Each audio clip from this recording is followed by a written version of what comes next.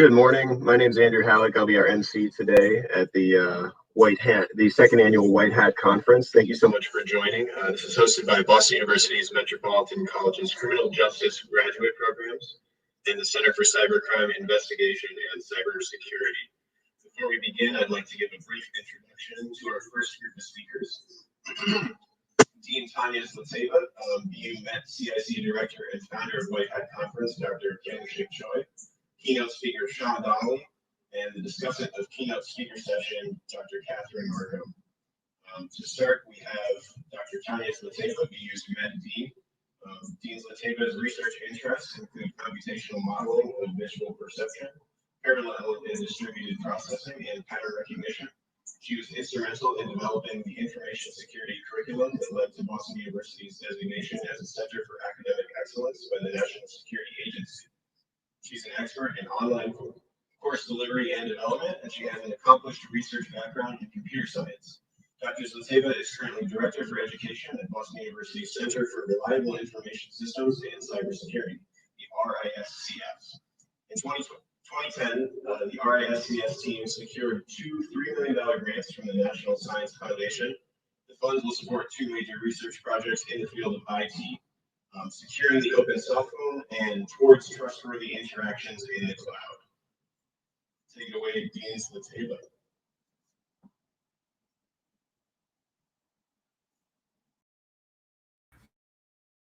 Zlateva. Distinguished guests and colleagues from here and around the world, thank you for joining us for the 2021 White Hat Conference. It gives me great pleasure to welcome you to Boston University, Metropolitan College, and the city of Boston. I wish we were physically here, but we will connect virtually, and hopefully in the years ahead, we will be together physically as well. The previous 18 months have been unlike any before. We learned to work and to learn with COVID in our midst. We realize keenly, clearly, and sometimes painfully how closely connected we are with any corner of this planet. We also learned how critical trust and working together are for our survival, but how difficult they are to achieve. History tells us that in times of trouble and danger, the social fabric wears thin and often gives way to tension, unrest, and confrontations. The last year and a half was unfortunately no exception. And this was despite our advances in technology, medicine, and communication, and despite our considerable knowledge of past pandemics. We witnessed stumbling and contradictory approaches to fighting the pandemic, a rush to finding easy answers and culprits, and increasing social, racial, and international tensions. The impact of the pandemic on crime patterns appears to be, in many aspects, similar to what we observed in the past. However, there is an important, I would say, crucial difference. The computing and data revolution of the last 40 years that brought computational power at our fingertips and allowed us instant connection to remote locations thousands of miles away, also opened new opportunities and paths for attack to criminals. As company transitions to remote work, relied on fast networks and cloud-based platforms, the large number of remote workers became targets for attacks and increased the vulnerability of the entire enterprise. And so did the heavy reliance on cloud-based platforms. That cybersecurity is essential is now a fact that everybody knows, everybody accepts, and is difficult to master. This audience of cybercrime professionals know best that the one crime category that has skyrocketed across the world is cybercrime. In some countries, by double digits and climbing. Some of the attacks, such as the SolarWinds hack and the Colonial Pipeline ransomware attack, become very famous.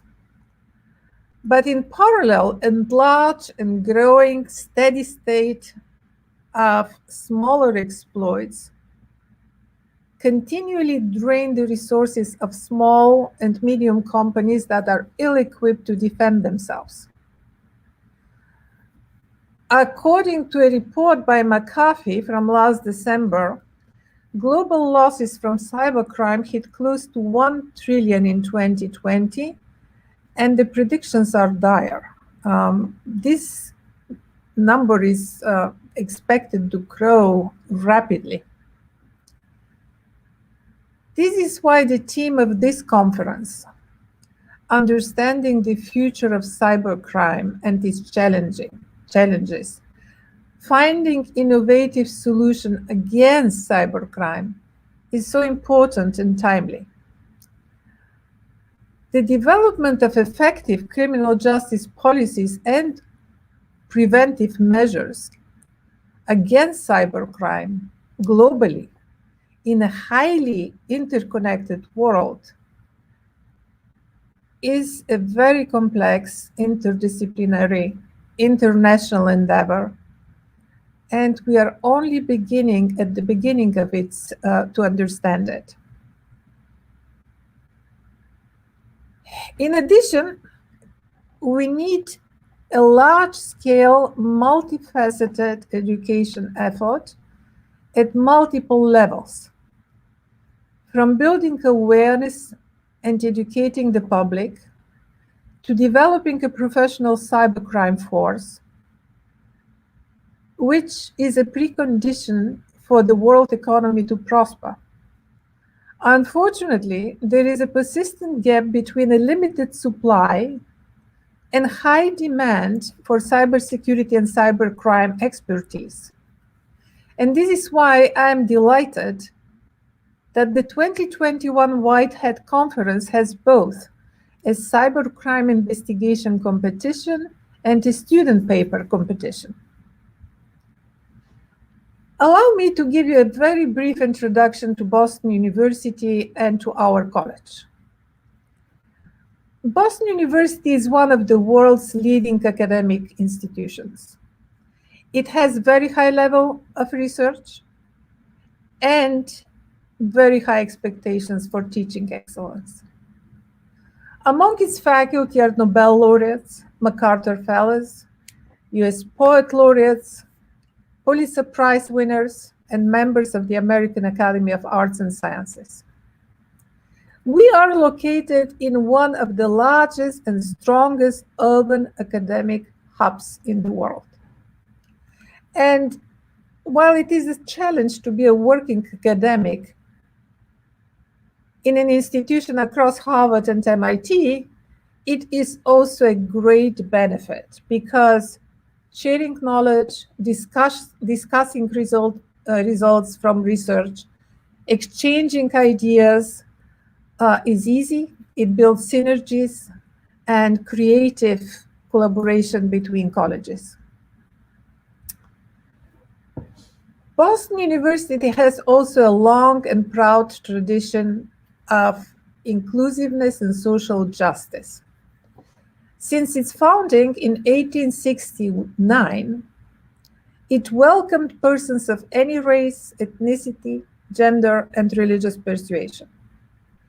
It graduated the first woman admitted to the Massachusetts bar, the first Black psychiatrist, and of course, Martin Luther King received his doctorate from Boston University.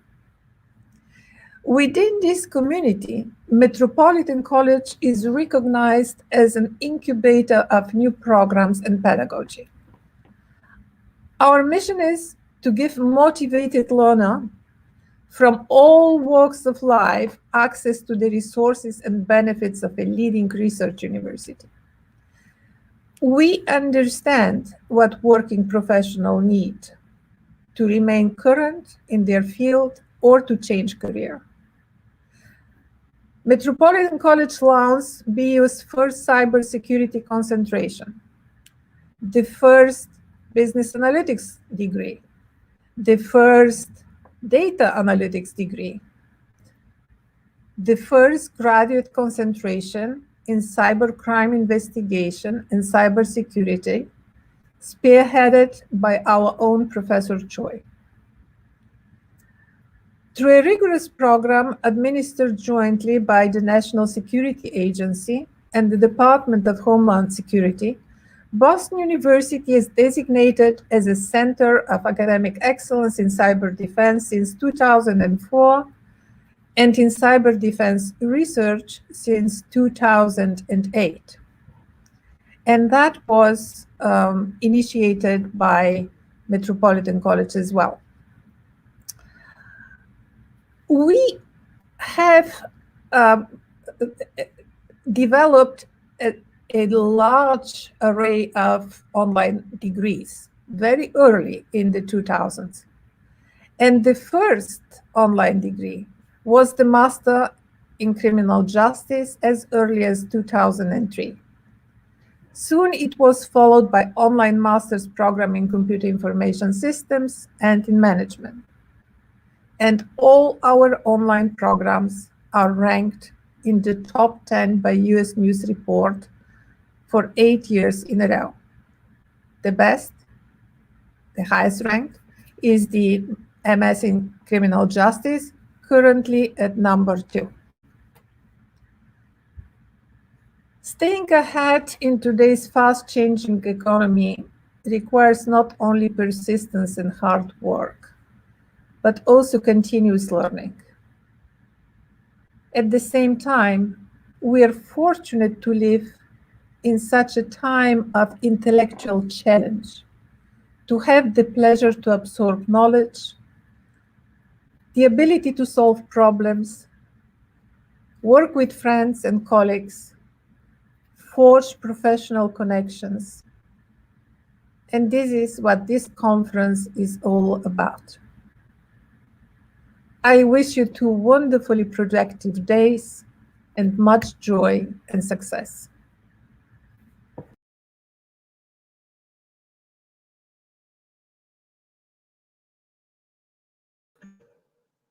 Thank you for that, Dean Zliteva. Our next speaker that I'll be introducing is Dr. Kyung-shick Choi, BU's Met CIC Director and the founder of the White Hat Conference.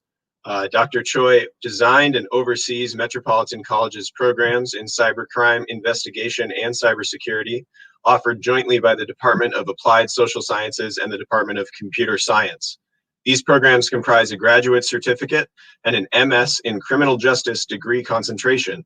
Choi has an established track record in designing and delivering law enforcement training programs in cybercrime investigation, including computer forensics and child exploitation investigation.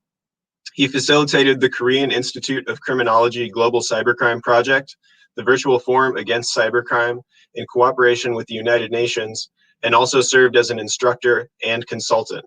He has been invited to deliver lectures at the Interpol and the Ameripol summits and has also testified as a cybercrime expert in support of the cybersecurity bill number H2814 for the Massachusetts State House.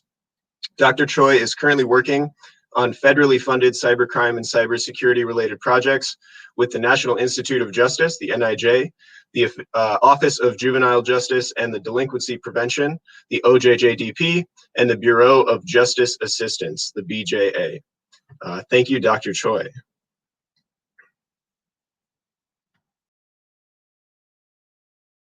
Welcome to the 2021 White Hat Conference in Boston. My name is Kyung-shick Choi. I'm a professor of the practice and the director of cybercrime investigation and cybersecurity program at Boston University.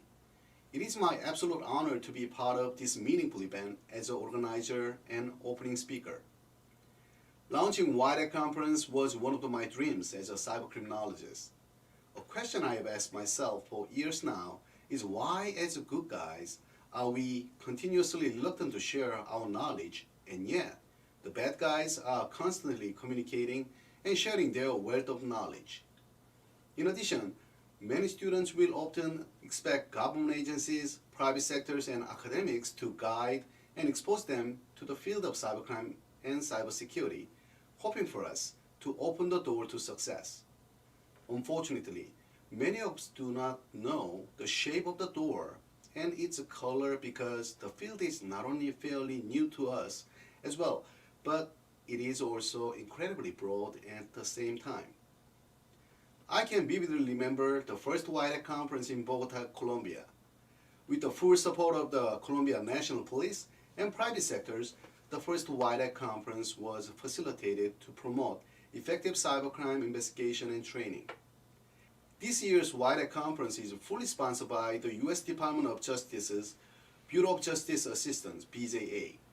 In 2019, the BJA awarded BU Med CIC a federal grant to support the project titled Student Computer Forensics and Digital Evidence Educational Opportunities Program.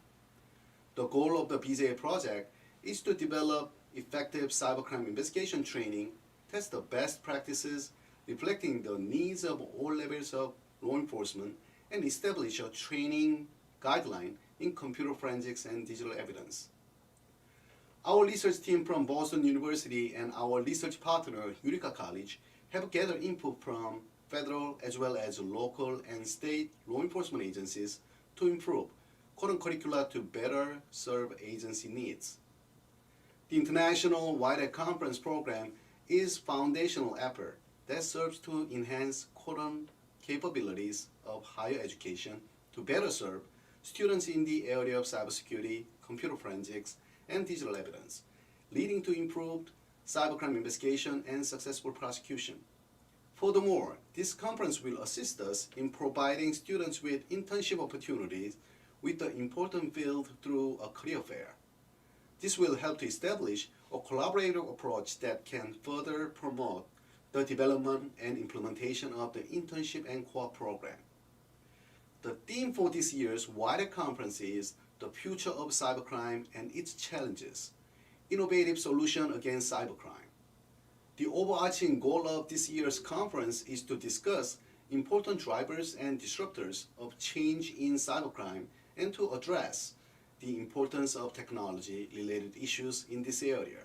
In particular, the global challenges related to developing effective criminal justice policies and preventive measures against cybercrime. Over the last few years, the development of technology and information has dramatically increased within nations located all around the world. This, in turn, has had a massive influence on the issue of cybercrime that society must face daily. Interestingly, current innovations are already being utilized to commit cybercrimes, and the merging of traditional crimes with various novel types of cybercrimes essentially formulate hybrid criminal methods. Some of the future challenges that cybercrime research and practices will mostly likely face often involve effects such as novel social systems, cyber-physical infrastructure, novel virtual technologies, as well as law enforcement proficiencies. Due to the lack of awareness, the probability of falling victims to these new types of cybercrime will inevitably increase. Science fiction writer William Gibson stated that the future is already here. It's not just evenly distributed. Perhaps this means that it is important to explore all current and new technology to gain better understanding of the nature of cybercrime issues so that we can eventually scientifically predict the cybercrime phenomena. We are all gathered here today to discuss and gain a better understanding of the nature of contemporary cybercrime and cybersecurity issues, while learning how to effectively respond to them by reflecting off government, private, and academic perspectives as a global community. 16 international White Hat teams have joined the cybercrime investigation competition to solve highly comprehensive and difficult to solve cybercrime cases.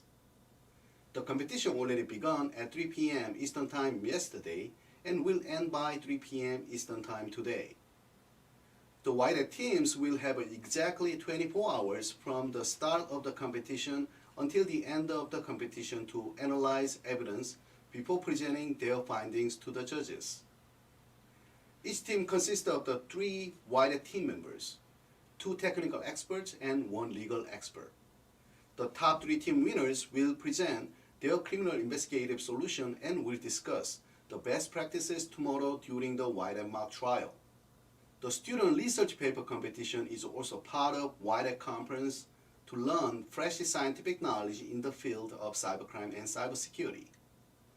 We have international guest speakers and the cyber expert joining from a total of 15 countries, such as Argentina, Bolivia, Cambodia, Canada, Colombia, Egypt, France, Hungary, Mexico, Peru, Singapore, South Korea, Spain, Switzerland, and the US.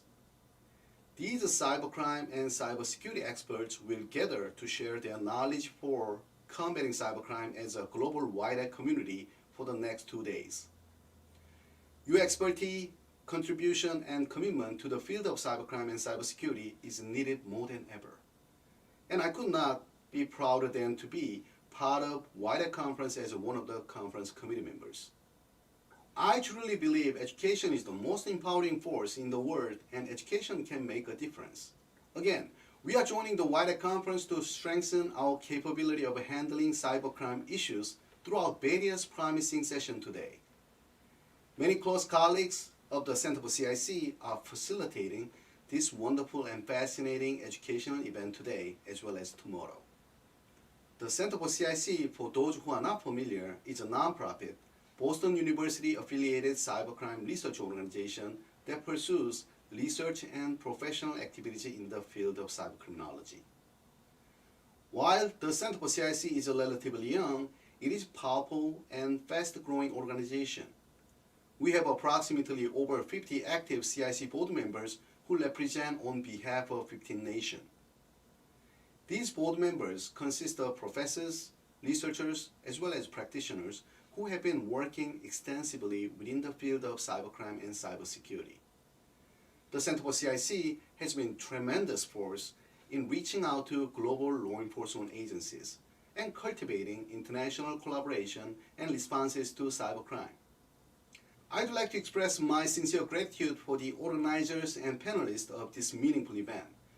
Dean Tanya Zlativa and Associate Dean Lou Chikushev from Boston University, Kyung-shick Chu from Eureka College, Carlos Cortez from Tenguete Sibiero Pensamiento, Sean Donnelly from Resolvon, Associate Director Alexis Wells from Cyber Infrastructure Security Agency, Nicole Vandermeulen from Europol, Li Pei Ling from Interpol, Benjamin Wright from Sense Institute, Joe Burgoyne from GE Healthcare, Salvador Semper and Mike Toro Alvarez from International Observatory of Computer Crime and the Federal Agency Recruiters and Special Agent from Federal Bureau of Investigation and Homeland Security Investigation.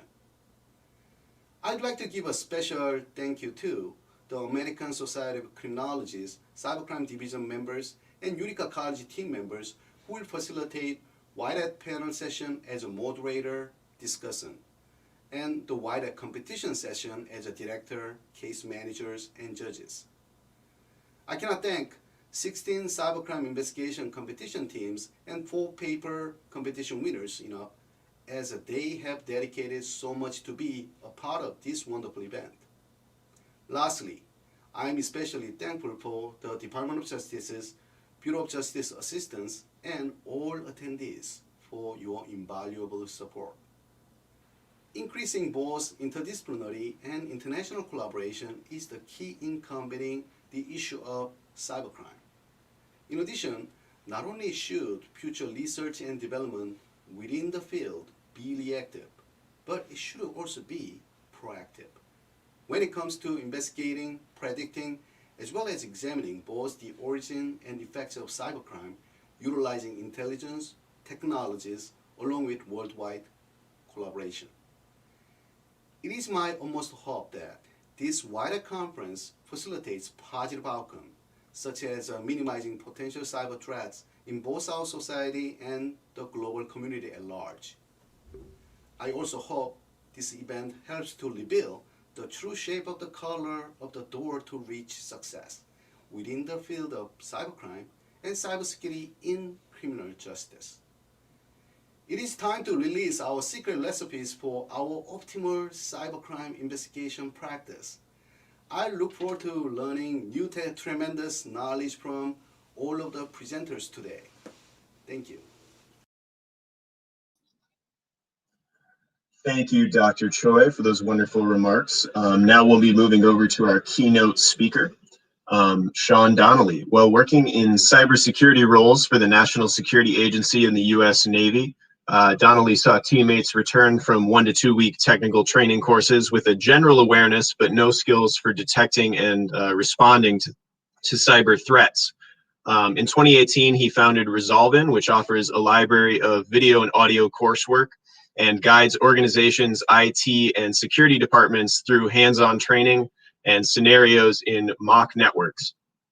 Self-funded and based in North Laurel, MD, Maryland, the 28-person startup has 8 client contracts, mostly U.S. government entities, totaling $10.9 million. For the successes of the modular cybersecurity training firm he launched, Donnelly, 29, has been recognized by Forbes magazine prestigious 30 under 30 list of industrialists as one of 2021's 600 brightest young entrepreneurs, leaders, and stars.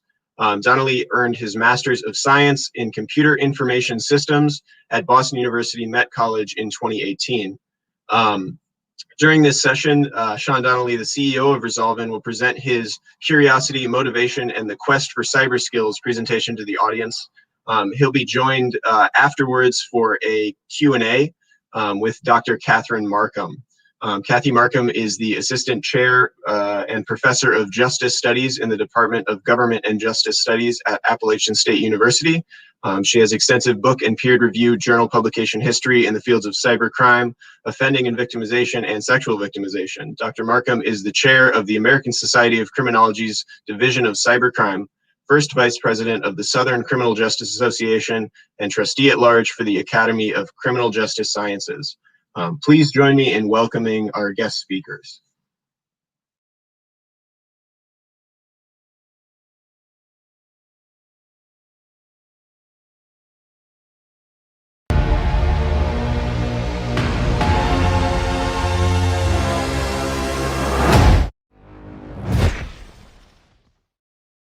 Hello, and welcome.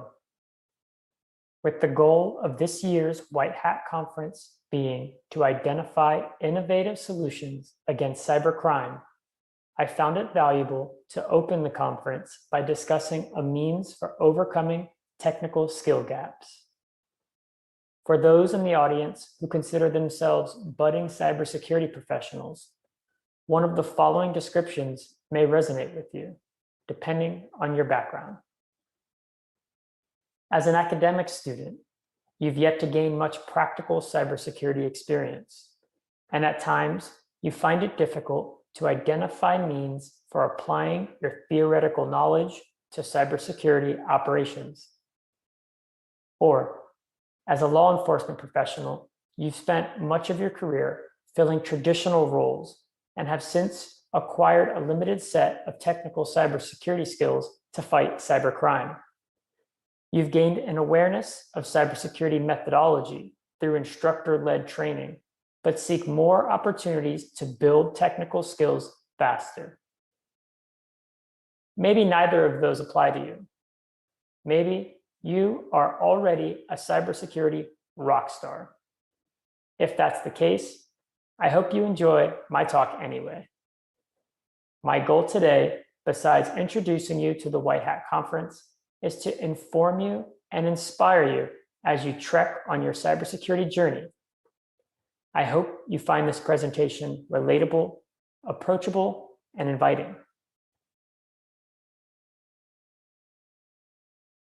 Before I talk to you about building cyber skills, let me tell you a bit about myself. My name is Sean Donnelly. Over the past 10 years, I've built technical skills applicable to both offensive and defensive cybersecurity work roles. I've done so through academia and on-the-job training, but mainly through my own structured and unstructured study. Along the way, I attended the United States Naval Academy and Boston University, served the United States Navy, and founded a company focused on helping others build advanced technical skill sets in both the government and commercial sectors.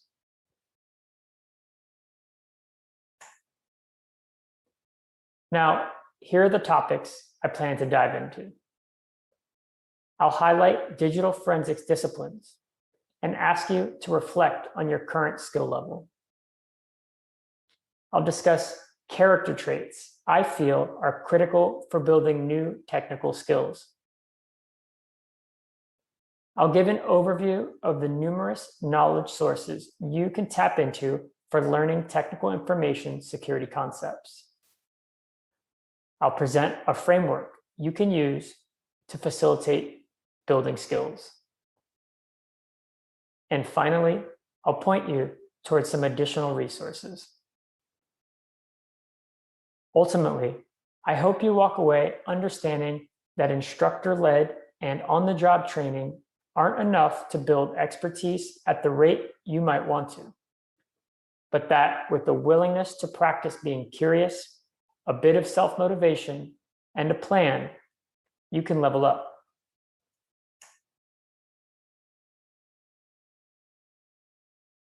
Before I get into approaches for honing soft skills and a methodology for building hard skills, let's first unpack digital forensics. Of all the information security disciplines, I think it's fair to say digital forensics is most interesting to this audience. So I will focus on it moving forward. The radar chart you see here is an example, meant to graphically depict the skill level of a digital forensics practitioner across 5 sub-disciplines. Each of the 10 dashed lines represent a skill level, and the outsidemost dashed line, line 10, represents skill mastery.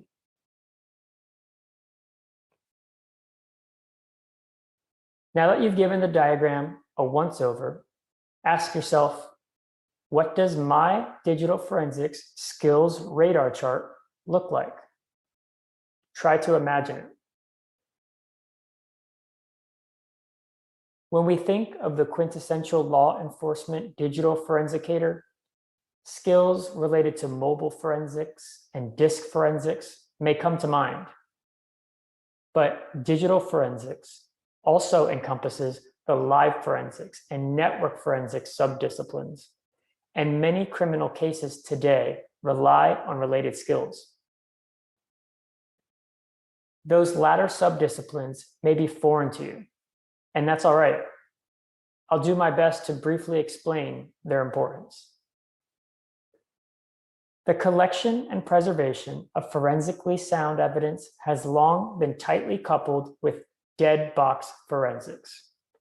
For those who have not heard the term before, dead box forensics involves obtaining a bit-for-bit duplicate image of storage from a powered-down system, then analyzing the image offline. In recent years, criminals have shifted their tactics, techniques, and procedures to significantly decrease interaction with non-volatile storage. Instead, they've pivoted to new methodology that is heavily reliant on modifying running system memory. Live forensics and network forensics both facilitate the use of techniques to detect memory resident malicious activity. Furthermore, these aforementioned techniques can often be executed remotely, allowing for practitioners to, in some cases, act quicker and reach systems that they can't access physically.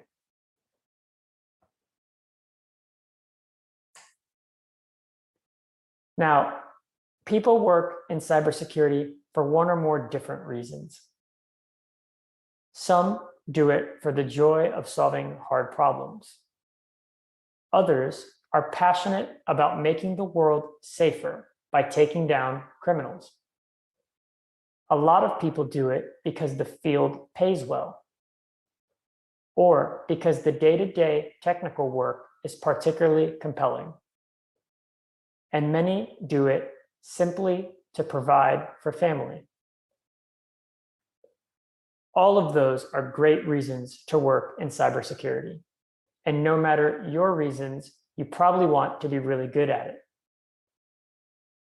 Throughout the hundreds of technical cybersecurity professionals I've met and led throughout my career, all of the really good ones share two character traits: curiosity and motivation.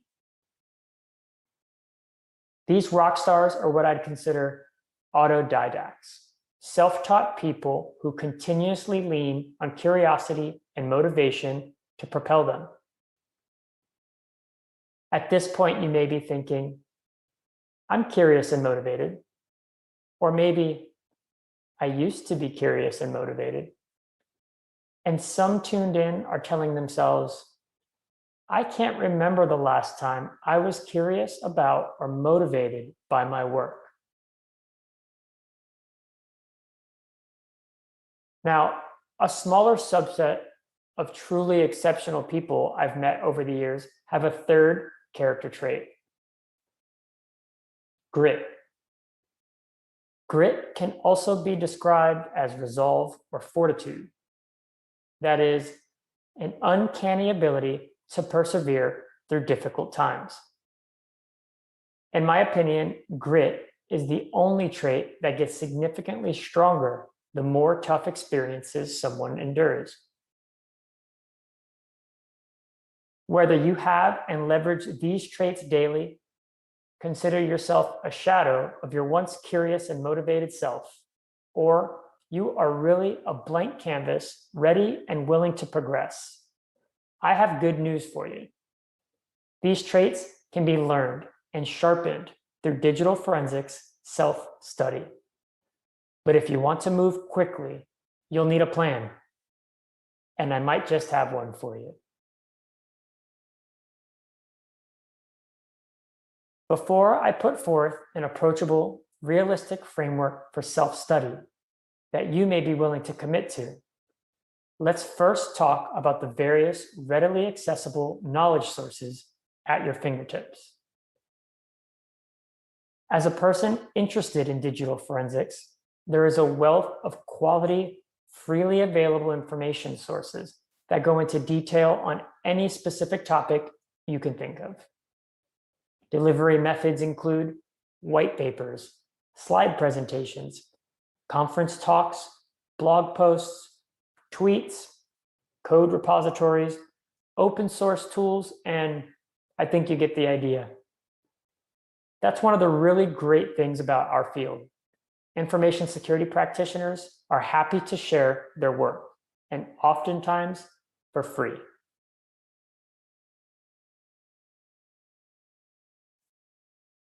But with all of the available sources I just mentioned, and new content being released daily, it is extremely easy to get lost in the overwhelming amount of information. What you may have heard referred to as information paralysis or analysis paralysis.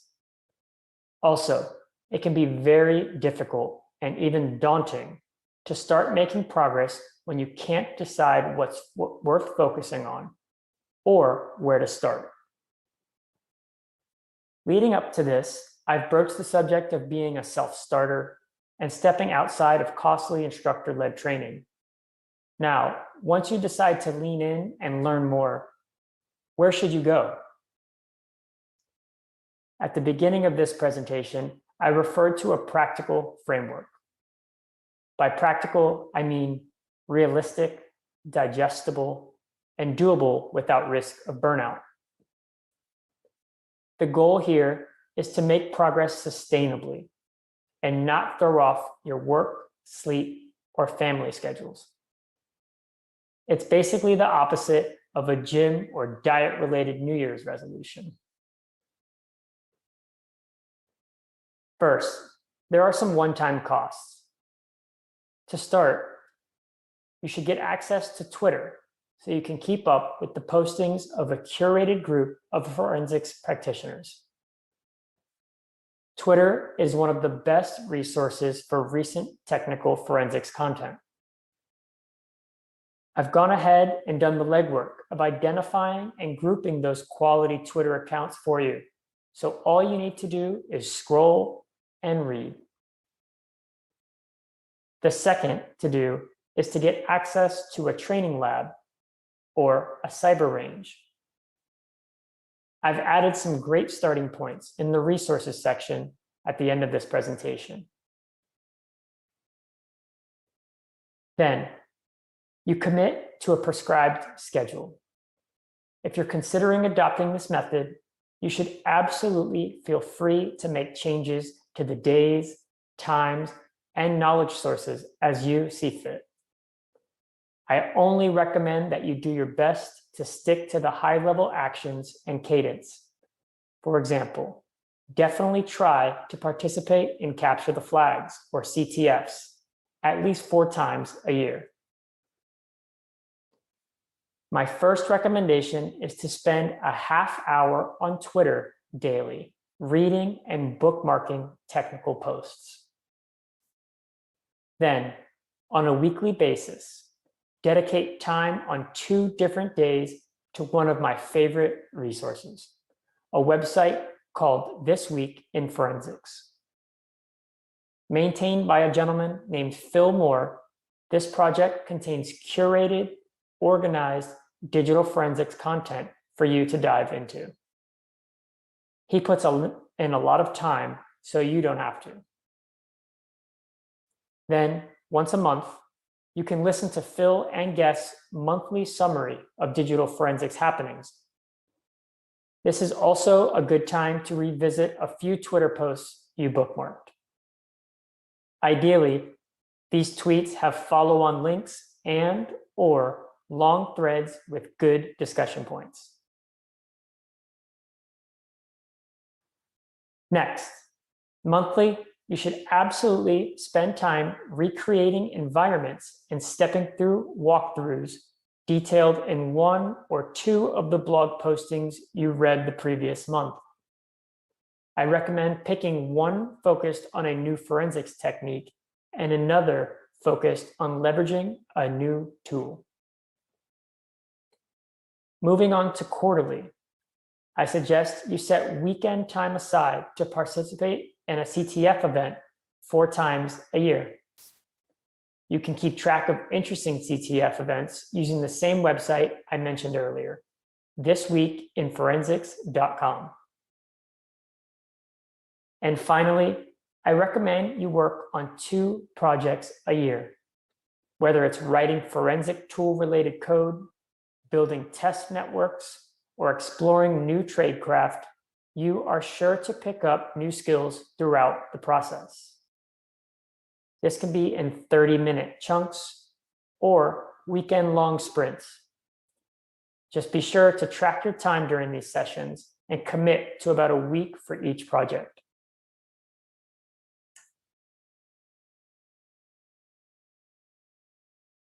Listed here are the training lab resources I alluded to early on. Also, I've gone ahead and posted these slides along with quite a bit more for you to check out in a GitHub repository at github.com/resolvin/WHCR. As I wrap up this presentation, I'll close with a modified version of my company's core value statement. May it be something you can turn to if you're ever in need of some outside motivation. As information security practitioners, we consistently deliver.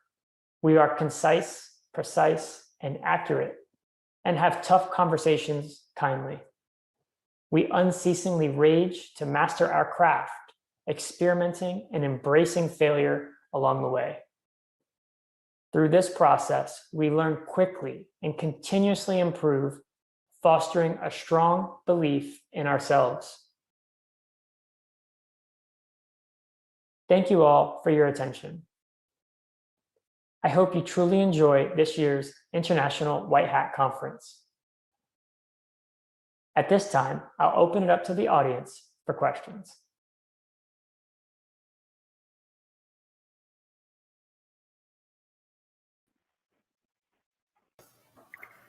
Hello, Sean. Thank you for joining us this morning or evening, wherever you are, but welcome. We already have some amazing questions, and I have a couple questions for you too, but I'm going to go ahead and start with the first audience question. Are there any specific education or training requirements Resolvent is looking for to hire its employees? Hi, Catherine. Thanks for the question. There are no specific requirements that Resolvent is looking for, but I'll tell you that in the interview process, there's definitely a lot of focus on hands-on for the applicant. And so what I mean by that is we really look to see if potential new hires have spent time, whether offensively or defensively, stepping through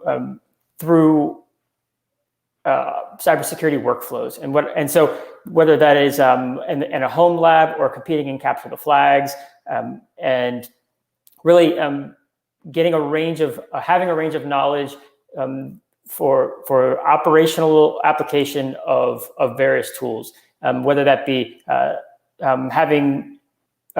being able to say they've actually deployed and practiced using certain SIM tools or EDR tools on the defensive side, as well as sensors, signature-based IDSs, heuristic-based IDSs and protocol analyzers. And then on the offensive side, command and control frameworks, generating payloads, and stepping through attack life cycles on mock networks or training networks, doing boot to root style capture the flags and things of that nature. And any of that information that can be spoken to by the applicant is definitely a great sign that they've spent some time working on these on their skill sets, and that they're eager to learn more. And I think that sets them up very well for junior opportunities at Resolvent. Hopefully that answers the question. Absolutely, thank you. So our second question is, can you share any issues Resolvent has encountered in the past while training using the cyber range? Sure, yeah, so part of what Resolvent does is supports large scale real-world exercises. One example of this is the United States U.S. Cyber Command has an exercise they put on one or more times a year called Cyber Flag. And these the networks for these events are around, we'll say, 3,000 to 4,000 nodes. And so keeping up a network of that size can be very involved. And so these exercises go on for about a week at a time. And so these are typically networks consisting of full Windows Active Directory domains, multiple enclaves, cross-domain solutions, and really just to mock up real and simulate and emulate real-world networks. And so at times, some of those services go down, and they have to be brought back up, or there needs to be modifications made based off requests by the participants. And if anything, if there's any issues encountered, it's that trying to answer the mail as fast as possible and keep the exercises going to allow the participants to progress. I'd say is I think we do a really great job of it, but it requires a lot of work. So hopefully that answers the question. Wonderful, thank you. Our next audience question is, can you tell us the difference between CTF and cyber range platforms? Sure. Yeah, so CTF stands for Capture the Flag, and Capture the Flag is a type of competition or challenge where you are solving challenges or prompts for you to execute workflows to capture a quote flag unquote. And so you submit that you get the flag, and it's typically some type of hash or a compilation of random words, and you submit that to get points. And so capture the flags are typically executed on cyber range platforms. Cyber range platforms are either on-premise platforms that are, what I mean by that is a set of racks, or even in smaller cases, one rack or even 1 or 2U blade servers hosting virtual machines on a hypervisor. And so separate from that, you have cloud-based cyber ranges that allow users, trainees, participants to access these cyber range platforms through a browser, connect to a web application, log in, and then a lot of the maintenance, upkeep, and configuration is abstracted from the user, and then they can access it just through the internet. And they can interact with virtual machines, the actual consoles, graphical user interfaces through the browser. And so to circle back, CTFs are typically executed on cyber range platforms, and cyber range platforms can be either on-prem, hosted in the cloud, or hybrid. Okay, so our next question that was reading my mind. I think we're on the same line because I'm really interested to hear. But our next audience question is, what is the worst case scenario your company has worked on so far? I could say I'll shift the question a little bit and say maybe one of the most interesting, it's interesting because it involves not only an information technology or IT environment, but also an operational technology or OT environment, specifically industrial control systems. And something we worked on last year was we spent a few months building a virtual simulation of a fuel farm. And the fuel farm is meant to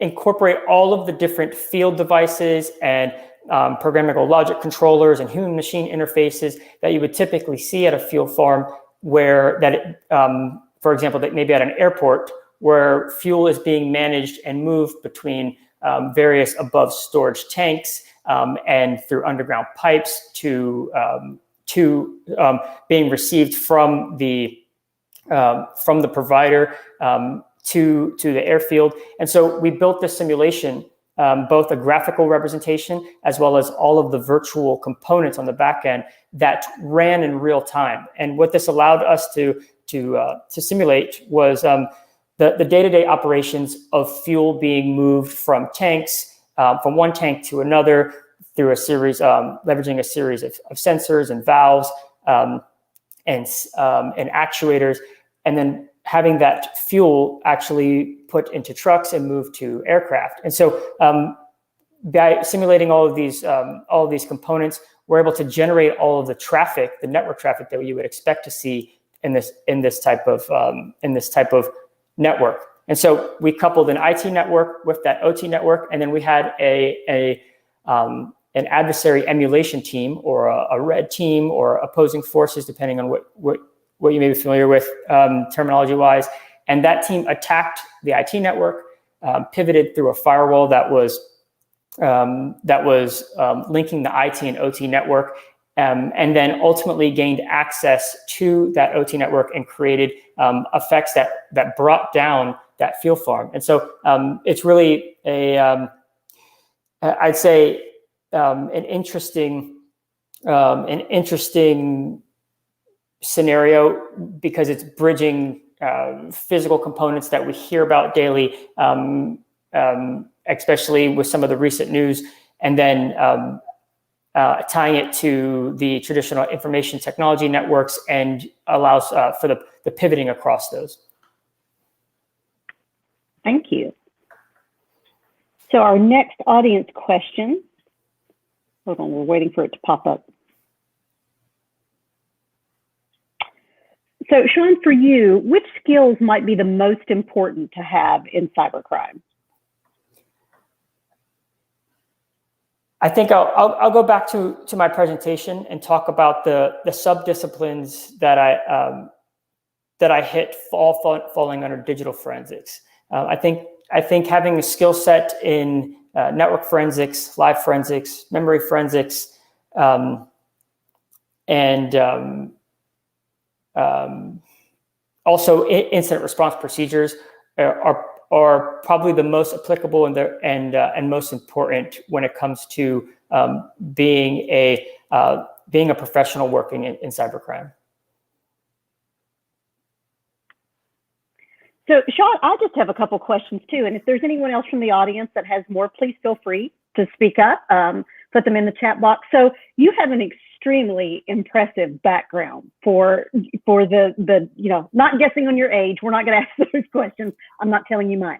But just for the short length of time you've been in this profession, you have an amazing and impressive background. Can you tell us kind of the history of how you got to where you are? A little bit of a life history in that regards, because I'm sure there are many people who are very interested in going into the field, but really unsure of what pathways are appropriate to take.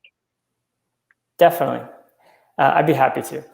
So I got started with computers and interest in computers at a young age. And by the time I had made it to high school, I knew I wanted to study computers in some way, whether that would or leverage computers during my time in high school in some way. And so among other courses, I ended up in computer science AP. That gave me familiarity with the Java programming language. And then when I moved on to college at the United States Naval Academy, I had some interesting opportunities. And one of them was to be a part of an experimental course called Electrical Engineering 488 Alpha, which is actually a cyber engineering course. It was a pilot. And throughout that 6-month course, I got my first experience with hacking. And at that time, we were using the Backtrack 5 distribution, the precursor to Kali Linux, and our textbook was called The Art of Hacking. And throughout that 6 months, I gained a bunch of new skills and awareness of offensive techniques for penetration testing that really sparked my interest. And from there, I was fortunate enough to have the opportunity to commission in the United States Navy as an information warfare officer and focused on conducting cyber-specific missions. At that time, I moved to Hawaii. I worked with the National Security Agency for a few years and really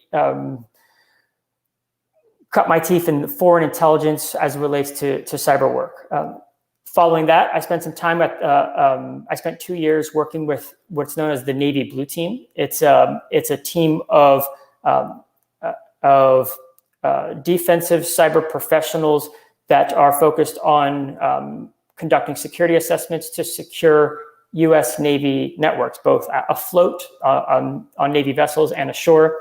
And there is where I really started. I pivoted to the defensive side of work, and I found it really, really interesting. And so all along the way, I really chased down difficult coursework, certifications, my degree from BU, really just taking on new challenges that were going to almost force me to become good at cybersecurity from a technical standpoint. And so that's my journey in a few minutes. And we actually have another audience question too. What I think it's going to pop up on the screen, but what type of lab do you recommend to begin training on offensive and defensive techniques? Definitely. So bear with me for 1 minute here, and I'll see if I can share my screen. Sure. So I pulled up what I have pulled up here on the screen is is the URL, actually the repository that I referenced during the presentation in the resource section. It's the github.com/resolvent/WHCR, which stands for the White Hat Conference Resources. And in this repository, I have a README markdown file that has a bunch of different resources that I referenced throughout the presentation. But where to answer that question directly, I have two areas here. One, the digital forensics and incident response capture the flags, and a number of good, what I consider to be good starting points for capture the flag type challenges, both for guided and both guided walkthrough style labs as well as competitions. And then at the bottom here, you'll also see training labs / cyber ranges and some links to those training labs that I think would be a great starting point for those looking to start getting hands-on. And you just in kind of the same facet you mentioned earlier when you were talking about one of the scenarios that you put on with the gas lines.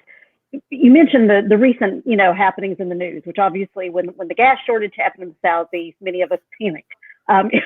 There was a run to the gas pumps with that. When these things happen, especially, with ransomware and these different, international attacks, what are the reactions from your clients? Do you see, a jump in a desire for assistance? Do you see an increase? What does that do for your company and your clients? Sure. Well, publicized attacks like the Microsoft Exchange servers, like those on Microsoft Exchange servers, the SolarWinds software, and the Colonial Pipeline billing system, they affect Resolvent client awareness, definitely. And our clients are mostly security teams who are focused on detecting and responding to similar attacks on their customer networks. And so these publicized attacks spark interest for generating scenarios to reenact those attacks.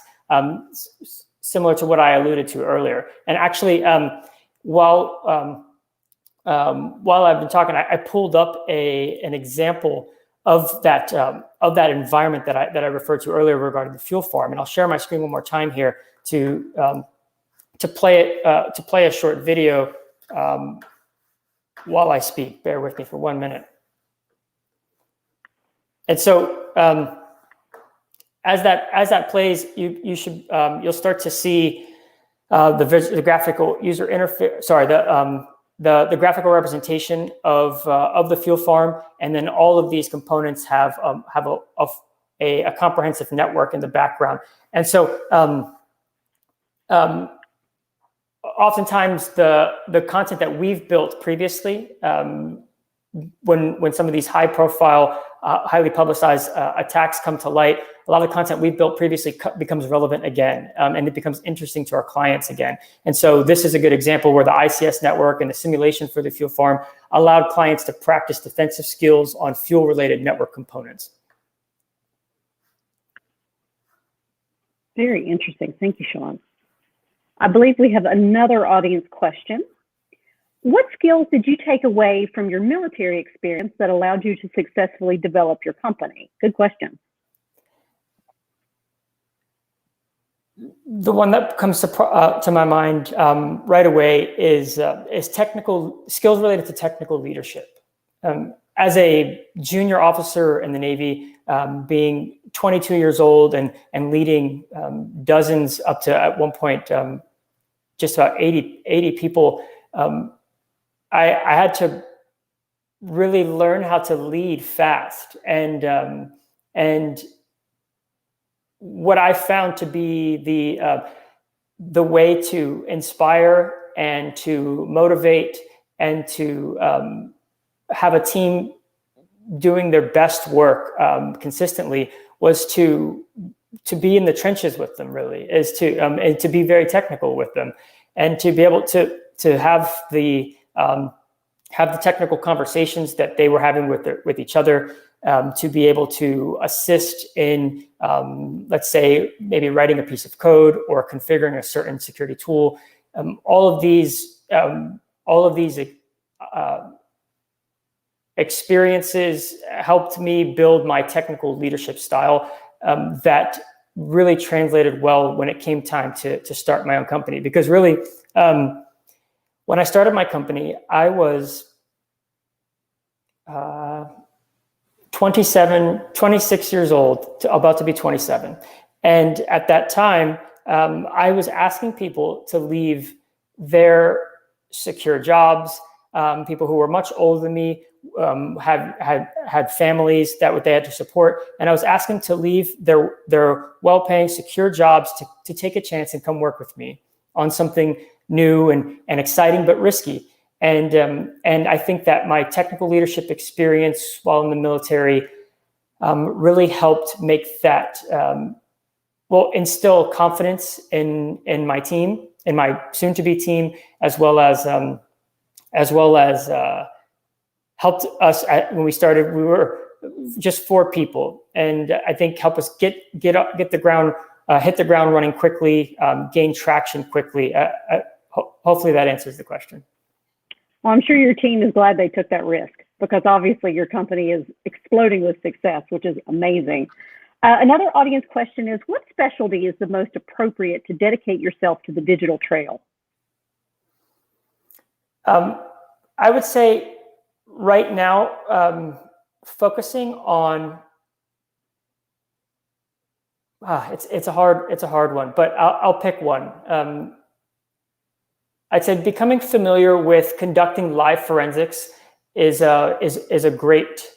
I think now is a great time to pick that as your specialty. And specifically, what I mean by live forensics is getting comfortable with leveraging tools that allow you to ask questions of computers and devices in real time. Being able to reach out to a device and get information, for example, if it's a Windows machine, about certain running processes and services, pull various logs that are resident on the machine while it's on, and learning to conduct analysis based off of those results. And so, for example, chaining processes and spawned processes and child processes on a Windows machine, and being able to identify what is most likely benign versus malicious I think is a great start, or is a great place to spend your time if you're going to specialize. The tools to ask these types of questions you may be familiar with, but if not, I would definitely recommend looking into. These are typically known as live forensics tools or remote triage tools. Some of these include OS Query, GR, or the Google Rapid Response Framework, also Velociraptor, maybe there's a few others. There's a few others out there that are pretty prominent and well supported. And getting back to my presentation, I referenced a Twitter list called Forensics or 4N6 Forensics Tools. If you go to Twitter and search at Resolven and check out the list, the public list there, and find the Forensics Tools list, you'll be able to track a lot of the recent content being pushed out by the accounts that are managed by the accounts related to those tools. So I think that would be a good place to start for that specialty. So I think we have time for one more question from the audience. What are the aspects of your cybersecurity work are you least excited about, if any, and what are you most excited about? Yeah, so my cybersecurity work in my role definitely requires a lot of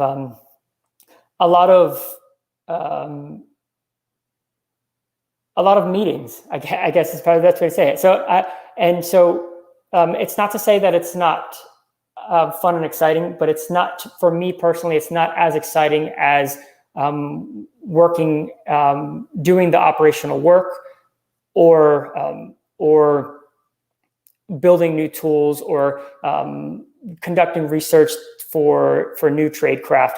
Though that's, for me, the hands-on technical work is definitely the most exciting. And some of the meetings and the also reports, drafting documents is probably the less fun work for me, if I had to pick. Thank you, Sean.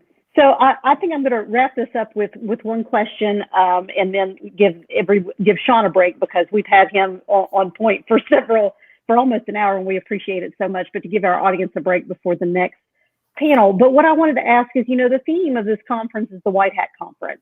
And for those who are extremely familiar with the hacking culture, or those who aren't, there's definitely a difference between the approaches of hacking and the benefits and what we believe we should have the right to do and the access to. Can you tell us what your ethics are on hacking? Do you know what usefulness is it, and what is your personal beliefs on how it should be used? Sure. Yeah. So to unpack the term hacking a little bit, and from a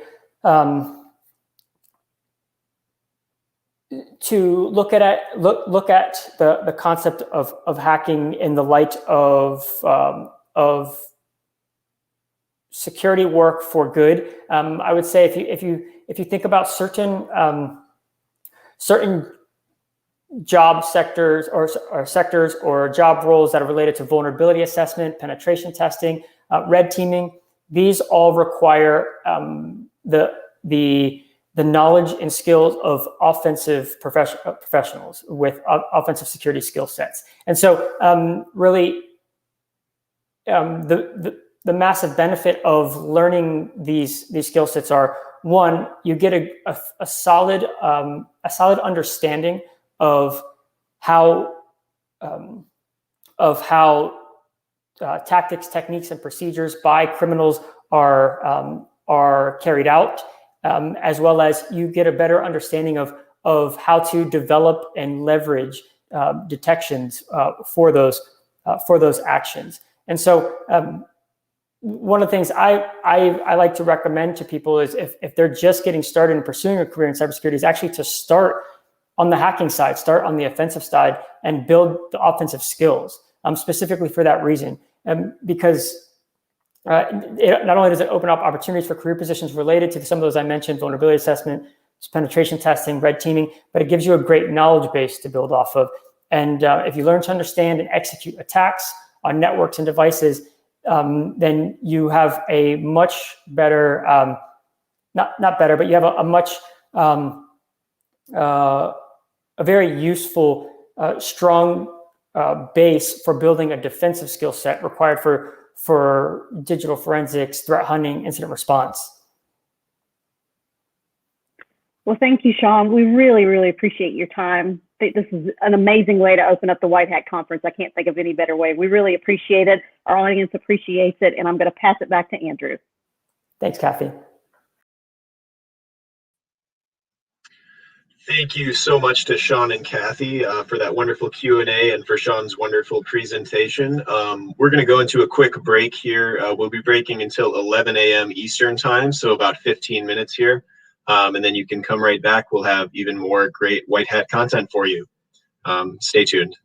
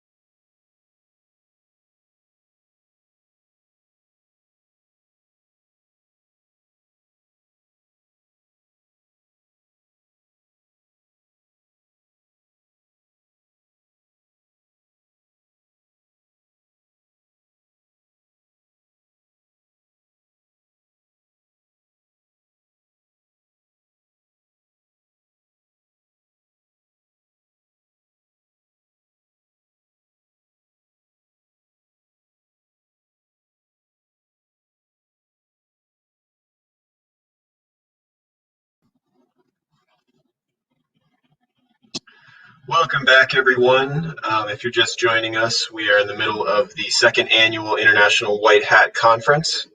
And before I begin, I'd like to give a brief introduction to Alexis Wales, the Associate Director of the Cybersecurity and Infrastructure Security Agency, the CISA, and the Department of Homeland Security. Ms. Wales brings a wealth of expertise to the CISA with over 15 years of experience in various cybersecurity and infrastructure security focused positions. In her current role, she leads the CISA's Cyber Hunt and Incident Response Mission, reducing risks to critical infrastructure partners before, during, and after cyber events and incidents. Her talented team performs threat analysis, detects and hunts for malicious cyber activity, and supports mitigation and response efforts.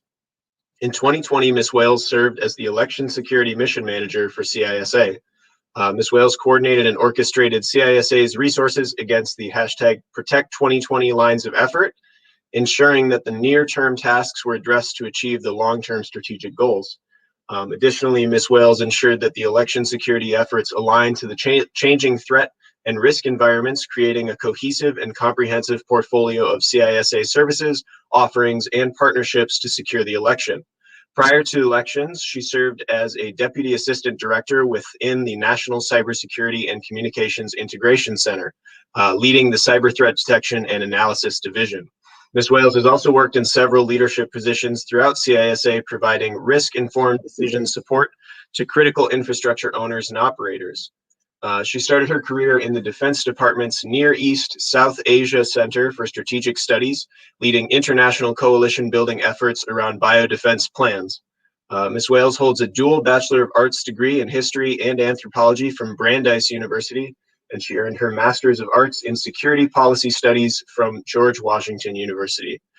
Following Ms. Wales' presentation, there will also be a Q&A where we'll be joined once again by Dr. Kathy Markham. Take it away, Alexis Wales.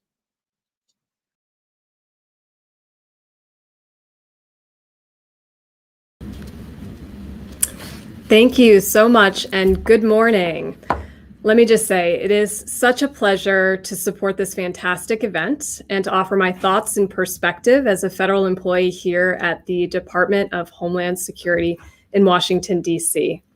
I'll start by introducing myself, and while I very much appreciate that intro, there's a couple of items within my background that I think take us on that journey that we've all taken to get to cybersecurity and working within this really interesting field known as cyber. I've been in the risk management business for about 15 or so years now, focusing on driving down risk to our nation's most systemically important critical infrastructure. That's a mouthful, and we'll come back to what that means a little bit later. I started my career in government right after the tragic events of 9/11. Like many of my classmates at Brandeis University in Boston, Massachusetts, I was moved to action by the tragedy of that day. I left Boston for the Washington, D.C. area shortly after graduation to attend graduate school and to take a position within the Department of Defense.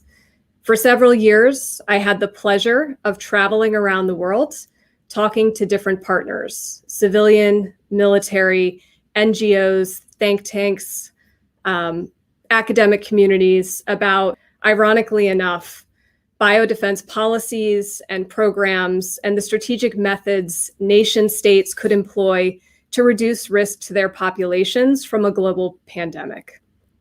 If I only knew then how relevant my studies, my early work, and the key alliances we were developing would be. So where did the cyber come in? About 12 years ago, I accepted a position within the Department of Homeland Security. I was hired to be an analyst, allegedly focused on the topic of biodefense here in the United States.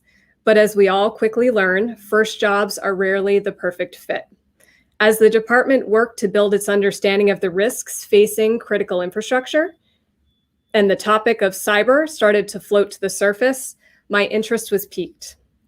I've always believed that to truly manage risk, especially risk over time, you must have a coalition of the willing, a clear path to visibility of what that risk looks like up close and personal, and most importantly, a shared understanding of the actions your coalition needs to take to manage that risk. You cannot manage what you cannot measure, and it is sure as heck hard to measure things in cyber. Much like the dialogue I had participated in during my time with the Department of Defense, I was drawn to the concept of another set of mostly invisible bugs. Refusing to acknowledge borders, these bugs ignored systems of governance and the rule of law and regulation. The challenge was accepted. My home agency, known as the Cybersecurity and Infrastructure Security Agency, or CISA, is only 2.5 years old. We are a very young agency inside of a very young department. In November of 2018, Congress passed legislation creating CISA, prioritizing its mission as the federal leader for physical and cyber infrastructure security. Within CISA, I proudly lead a team of cyber threat hunters, an area and portfolio of work that will be very familiar to many of you participating in this conference today. CISA leads our defensive operations in the fight against nation state and criminal activity within the Homeland Security cyber domain. I state that clearly. We have key partners focusing on areas outside of the United States and partners who have authorities as law enforcement officials. Information sharing amongst all of us is imperative. To enable a collective defensive posture, we must bring everything we can to the fight, and we must do so in an organized, efficient, and well-practiced manner.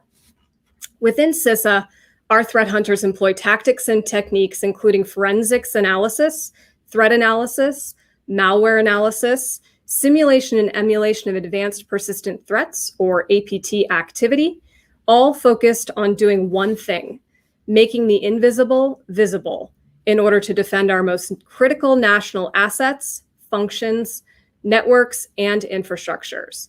As I said previously, you cannot manage what you cannot measure, and it is impossible to measure what you cannot see. We in threat hunting turn that spotlight on. We find and detect threat activity, and we work to counter it with our key partners and allies across the global community. It has been an incredibly important and exhausting year in cybersecurity. I'd just like to take a moment to review the environment that we've all been working on, whether within the Washington, D.C. area or across the globe. CISA has participated in, and I'd like to pay attention to and pay recognition to our field of shared work and to our tireless community of defenders, all of which you are a part of. Over the past year, CISA has led a whole of nation effort to protect our 2020 elections and to protect democracy. CISA has supported network owners affected by the supply chain attack against SolarWinds.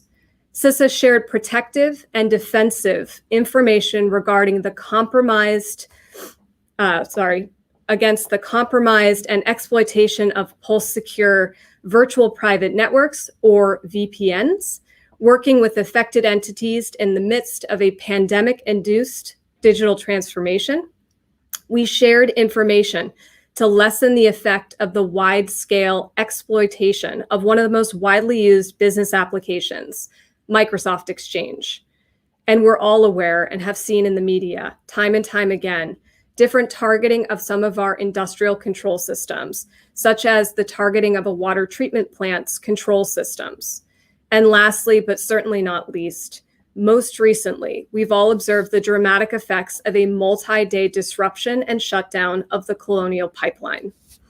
Our adversaries are growing bolder. Their tactics are growing more sophisticated, and their targets are more consequential. Our role at CISA is of utmost importance. We are the only federal agency whose sole purpose is to help public and private sector stakeholders strengthen their security and enhance their resilience, to enable others through the provisioning of tools, education, and advice to fight back against the bad guys. That mission and that mindset flows through everything that we do here at the Department of Homeland Security, specifically within CISA. And it is informing the dramatic transformation of the government's cybersecurity posture. What does that transformation look like? It's threefold. First, and foremost, and this will sound very similar to what I'm sure many of you are going through or supporting your organizations or looking towards future careers are also focusing on. First and foremost, we're getting our own house in order. Despite the significant progress we have made over the past decade in federal cybersecurity, our own .gov networks, there are still gaps. These gaps persist today. SolarWinds and the attack on the supply chain that led to the SolarWinds event highlighted the cybersecurity deficit we are in, but we are now on track to make the federal government the gold standard for modern cybersecurity. Congress has heard this need and recognized this need and has provided CISA with key authorities and funding to secure the federal networks that underpin essential government functions. The second pillar of our transformation here at CISA within the Department of Homeland Security is we've renewed our focus on systemically important critical infrastructure. That's that mouthful that I referenced earlier on today, and it's one of our driving principles.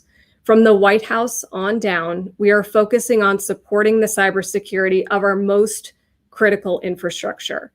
As the Cyberspace Solarium Commission's final report stated back in March of 2020, attacks on systemically important critical infrastructure can have cascading, destabilizing effects on U.S. national security, economic security, and public health and safety.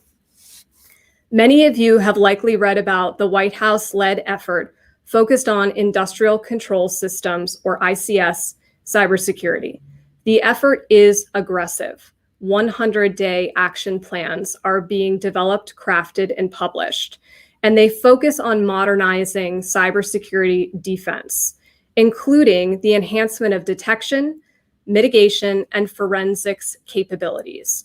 Again, our focus here as defenders is on making that risk, that threat, visible so that we can counter it.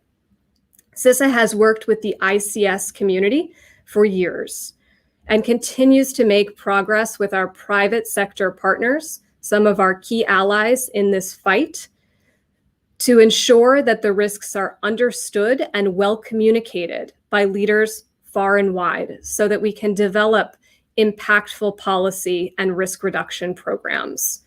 The potential consequentiality here, the ability of the bad actors to cause truly horrific harm, both physical and economic, is real, and it's unacceptable. Our third pillar of transformation here within the federal cybersecurity world is to raise the baseline across the entire cyber ecosystem. Why? I think the statements there and that I will make will resonate with everyone. The plague of ransomware is not slowing down. Ransomware knows no boundaries. It's a target of opportunity, and it is indiscriminate. Our secretary here at the Department of Homeland Security has prioritized CISA's work in countering ransomware. We've seen ransomware hit cities, hospitals, critical manufacturing, pipelines, and more. As a citizen, this fills me with anger and dismay, and I'm sure you as well. It is intolerable that bad actors can deny essential services from being delivered, and it demands global action. We continue to learn that in our interconnected world, where the risks are shared and your most vulnerable partner, supplier, vendor, or contractor is often the vector to compromise of your network, we must raise the cyber baseline across the entire ecosystem.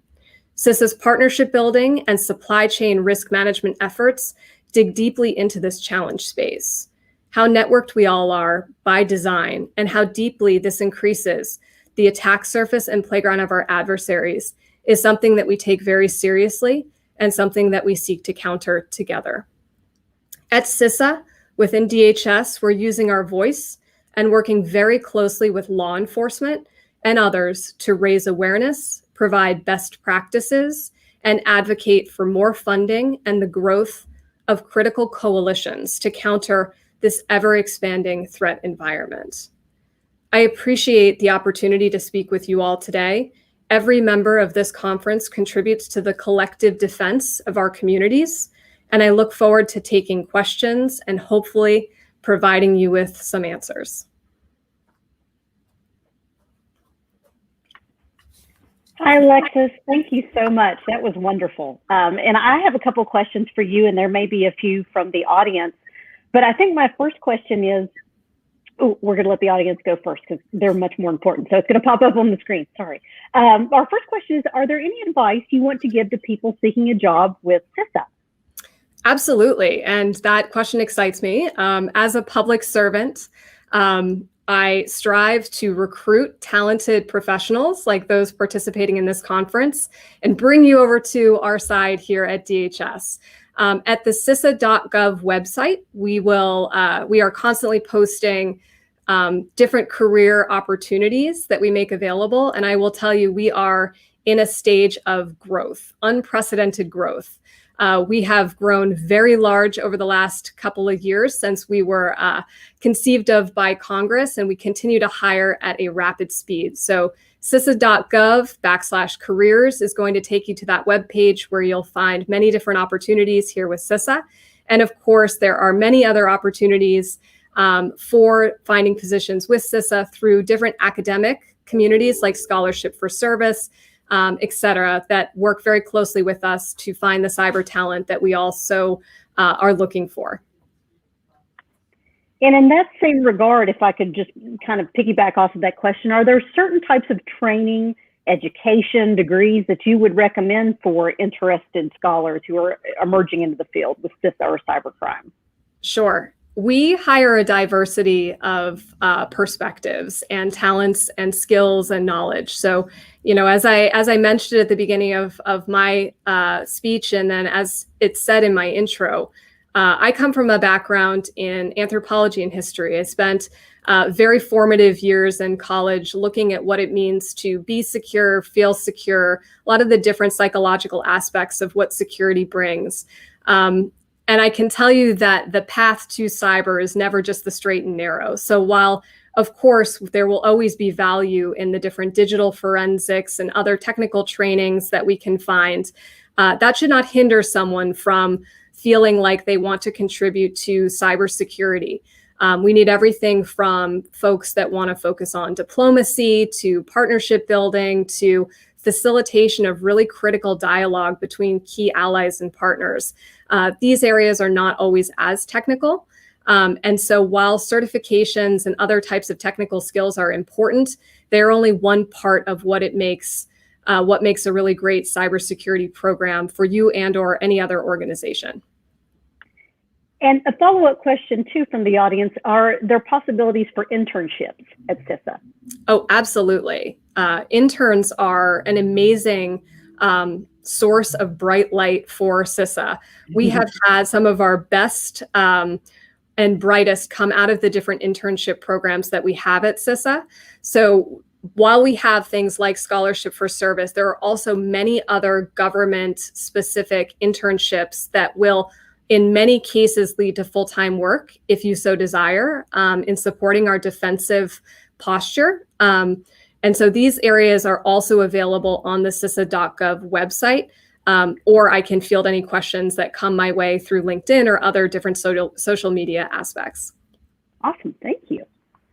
So our next audience question is, what proactive steps can we as users take to protect ourselves against the increased amount of ransomware attacks?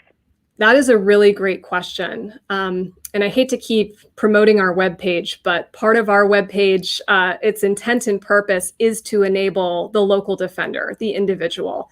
We really are protectors of the people, and we make sure that our website is geared towards very, very localized risks, sometimes at the user level. So within the CISA.gov website, you'll find an entire page dedicated to resources on countering ransomware, both for organizations and for individuals, focusing on cyber essentials. And our cyber essentials really showcase how it is that you create a safer space for interacting in the cyber world. and will also include quite a bit of best practices and tips that can be immediately employed to prevent ransomware. So I recommend checking out that webpage. It'll also take you to different resources from the FBI and the National Security Agency and many others at the local level that are helping to support the countering of ransomware. Thank you. Our next question is, how can people from other countries join or help CISA? Another great question. I'm really appreciating all of these audience questions. So we work with international coalitions. We work with key allied partners through many different information sharing and exchange programs. Depending on what country you're coming from and or what part of your country, if you're civilian or military or part of an NGO or a think tank, we have an information sharing approach for you that has been developed and catered very specifically towards, very specifically towards the exchange of critical elements of information.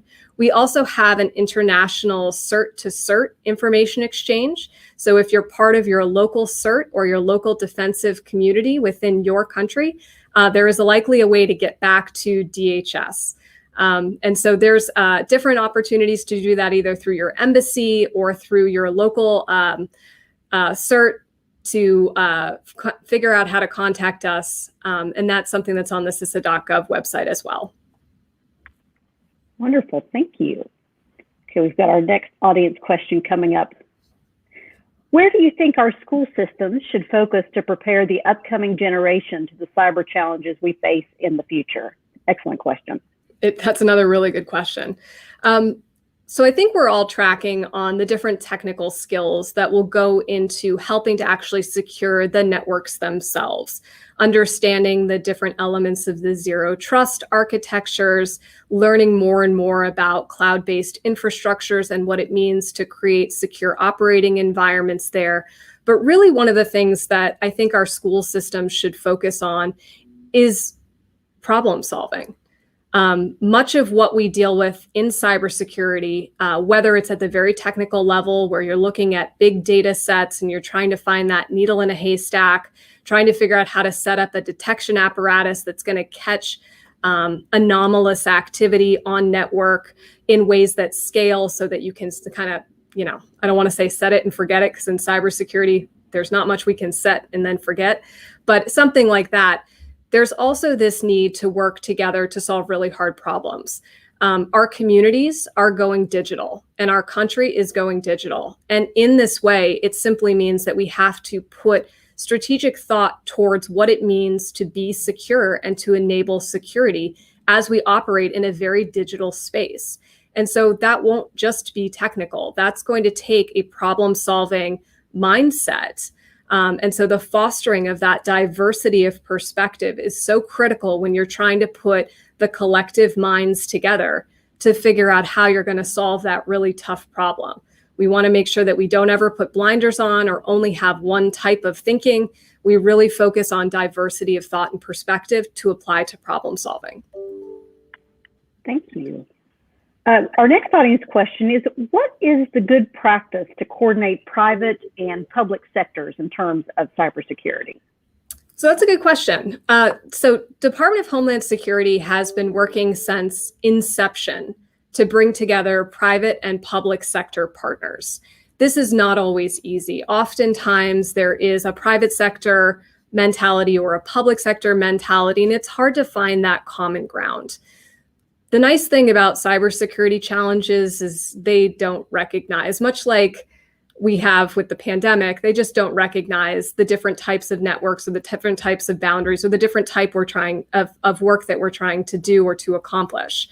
And so for us at CISA, we have many different coordinating councils or governance councils at the local level where we bring public personas and different private sector entities together to talk about some of these challenges. Everything from the Girl Scouts of America to the challenges with K through 12 education to local law enforcement.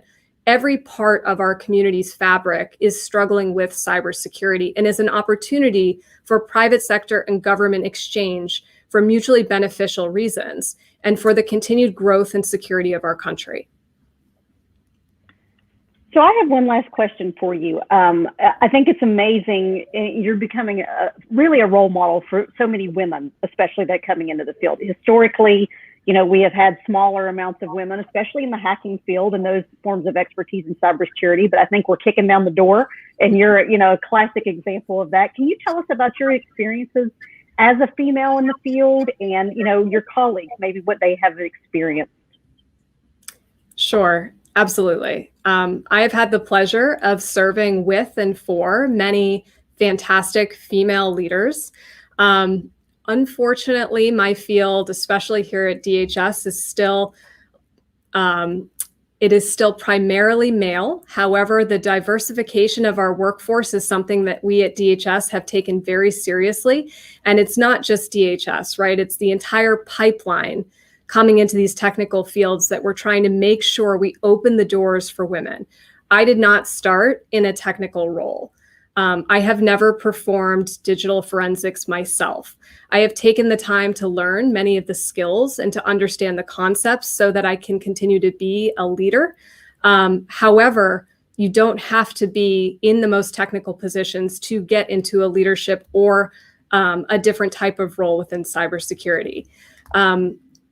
I will say that I hope that those who find cybersecurity a little bit too technical or a little too confusing or a little bit scary, dismiss of that concern and bring their talents to this fight. We need everyone to come join us. Defense and the art of collective defense is something that will require a totality of humanity to really bring to this conversation set. And so it's very, very important that our future female leaders and our future women in cyber professionals understand that they are at the table each and every day, bringing skills and technology and knowledge to this conversation set. It's something that we have focused on here at CISA over the last several years, and it's something that I personally feel very passionate about, is paving the way to make sure that anyone who's interested can contribute to the problems that we have to solve. Awesome. Thank you so much. And Alexis, we really, really appreciate your time. This has been great. Thank you from the audience. And I'm going to pass it back to Andrew. Thank you so much again to both Alexis and Kathy there for the wonderful presentation and Q&A. Before we check in with the CI Comp team, I would like to give the audience a brief background on our CI competition director, Ismael Morales, the assistant professor of cybersecurity direction at Utica College, and two of our case managers of the competition, Robert Price and Austin Givens. Ismael Morales, the assistant professor of cybersecurity at Utica College, earned his master's degree in information assurance from Syracuse University. He's also a PhD candidate at North Central University. Ismael's research interests include cybersecurity and data science. His experience in multiple domains encompasses software engineering, DoD geospatial information systems, legal news and business, automotive industrial engineering, DoD logistics, and DoD cybersecurity research and development. His activities in support of the National Air and Space Intelligence Center, the NSA, the U.S. Army Intelligence Command, and the Air Force Research Lab, and the Department of Defense include software development, kernel programming, cybersecurity research and development, and technical management in classified and unclassified domains. He served as the principal security assessor for multiple Department of Defense agencies and commercial businesses for information assurance, certification, and accreditation. Robert Price is one of our two case managers for the competition. Professor Price has received extensive computer forensics training through the FBI Computer Analysis Response Team, the CART program, and industry-leading organizations including Guidance Software, MSAB, Microsystemation, and Black Bag Technologies. For nearly 4 years, Professor Price worked as a forensic scientist within the digital evidence section at the North Carolina State Crime Laboratory, the NCSCL, in Raleigh, North Carolina, where he also served as the technical leader and the training officer. Professor Price worked as a forensics digital evidence analyst too at the Monroe County Crime Laboratory in Rochester, New York, where he serves as a task force officer for the Western New York Regional Computer Forensics Laboratory, the YNYRCFL. His work at the NCSCL and the YNYRCFL involved the collection, preservation, and analysis of digital evidence for regional, state, and federal law enforcement agencies, as well as providing expert testimony in state and federal courts.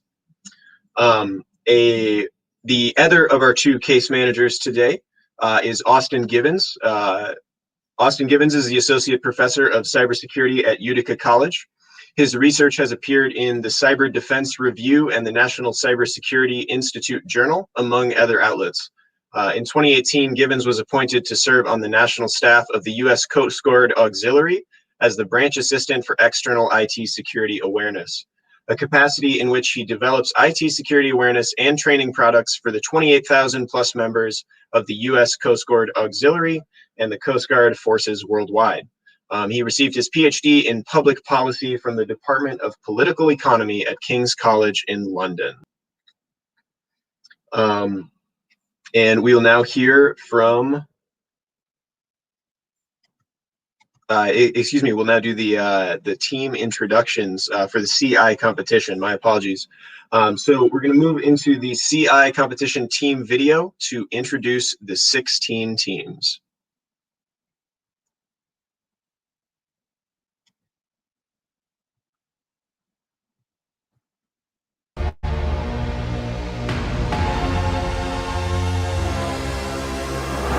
In early January 2021, Mr. CIC, a special agent in the FBI, learned that an individual only known as Mr. Evil Noodle is allegedly responsible for several of the most expensive computer intrusions in all of history.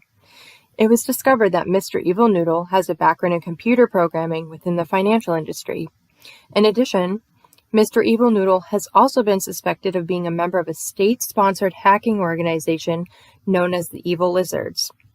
The uncovered attacks that this organization conducted have not only affected tens of thousands of computer systems around the world, but these attacks have also resulted in over $1 billion in illegal earnings.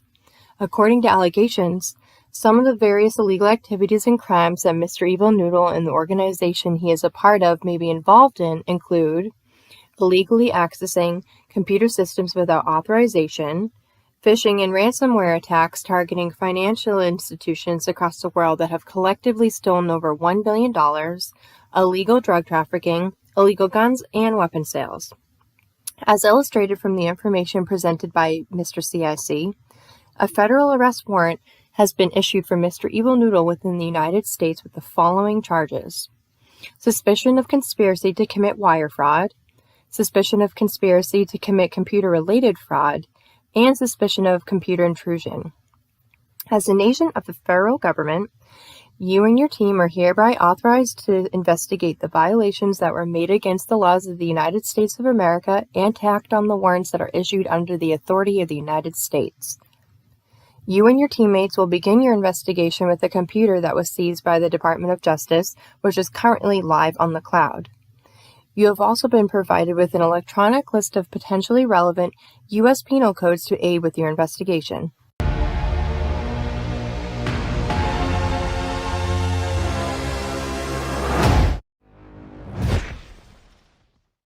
Hello, I'm Bruno Constanzo. I studied engineering in information technology, and I'm a researcher for InfoLab, a research and development laboratory of FASTA University in Mar del Plata. I've been working and studying digital forensics for about 10 years already, and I'm currently the lead for the AI and automation line of research for InfoLab.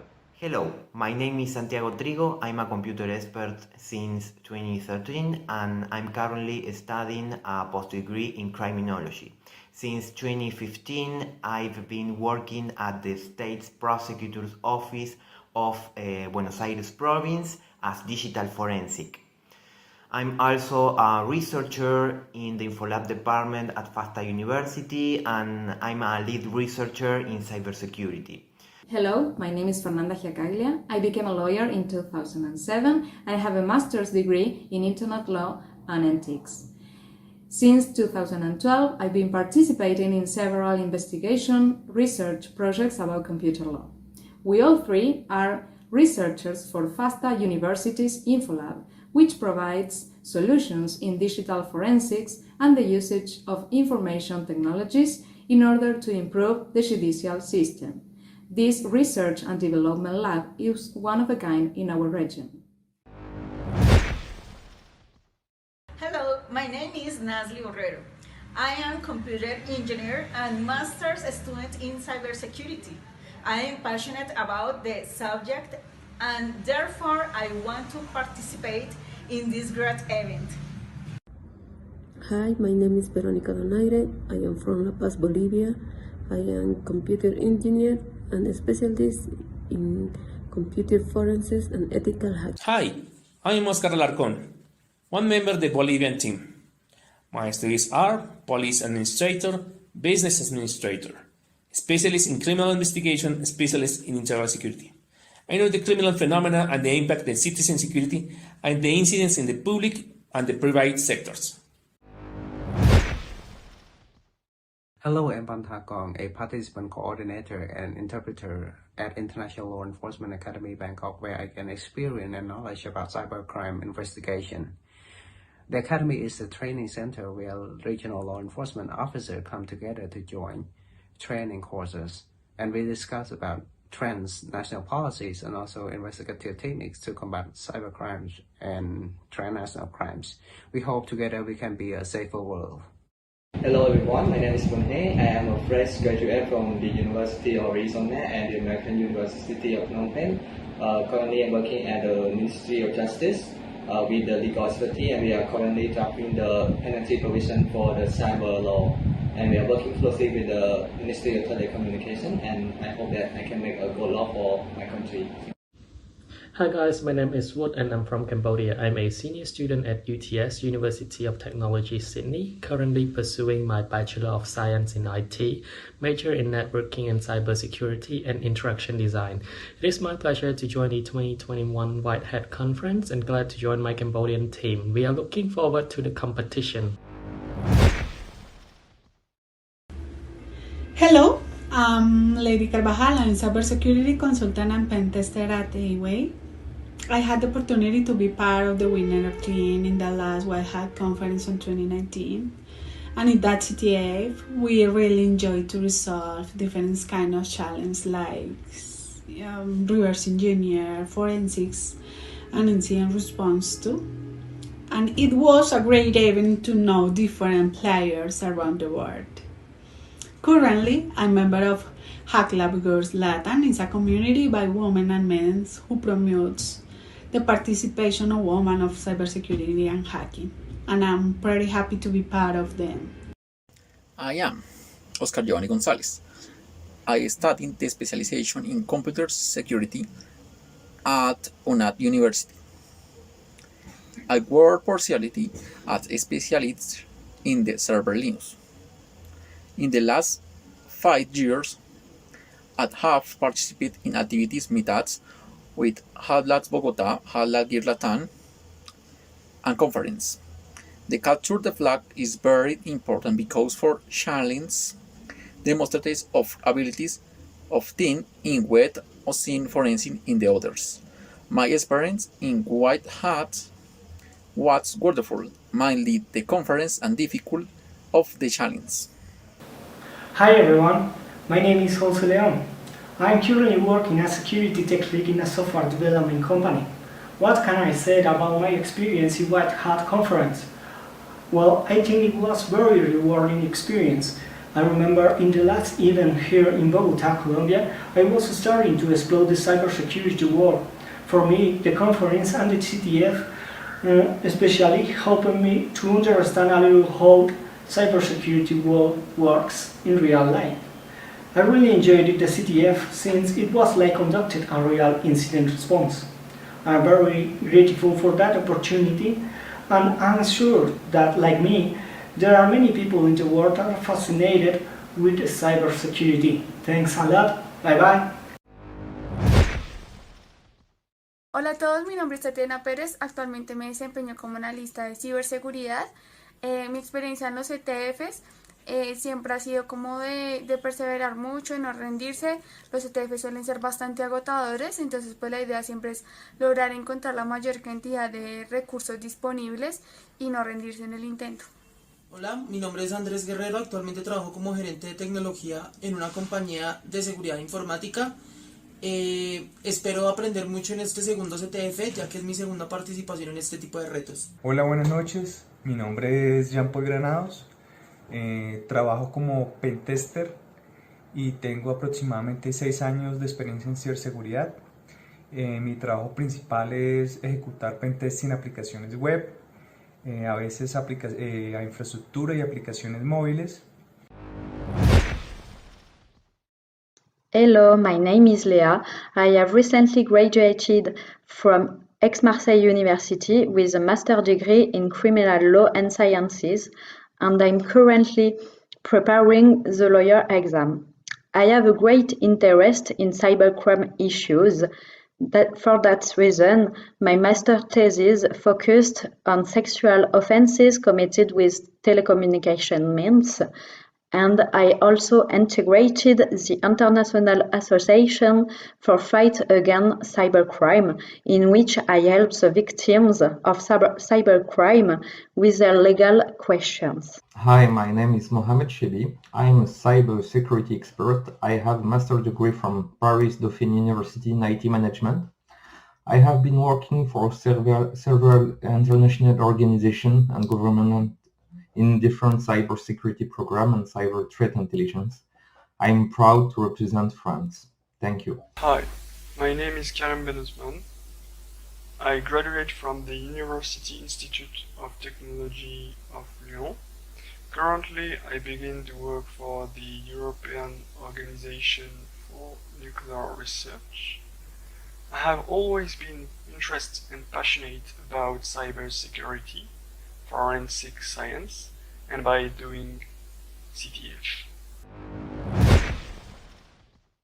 Hi, my name is Rebecca Toot, and I'm a technical expert in my team. Our team has participated in several Capture the Flag competitions and hackathons, such as the Hungarian Cybersecurity Challenge, which was organized by the Special Services for National Security. We also love to spend our free time solving Capture the Flag challenges and exploiting vulnerable machines on TryHackMe and Hack the Box penetration testing labs. Hi, my name is Mario, and I work as a risk management and cyber compliance specialist. Everyone on our team has a full-time job in cybersecurity, and we participate in part-time master studies. We organize an ethical hacking course for our fellow students in our free time. I can safely say that cyber is more than just a career for us, it really is a lifestyle. Hi, my name is Zoltán János. I'm a group leader within the Hungarian police forces. I've gained experience investigating several types of cybercrimes and monitoring cyber activities via OSINT and other methods. The strength of our group lies within diversity, that we came from 3 different fields of cybersecurity, giving us the chance to see the whole picture more. Hello everyone, my name is Luis and I'm from Mexico. I am a security specialist and I have been collaborating with my country for 5 years to save the information security. I am passionate about knowing the new technologies and learning to improve along with them. Hello everyone, my name is Alan and I'm currently studying the computer science career at Tecnológico de Monterrey in Mexico City. I already have some experience working with the cybersecurity because I used to work for a government agency which was dedicated to protect the information on the government systems.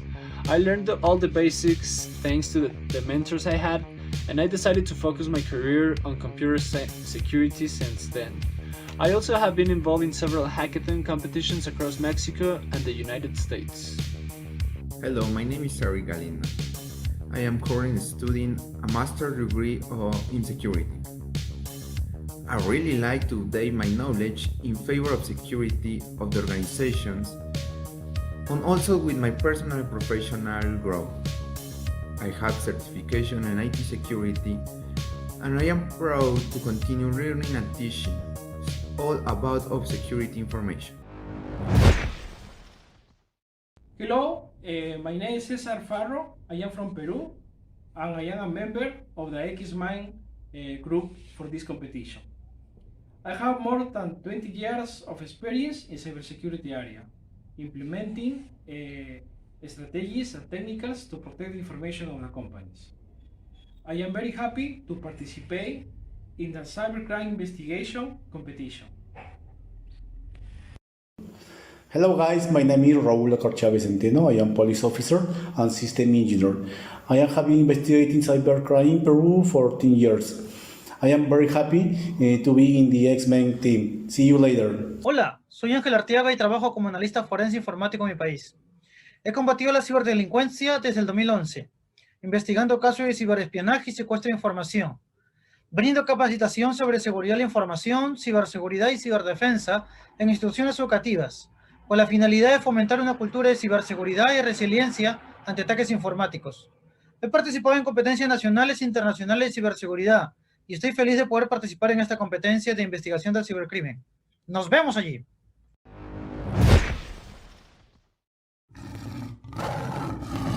Hi, I'm Jian. I'm currently studying digital forensics at Korea University. I'm interested in cybercrime and digital forensics and looking forward to meeting all you soon. Hi, I'm Woo Sun-yoon. I'm studying at Korea University School of Cybersecurity and working at Digital Forensic Research Center. I'm very excited to learn something new idea about digital forensics through this competition. Hello everyone, I'm Chong Park from Korea University's Digital Forensic Research Center. As a researcher, I'm enjoying to develop practical methodologies and techniques for supporting cybercrime investigations. We all look forward to participate in this competition. Thank you. Hola, soy Guillermo Reina y soy informático forense desde España. He trabajado en numerosos casos de cibercrimen, entre ellos pornografía infantil a través de las redes P2P, operativas con brokers fraudulentos y criptomonedas, secuestro de datos o hackeo en videograbadores de CCTV y cámaras IP. Aparte he contribuido a ciertos programas de cibercrimen y análisis de datos. ¡Nos vemos! Hola, soy Cristóbal Campos. Soy informático forense. Tengo una academia donde doy clases de ciberseguridad y robótica a niños. He trabajado en varios casos de ciberacoso a menores y también he ayudado a la policía a varios problemas de ciberseguridad. En la actualidad estoy colaborando en el desarrollo de aplicaciones de análisis forense de datos. Nos vemos, un saludo. Hi there, my name is José Segura. I'm an litigation specialist from Murcia, Spain. After graduating with honors, I started working as a corporate lawyer in Carrillo, which is one of the leading firms in southeastern Spain, where I became head of litigation in 2018. Last November, I started my own firm, Segura Legal, which provides strategic legal advice to some of the most prominent companies in Murcia region. As an insolvency expert, I've been a speaker to different courses at the University of Murcia. As a litigator, I've handled multiple cybercrime cases, ranging from industrial machinery hijacking to large-scale phishing frauds. Having studied and worked abroad, I speak fluent English and intermediate French. Bye. Hello everyone, my name is Joshua Carter. I'm a grad student at Bridgewater State University. Looking forward to meeting all of you soon. I'm hoping to get as much out of this competition as everyone else. Hi, my name's Nancy Entwistle. I am a grad student at Bridgewater State University. I'm looking forward to this competition to learn new ideas about digital forensics. Hi, I'm Linda. I'm a business analyst and grad student at Bridgewater State University in Bridgewater, Massachusetts, and I'm looking forward to meeting you all soon. Hi, my name's Tim Laham. I'm a student at Boston University Cybercrime Investigation and Cybersecurity Graduate Certificate Program, and I'm also a digital forensic examiner with the Boston Police Department. Hi, my name is Seth Hausman. I'm a detective employed by the Boston Police Department. I work in the Crimes Against Children unit, assigned to Internet Crimes Against Children. Hi, my name is Michael Sullivan. I'm a graduate of the Boston University Cyber Crime Investigation and Cybersecurity Graduate Certificate Program. I'm also employed by the Boston Police Department as a sergeant, and I'm assigned to the Crimes Against Children unit, where I oversee the Internet Crimes Against Children Task Force. We all look forward to participating in the White Hat Cyber Crime Investigation Competition. Thank you. Hi, my name is Maria Mancuso, and I'm a sophomore at the University of Scranton, where I major in cybercrime and homeland security. Last year, I participated in a cybercrimes research paper where I used cyber analysis skills in order to make conclusions on crime trends. This research sparked my interest in cyber intelligence and motivated me to work on furthering my skill set. Through the White Hat Conference, I expect to gain more knowledge as well as experience with cybercrime investigation. I'm looking forward to an internship in the cybersecurity department at Verizon Wireless and hope this experience will assist in advancing my skill set. Hi, my name is Evan Chang, and I'm a sophomore at the University of Scranton, and I recently joined the Cybercrime and Homeland Security Bachelor's Program. I've experienced working in computer science programming with C as well as Java, and other notable work in penetration testing with cyber forensics. In addition, I work for the University of Scranton's Police Department as a corporal in the Student Officer Program. I'm excited to participate in the White Hat Conference to advance my skill set as a future law enforcement agent. My name is Andrew Huertas, and I'm a senior in the Criminal Justice Program at the University of Scranton. I've gained experience in cyber intelligence operations using programs such as FTK and NCASE. I've also conducted cyber criminal data profiling with FBI investigative cases as my empirical research paper. In addition, I work with the Student Officer Program as a corporal alongside other officers gaining realistic experience in the field of law enforcement.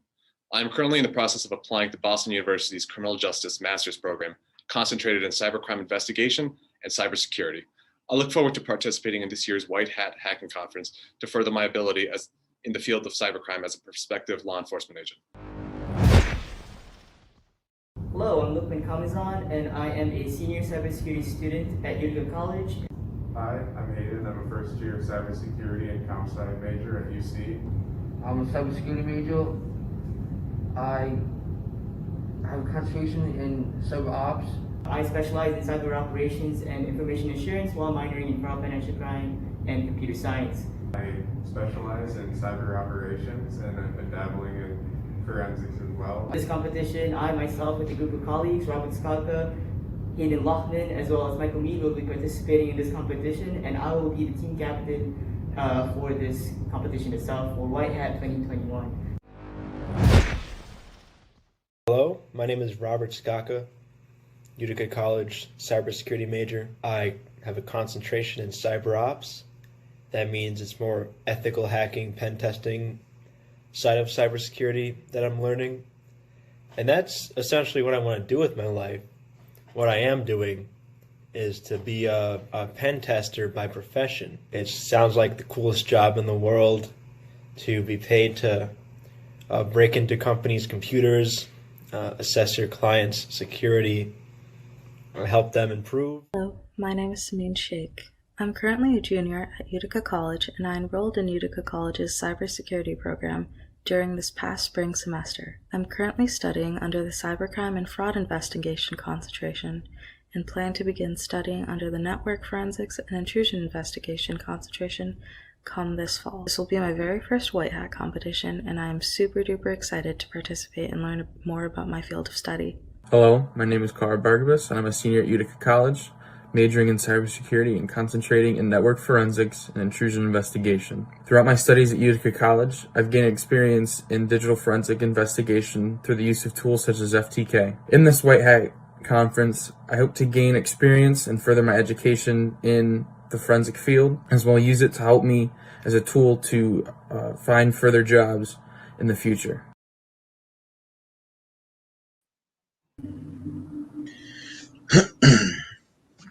Hello, everybody. Welcome back. We've just seen the team introduction videos. Everybody who's going to be involved in the competition that's been taking place and will be ending at 3 p.m. And real quick, we're going to move into an interview here. We're joined by the CI director, Ismail Morales, as well as our two case managers, Robert Price and Austin Givens. Welcome, everybody. Hello. Thanks for having us.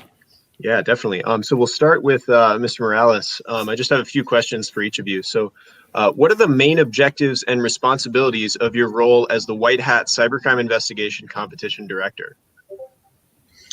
So the main objective for this White Hat competition was to ensure that we provided a platform that hosted a cyber forensic scenario, realistic, that required the applied synchronization of cyber and forensics, digital forensic skills and activities.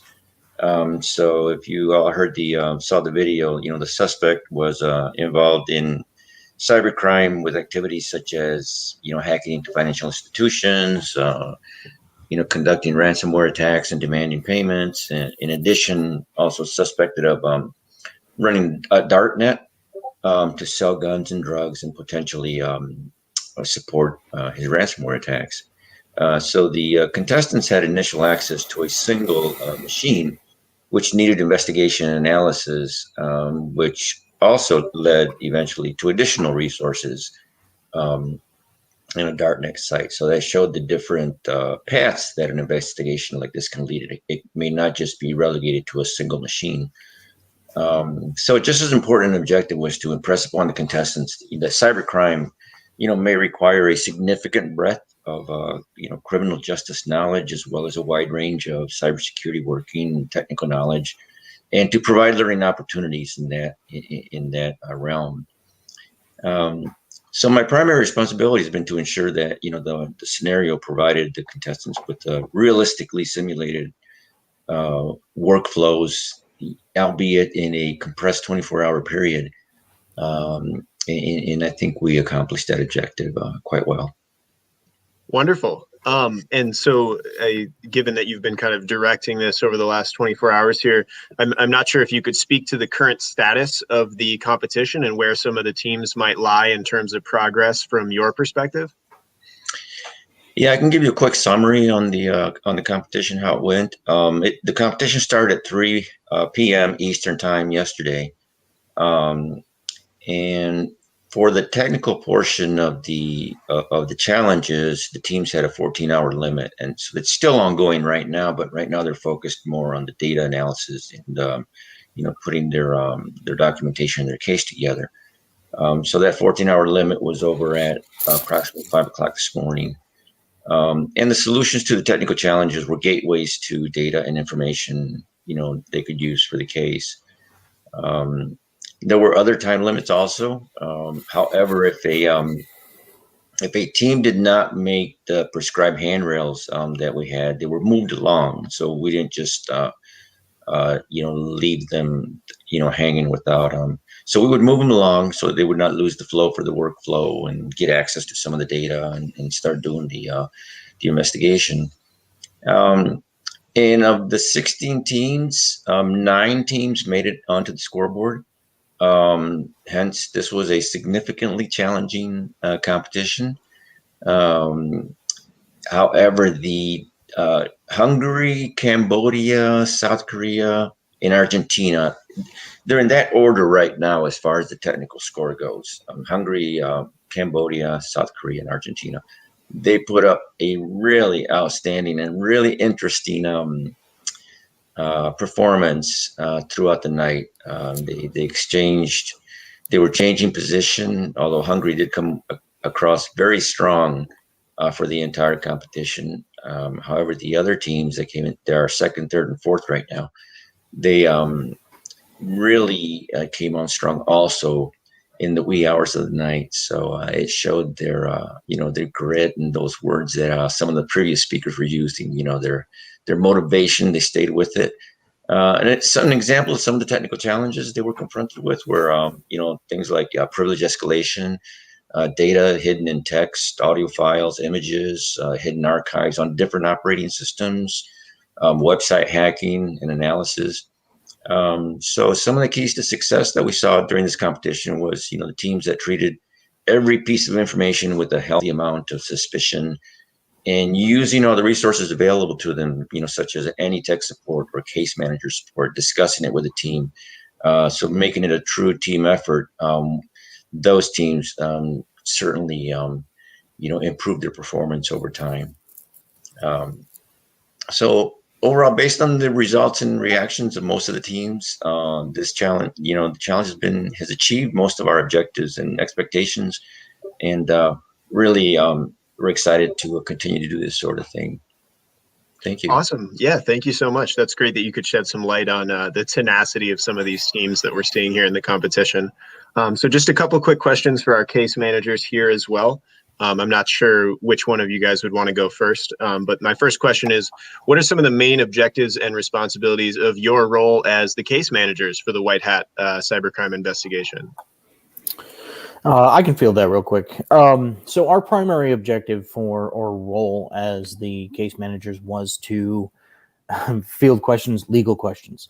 If there was authorization questions, if there were multiple operating systems where the search warrants or legal authorities were specifically written in a way that kind of forced the competitors to communicate with us and provide them with additional legal authority if they came across something that wasn't covered under the original scope of the search warrant. So we did a lot of fielding questions relative to the legal component, distributing search warrants and legal authority, but also if there were technical questions, we would make sure that we couldn't answer that wasn't within our wheelhouse relative to the scope of our role. We would push them to or make sure they got to the appropriate people. Awesome. And anything you'd like to add to that, Austin? Yeah, it's been interesting to see the flow over the past several hours of how teams would sort of tighten up and then loosen and then tighten up again. Early on, when we kicked off yesterday, Argentina came out very aggressively, asking some really strong, pointed questions, which was wonderful to see. And then during the overnight hours, there's this sort of jockeying for position between Hungary and Argentina that was fascinating to watch. And then around 2-3 o'clock in the morning today, Cambodia surged ahead. So seeing that kind of tussle happening in real time has been very gratifying, and we're just so grateful for the wonderful questions and engagement that we're getting from all of our teams. Awesome. Thank you so much. And that kind of spoke to my second question as well. I was going to ask how both of you thought the competition was progressing. Robert, maybe if you have anything to add to that. One of the things that I think was I guess that I found impressive was the application of the legal authority, the inquisitiveness of the contenders to ask those questions, especially if you're from a different country and we're working under the U.S. penal code, right? If I was on the other end of that, I would find that incredibly difficult. So I was incredibly encouraged by that, by the engagement of the teams with the case managers. Wonderful. All right. Well, with that, that's just about wraps up our questions. I think we're going to move into our lunch break here. We've got a 1-hour break, and then we'll be back at 1 p.m. Eastern time with even more White Hat Conference content. So thank you. Thanks all for joining us. Yeah.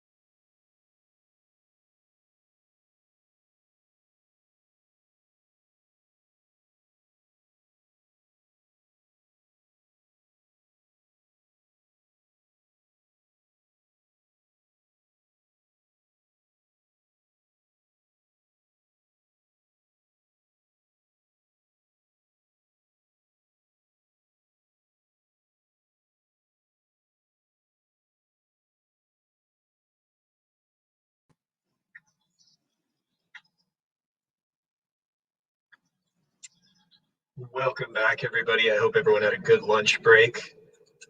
We are going to move into our next session here. During this session, we will be discussing the challenges and best practices in cybercrime investigations with speakers from Europol, Nicole van der Meulen, and Interpol, Pei-Ling Lee. And the discussion will be led by our discussant, Dr. Hannah Ray Lee. Dr. Catherine Markham will be the moderator during this discussion and will introduce our speakers. And Dr. Markham, you can take it away. Thank you, Andrew. Welcome, everyone, to the panel. We're extremely excited for these two speakers. I'd like to give a brief introduction for each of our speakers, and then I will let them take the floor. First, Ms. Pei-Ling Lee joined Interpol's Cybercrime Directorate in September 2020 and is currently responsible for leading, managing, and coordinating activities in relation to cyber strategy and outreach, including public-private partnerships, as well as capacity building to enhance the capabilities of Interpol's 194 member countries to prevent, detect, and investigate cybercrime. Pei-Ling is a seconded officer from the Singapore Police Force, where her policing career started in 2006. There, she held the post of Head Technology Policy Branch in the Singapore Police Force Cybercrime Command from 2018 to 2020, leading a team comprising uniformed and civilian officers to oversee the Singapore Police Force's efforts to combat cybercrime in the areas of policy, prevention, liaison training, research, and development. Prior to this, she worked in numerous divisions of the Cyber Criminal Investigation Department, for Singapore Police Force's Staff Authority for Investigation, where she was responsible for areas such as research, strategic planning, organizational development, as well as operation and contingency planning.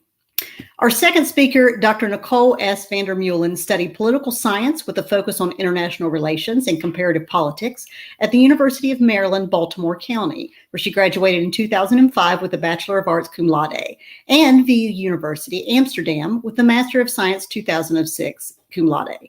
In 2010, she obtained her PhD with a doctoral dissertation on digital finance identity theft at the law faculty of Tilburg University in the Netherlands. Afterwards, she worked as a cybersecurity advisor at GovCert.nl, the predecessor to the Dutch National Cybersecurity Center, where she was co-responsible for the development of the first cybersecurity threat assessment of the Netherlands.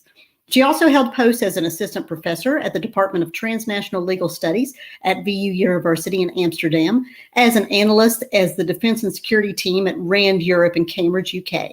Before coming to the European Cybercrime Center at Europol, she was an advisor of security affairs at the Dutch Banking Association. She is currently a senior strategic analyst at EC3 and head of the policy and development team. And I'm very pleased to introduce our first speaker, Ms. Pei-Ling Lee.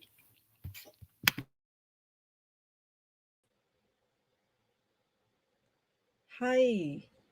I hope that everyone can hear me properly. Thank you for having me today at this very established conference so that we can share what Interpol has been doing on our end as part of our global cybercrime program to help to reduce the impact of cybercrime and to protect communities for a safer world. All right. So next slide. How do I move to the next part? I can move on my end, right? Okay. All right.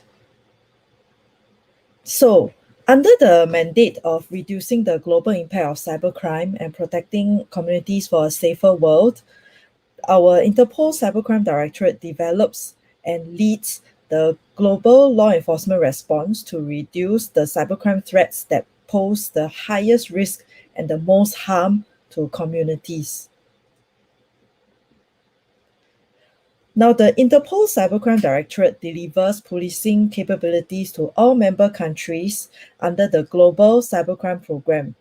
This comprises three core pillars, namely cybercrime threat response, cybercrime operations, and cyber capability development. In line with Interpol's vision, our mandate is to reduce the global impact of cybercrime and protect communities for a safer world. Our objectives, which are closely aligned with the strategic goals under the Interpol Strategic Framework for 2022 to 2025, are Firstly, to develop a better understanding of the cybercrime threat landscape and to enhance information sharing, data management, and intelligence analysis to be agile and responsive. Secondly, to lead and coordinate transnational operational activities with member countries in tackling cyber threats that cause significant harm on a national, regional, and global scale. Thirdly, to strengthen the cyber strategy and capabilities of member countries to enable them to effectively prevent, detect, investigate, and disrupt cybercrime. And lastly, to be proactive and inclusive to cultivate diverse partnerships in the global ecosystem of cybersecurity to enrich our resources, skills, and knowledge as well as technical capabilities. Now, this diagram depicts the structure of the Interpol Cybercrime Directorate, which supports the three core pillars of the global cybercrime program. Firstly, under the Cybercrime Operations Subdirectorate, we work in close cooperation with member countries, private and public partners, as well as National Computer Emergency Response Team or CERT communities. So this subdirectorate leads the global coordination of national and regional operations targeted against cybercrime threat actors and groups undertaking criminal activities online. Reflecting the unique challenges and needs within the 5 regions, namely Africa, the Americas, Asia, Europe, as well as the Middle East and North Africa, this subdirectorate provides tailored operational support to help member countries prevent, detect, and investigate cybercrime. The second subdirectorate is the Cyber Strategy and Capabilities Development Subdirectorate, which supports member countries by developing cyber skills, knowledge, and technical capabilities that are customized to their needs in line with Interpol standards. So in collaboration with our stakeholders, this team plans, develops, and delivers cyber capability and capacity building projects and programs, as well as tools and platforms to enhance member countries' ability to tackle cybercrime globally. The third subdirectorate deals with cybercrime threat response. This team identifies, triages, and coordinates a global response to cyber threats in a targeted and focused manner, leveraging on our private partners' expertise and cybercrime data. We focus on intelligence development of identified threats to design disruption and prevention strategies that mitigate the high risk and high impact cyber threats. We also aim to provide quality advice and guidance as to the current intelligence and possible opportunities to conduct cybercrime operations. So as you can see at the bottom of the screen, we oversee several projects that help to augment our capabilities to fight cybercrime.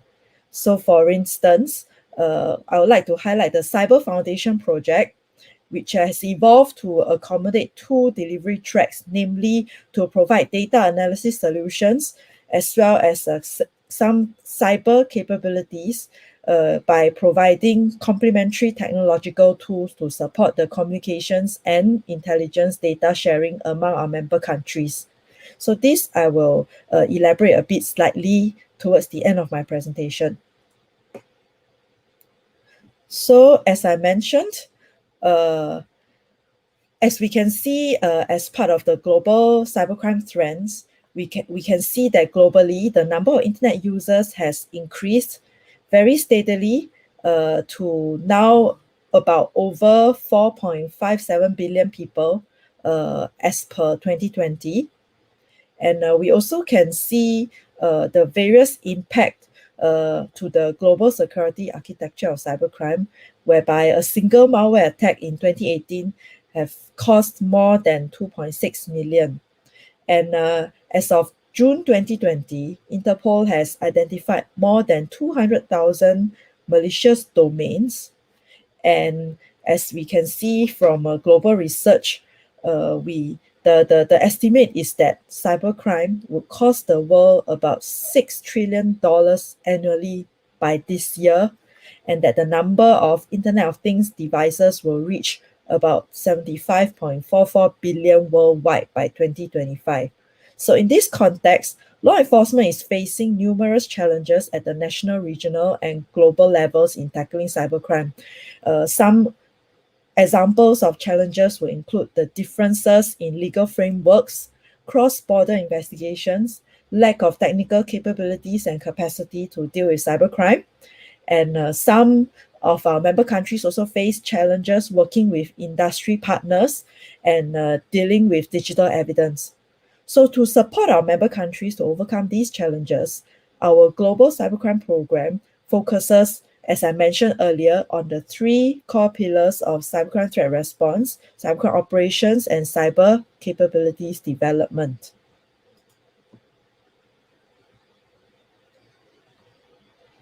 And we are already working towards enhancing our public-private partnerships through Interpol's Project Gateway. So at the 88th Interpol General Assembly, held in October 2019 in Santiago, Chile, member countries have adopted a resolution endorsing Project Gateway, which is essentially a framework that allows Interpol to have data sharing agreements with private sector companies to enrich our information and resources for the purpose of conducting cybercrime analysis. So currently, we have 13 partners who provide valuable data and information related to cybercrime, and these 13 partners are what you see on the screen right now. So we firmly believe that the adoption of Project Gateway will create a momentum for Interpol to expand, enhance, and diversify our partnerships to receive more information and data. To protect our growing digital economies, a new generation of public-private partnerships is really needed to address cyber threats.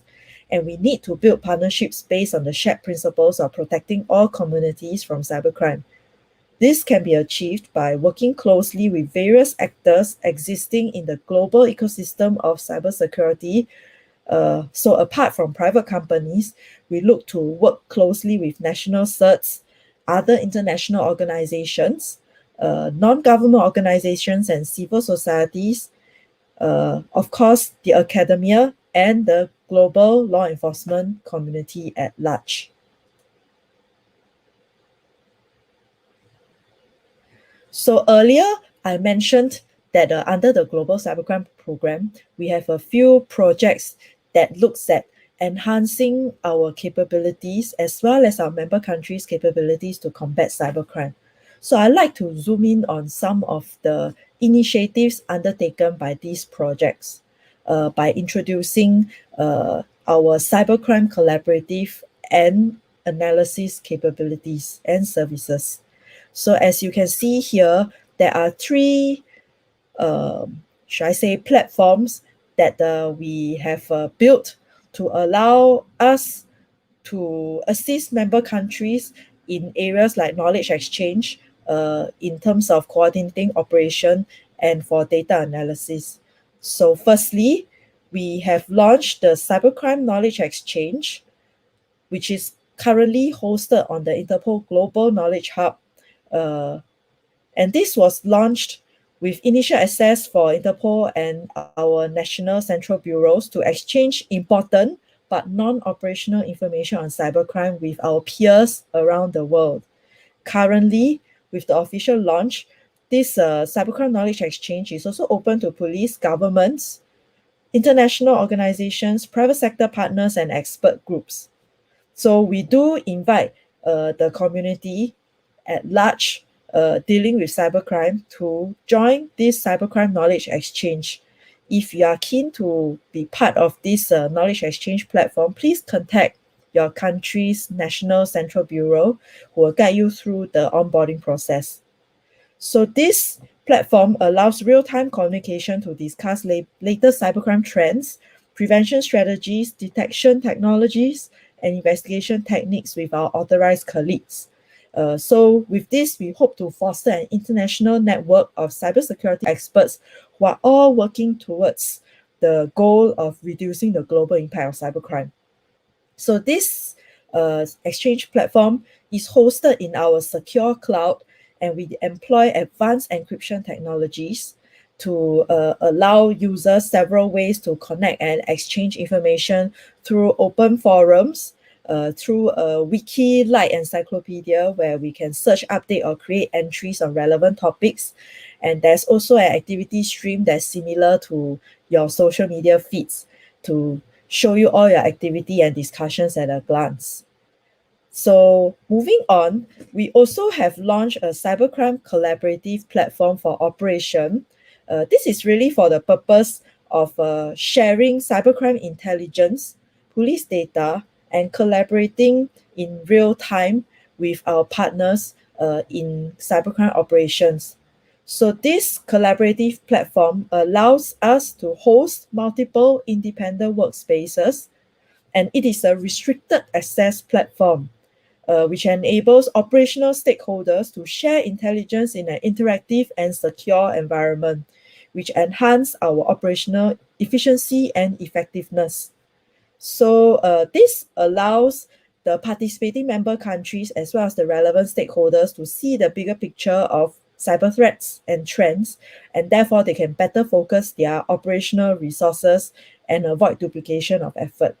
So because of the more sensitive nature of information exchange on the cybercrime collaborative platform for operation, so this platform is of restricted access, and we have only vetted platform members from our national central bureaus and law enforcement authorities, as well as international regional organizations and private partners that we have cooperation agreements with, so as to allow a very robust environment to share intelligence, which will then enhance our operational efforts.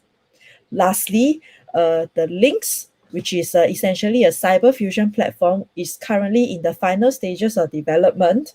And this is essentially a portfolio of tools that allows us to mine, map, and research aggregated large data sets that is contributed by our law enforcement counterparts, as well as the other forcible sources of police data or intelligence in the future.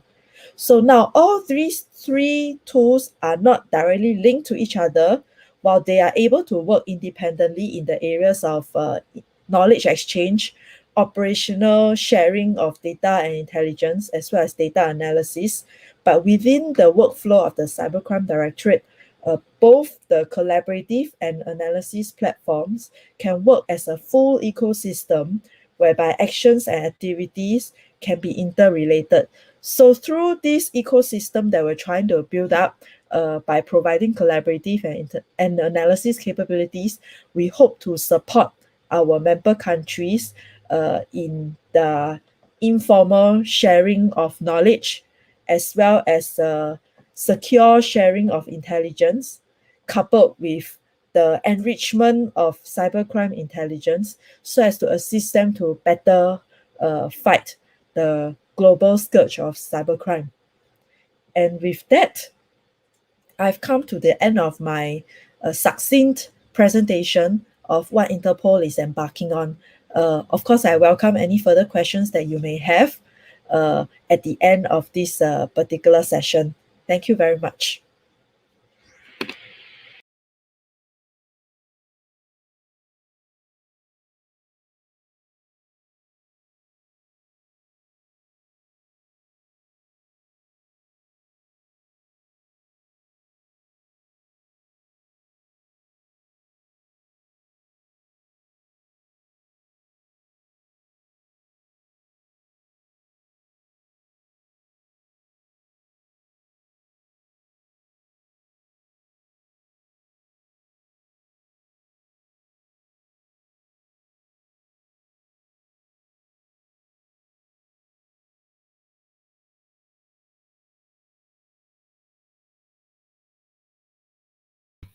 Nicole, we can't hear you. Sorry.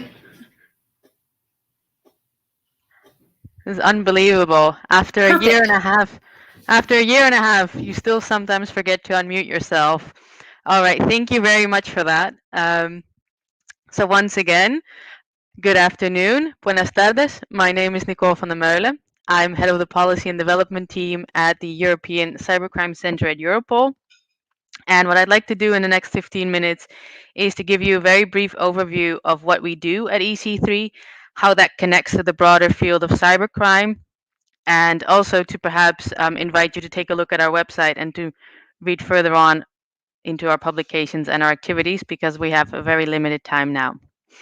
So first things first, for those who may not be familiar with Europol, Europol is an EU agency, so we have colleagues from all over the EU working for us and with us, but we also have a very large network of liaison officers that go beyond the EU.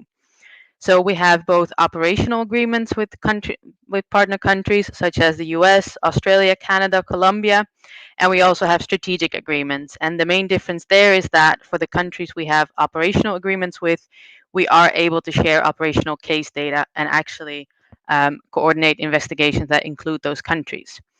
So we do not actually have any investigative powers ourselves. Our function is purely focused on cross-border criminal activities, including cybercrime, but also other forms of serious and organized crimes, as well as terrorism. And the purpose there is, since it is focused on cross-border crime, there is obviously a need for coordination and an ability to facilitate cooperation. So that is where Europol comes in. And then specifically the European Cybercrime Center. So we've been in existence since 2013, and we've grown since then largely. We've basically split up into operations, and people in operations are doing the core business in a way in terms of supporting investigations conducted by member states and partner countries. And then we have the document and digital forensics unit, which really supports investigations beyond cybercrime. It supports any investigation where there is a necessity for document forensics. This is mainly focused on, for example, identification documentation such as passports, but also when it comes to, for example, counterfeit money. The digital forensics is really crucial in terms of being able to access data on seized devices. So a lot of times they are involved in being able to facilitate access to encrypted data. And that can be in a case of cybercrime, but it can also be in other forms of crime. It's even been connected, for example, to murders. They've played a crucial role in a number of high-level investigations there. And then there's expertise in stakeholder management, which I'm a part of. And our function is a lot more strategic. So we are focused outward. We do a lot with partners, especially partners from the private sector. But we also really engage in strategic analysis in terms of how is the threat landscape evolving and how can we represent the voice of law enforcement, especially at the EU level, by trying to identify the challenges that we face in terms of conducting these investigations and what legal possibilities are there. So in terms of what policies are in existence that are basically preventing us to move on. But to come back to operations, I just want to sort of shortly summarize what areas we focus on when it comes to cybercrime. So obviously we have the distinction between cyber-dependent crime and cyber-enabled crime. AP Cyborg is a team that is very much focused on cyber-dependent crime. So that mainly includes ransomware, other forms of malware, distributed denial of service attacks. AP Terminal is focused on non-cash payment fraud. So a lot of what they have to deal with contains social engineering, credit card fraud, but then digital credit card fraud. But they also focus on cases of jackpotting. So being able to gain access to the money of an ATM through logical attacks. So purely by attacking the information system of an ATM. AP Twins is focused on the online distribution and production of child sexual abuse material. And then we have some horizontal teams. So the dark web really supports many different forms of crime. The idea there is that we have colleagues that purely focus on what's happening in the dark web. So they're obviously also connected to colleagues that focus on drugs, that focus on migrant smuggling, weapons, because everything is available on the dark web. And then we have cyber intelligence, which also really tries to support all other teams in their investigations. Then we also have a very dedicated team, the Joint Cybercrime Action Task Force. I'll move on to that one and then I'll come back. So this is really a dedicated task force, and it contains all these countries that you see in the picture, so many different agencies, and we have liaison officers from all of these countries in this task force. So they're with us physically, they're even in the same office, and they're also joined by people from EC3. And the idea there is that we can really identify what cases to prioritize and to focus on and how they connect to these different countries, because that's the whole point of really moving forward. It's by drawing connections between different incidents in different countries. It could be that a suspect is in one country, a victim in another, and the server in a third country. How can we bring all of that together in order to actually conduct an investigation? So we have the law enforcement colleagues from all these different countries, but we obviously need other partners, and we cooperate with other partners. We do this also when it comes to agencies. So the EU clearly has other agencies, including ENISA, which is the Network and Information Security Agency. We have the European Defense Agency. All these agencies also focus on the broader topic, I would say, of cybersecurity. But in the program board, for example, we also welcome colleagues from Interpol. So the idea there is that we come together, we share what activities we're working on, and we try to focus on how we can deconflict and better coordinate what we are doing. So even though we have a different agenda, we do share a common interest. And the purpose of coming together is therefore to see how we can do that most effectively and most efficiently. These are the private partners. We have 3 advisory groups, what we call them: communication providers, financial services, and internet security. What we basically try to do there is work with them on a strategic level, but they're also often involved in our operations, as you'll see a bit later on. So just a final note on the JCAT in terms of what outcomes this has brought about. They've supported, as you can see here, 79 high-profile operations. And that is really like many of the operations that you see made public. So through our press releases, a lot of times they've been supported by the JCAT.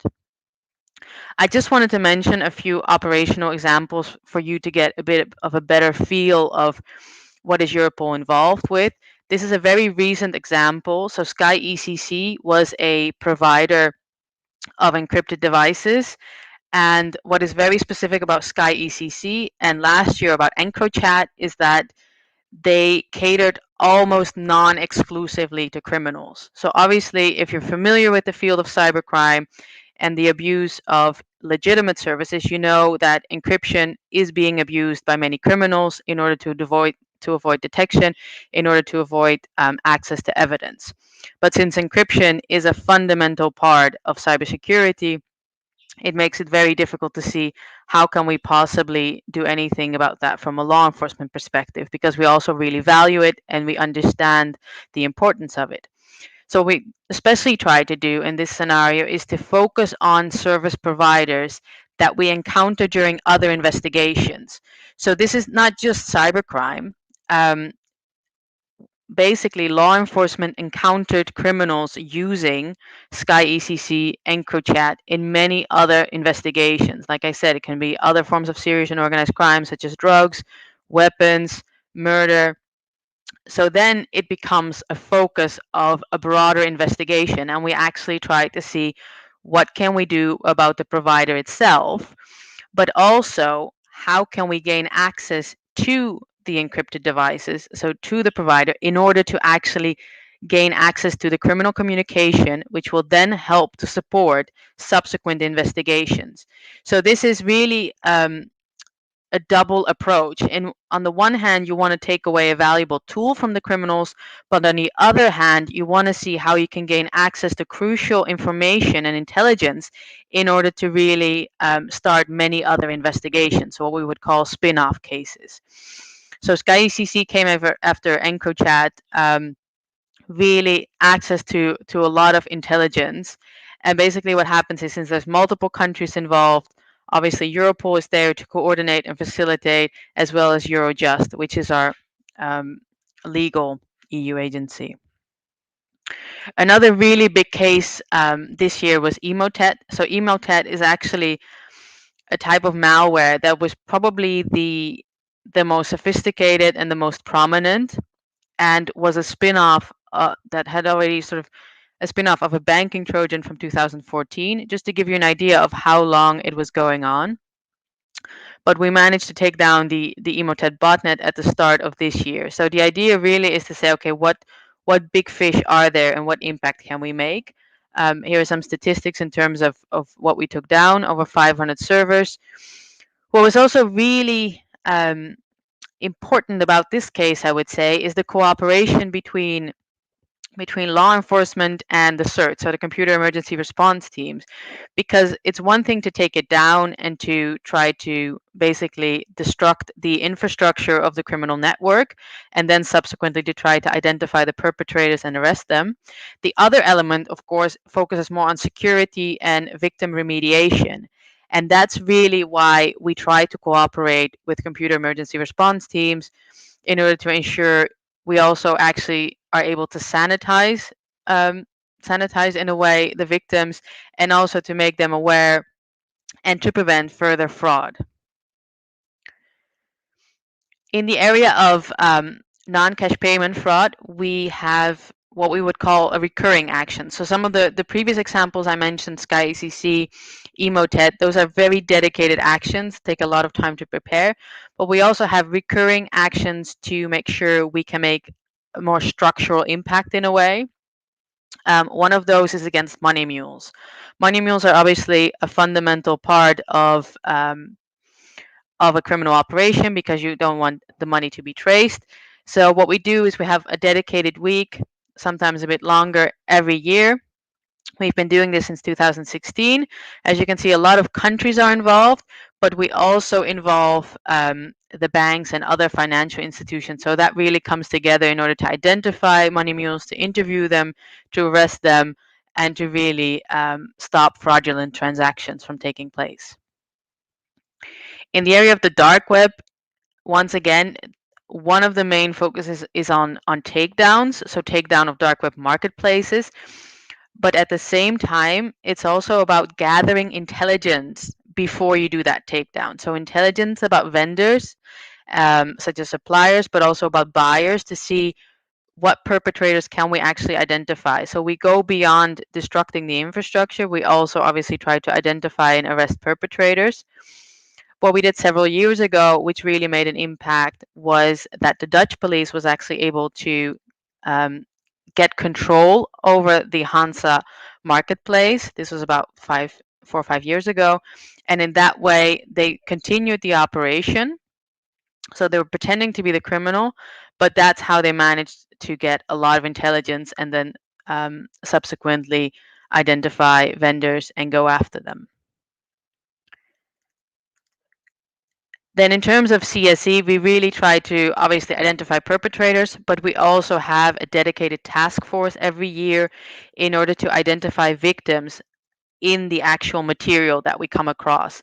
And the reason for that is we really try to identify them in order to safeguard them from further harm. We have been able to safeguard 411 victims, but what's also really happened is that we've developed another initiative for those victims that we were not able to identify at all. We basically ran out of leads. So what we do is we identify objects in the photos. We, of course, take away all the personal details, and then we post them online in hopes that people will help us. So it can be a t-shirt, but it can also be a location like a hotel room, and then we put it on Twitter, and then people can say, actually, that hotel room is in country X, and then we can then continue the investigation. And that has really helped us. I'll just briefly end now because I'm going over time. I really welcome you to take a look at the IOCTA on the Europol website. This is our flagship document and contains our view of the threat landscape that is publicly available. And I also welcome you to take a look at our awareness campaigns that are also on our website, where we really try to make people aware of how to be safer. And this will really be my final note. One of our most successful prevention and awareness campaigns has been No More Ransom. If you ever fall victim to ransomware, please visit it, but also visit it before for handy tips how to avoid falling victim. But the idea of no more ransom is twofold: to make people aware, so in the area of prevention and awareness, but also to really offer them decryption tools if they fall victim to ransomware. So the victim remediation has been extremely successful. And on that note, thank you very much. My apologies for overrunning by a minute. Look forward to your questions. Thank you.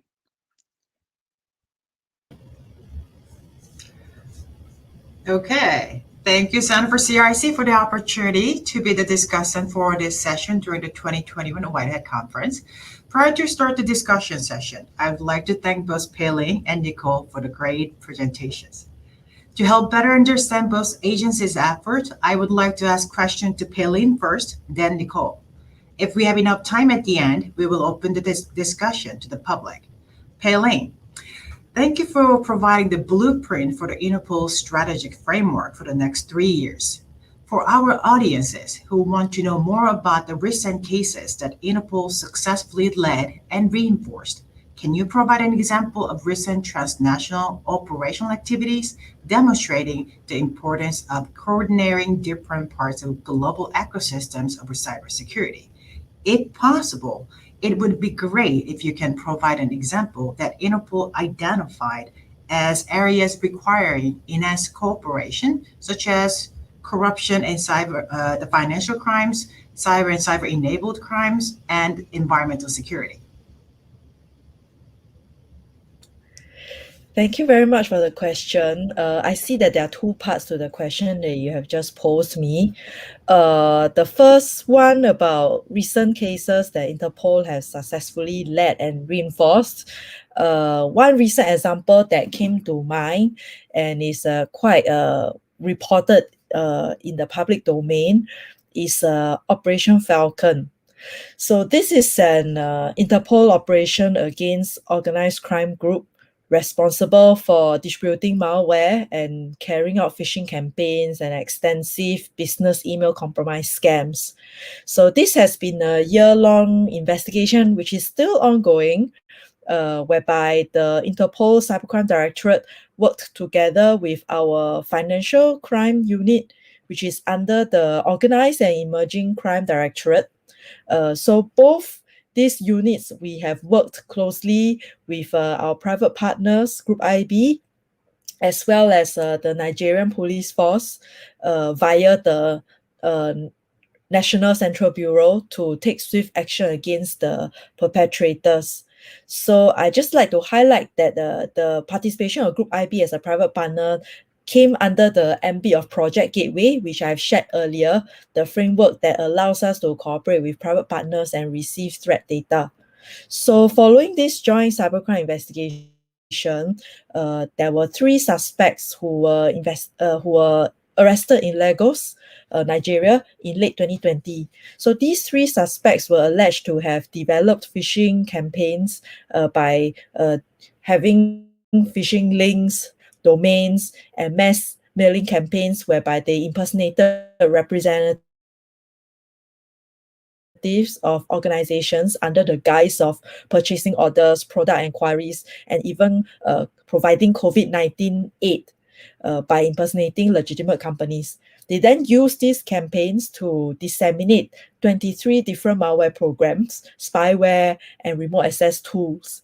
So these were then used to infiltrate and monitor the systems of the victim organizations, as well as individuals before they launch various campaigns and to siphon away funds from all these victims. So as I mentioned, investigation is still ongoing, but as we understand, this gang is believed to have compromised government and private sector companies in more than 150 countries since 2017. And while investigation is still ongoing, we believe that we have identified more than 50,000 victims so far. So this is a really prominent and successful example of how Interpol works with our law enforcement agencies in our member countries as well as the private sector to launch a successful operation against cybercrime. So if I remember correctly, the second part of your question is about an area that we feel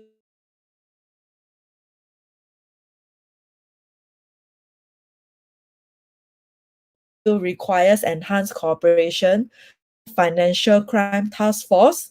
So as a start, we will comprise a small number of countries such as Singapore, the United States, the UK, and Ireland. So this task force will be looking at illicit money flows in transnational financial crime, such as cyber-enabled fraud and money laundering schemes.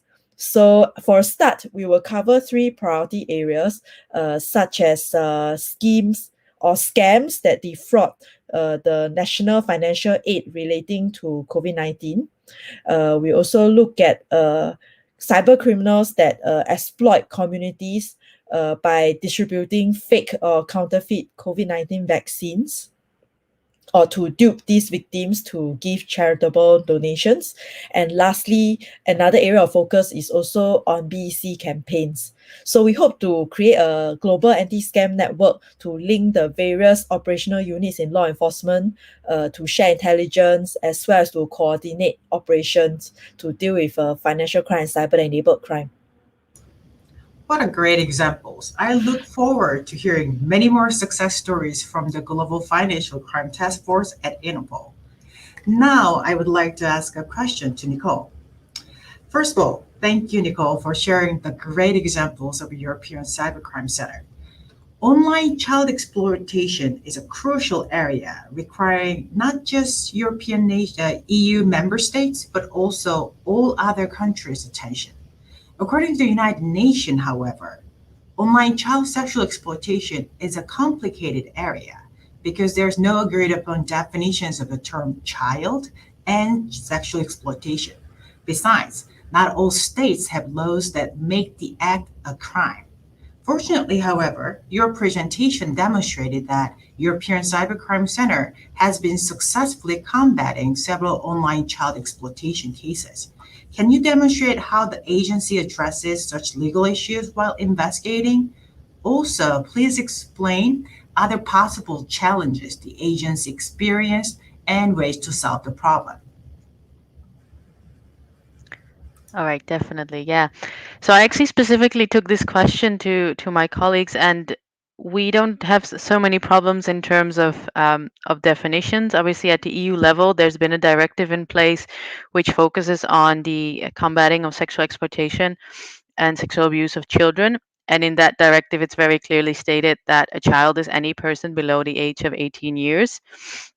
And it also really outlines what we consider to be child sexual abuse material. Unfortunately, the directive itself still uses the concept of child pornography, which we do not, and that still has to be changed. And all the countries that we cooperate with have comparable law. So in that sense, we do not have challenge in that area. Our biggest challenge remains being able to gain access to information, but also being able to process that information. So we receive a lot of referrals, for example, through the National Center for Missing and Exploited Children, and they receive these referrals from online service providers where they have flagged either by a user or by themselves illicit material, so material that could be child sexual abuse material. And we receive those referrals from many of the member states at Europol, and then we subsequently pass these on to the member states, and we help them to figure out whether it actually pertains to child sexual abuse material, and then to start an investigation. However, because of legislative developments in the EU, it's no longer possible, or at least for a while, it was no longer possible for providers to pass on these referrals. So we are in a constant battle between being able to receive those referrals, and on the one hand, and on the other hand, there are many privacy concerns that also goes to the move from several providers and social media companies to implement end-to-end encryption. And if end-to-end encryption is implemented, obviously they will no longer be able to see what material is being passed between users. So they'll no longer be able to flag if it is child sexual abuse material, and won't be able to pass on that referral to us. So encryption is really, or end-to-end encryption when it comes to providers, is really one of our biggest challenges. We try to address this, and we try to obviously maintain dialogues that take into consideration the different interests, but it is a very challenging area. Thank you, Nicole. The information you provided about the legal issues are very informative. I will definitely going to use it in my classes. Since we have 5 minutes, I would like to open the discussion to the public, and the public already sent us a lot of really good examples, good questions. Among them, I will gonna be like specifically asking the one particular question which both of you can answer. So one of the audience was asking, how can we as academics assist and collaborate with Interpol and Europol? Does any one of you want to go first? Maybe I can go first. As I mentioned earlier in my presentation, the developing of capabilities is an important area to us, such that we dedicated a whole subdirectorate to look into this area. And this is currently the area that is under my charge as well, as acting assistant director in charge of the subdirectorate. So we are constantly on the lookout of possible collaboration opportunities with external entities. So of course, that is not restricted to just private sector companies. We also look out for good opportunities to work with academia, and which we have in various areas, including conducting capacity building activities. Like we have conducted training together, for instance, with the Korean National Police University, for instance, to conduct capacity building for our member countries. We also collaborate with them for perhaps areas of research, if it is possible for all these academic institutions to develop possible solutions to various challenges that are being faced by member countries.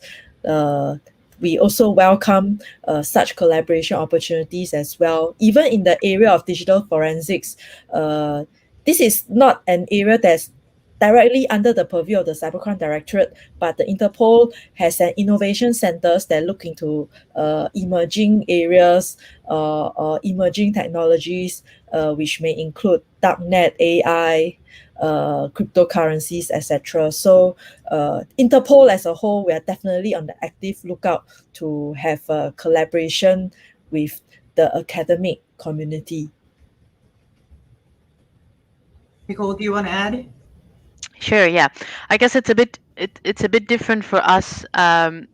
We have a very formal cooperation in the sense that within the EU, obviously, we have a lot of calls for research.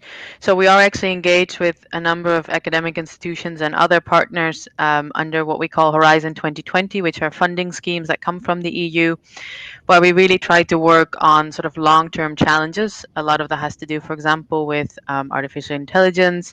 How do we manage big data, machine learning? So they're formal partners because they're co-applicants, basically. So we're always open to being approached. And then we do, for example, it could also be that an institution is leading its own proposal together with partners. Then sometimes they approach us either as a partner or to issue a letter of support saying we deem the research proposal valuable. And then, of course, we have quite an elaborate assessment process in order to decide whether we're going to get involved and how, and that is quite formal. Within the EC3, we actually have, it's dormant at the moment, but we have an academic advisory group, which will need to be revived. And my main idea there is that we don't really have funding, of course, for academics, but it's to stay in touch, really to have people who are willing to be in touch with us in terms of what is the latest research in various areas, but at the same time that we could potentially help them in terms of identifying relevant research questions or things of that nature. That's mainly, I would say, our focus. Sometimes we have ad hoc cooperation also in the area of training, for example, as was already mentioned, we developed, like, for example, a serious game on cryptocurrency training with an academic institution. So there's also ad hoc possibilities. The main thing, though, is that we don't have any money, for example, to fund research. I think that's something that always needs to be mentioned. Okay.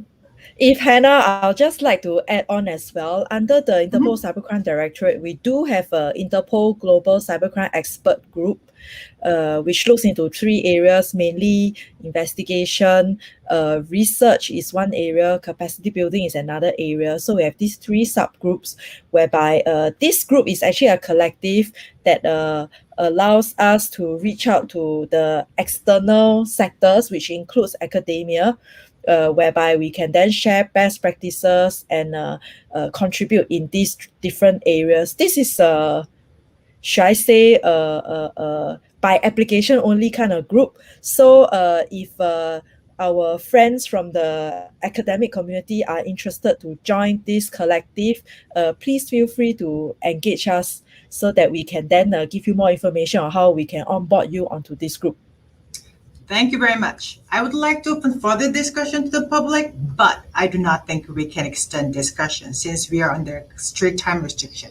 If you have any questions for the presenters, please contact the presenter via their contact information they provided during the presentation. Again, I would like to thank both of you for sharing such a valuable session. I'm pretty sure everyone, especially practitioners, scholars, and students, will appreciate the information you provided today.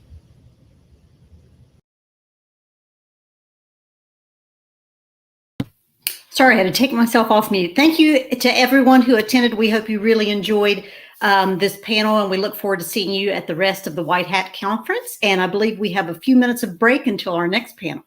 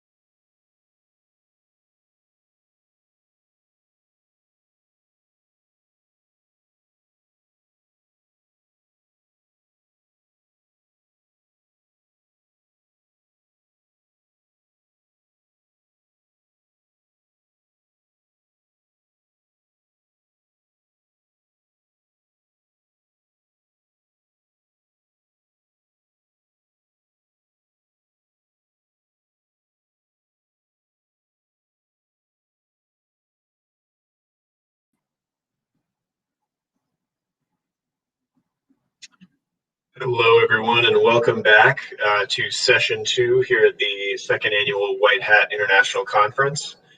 During this session, we're going to be discussing the cybercrime challenges and solutions in the private sector with speakers from GE Healthcare, Joseph Burgoyne, and SANS Institute, the SANS Institute, Benjamin Wright. And a discussion will be led by our discussant, Dr. Catalin Partee. And Dr. Sinchul Bak will be the moderator during this session and is about to introduce our speakers. Dr. Bak, if you'd like to take it away. Good afternoon, everyone, and welcome to this important topic and exciting discussion about cybercrime challenges and solutions in private sectors. My name is Sinchul Bak. I'm the assistant professor and director of cybercrime and homeland security programs at the University of Scranton in Pennsylvania. I'm the vice chair of the cybercrime division at the American Society of Criminology and board members for the Center for CIC as well. I'll be your moderator this session. It is my great honor and pleasure to welcome you here today. So recently, cybersecurity has evolved into critical topic and the core business concern. So what is the role of the private sector? In response to this question, two panelists bring their experts to address this important topic. In this regard, we are going to talk about 30 minutes, and then we will spend the last 15 minutes for the discussion session. Now I will introduce our panelists. First, we have Joseph Burgoyne, is a senior director of cybersecurity at GE Healthcare, where he is responsible for the vulnerability management, policy framework, and programs for the medical devices and solutions. Joe also served as cybersecurity vice chair of the Medical Imaging Technology Alliances and worked closely with several government industry organizations.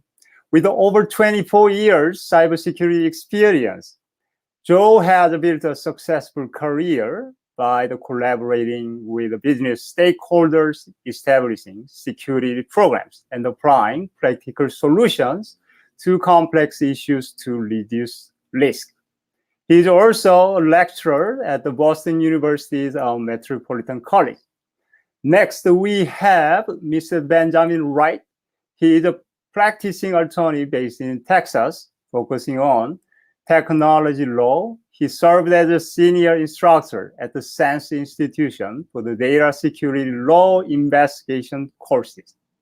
Since 2003, Ben has taught thousands of the students around the world. And he advises SANS Cybersecurity Awareness Program is a product that covers compliance issues such as GDPR, privacy, and criminal justice. He advises clients domestically and internationally on the privacy, electronic commerce, and the data security law. From now on, we will do all panelists' presentation together without break, and then we will have a discussion. Okay, so I'm going to turn it over, Mr. Joseph. Over to you, Joe.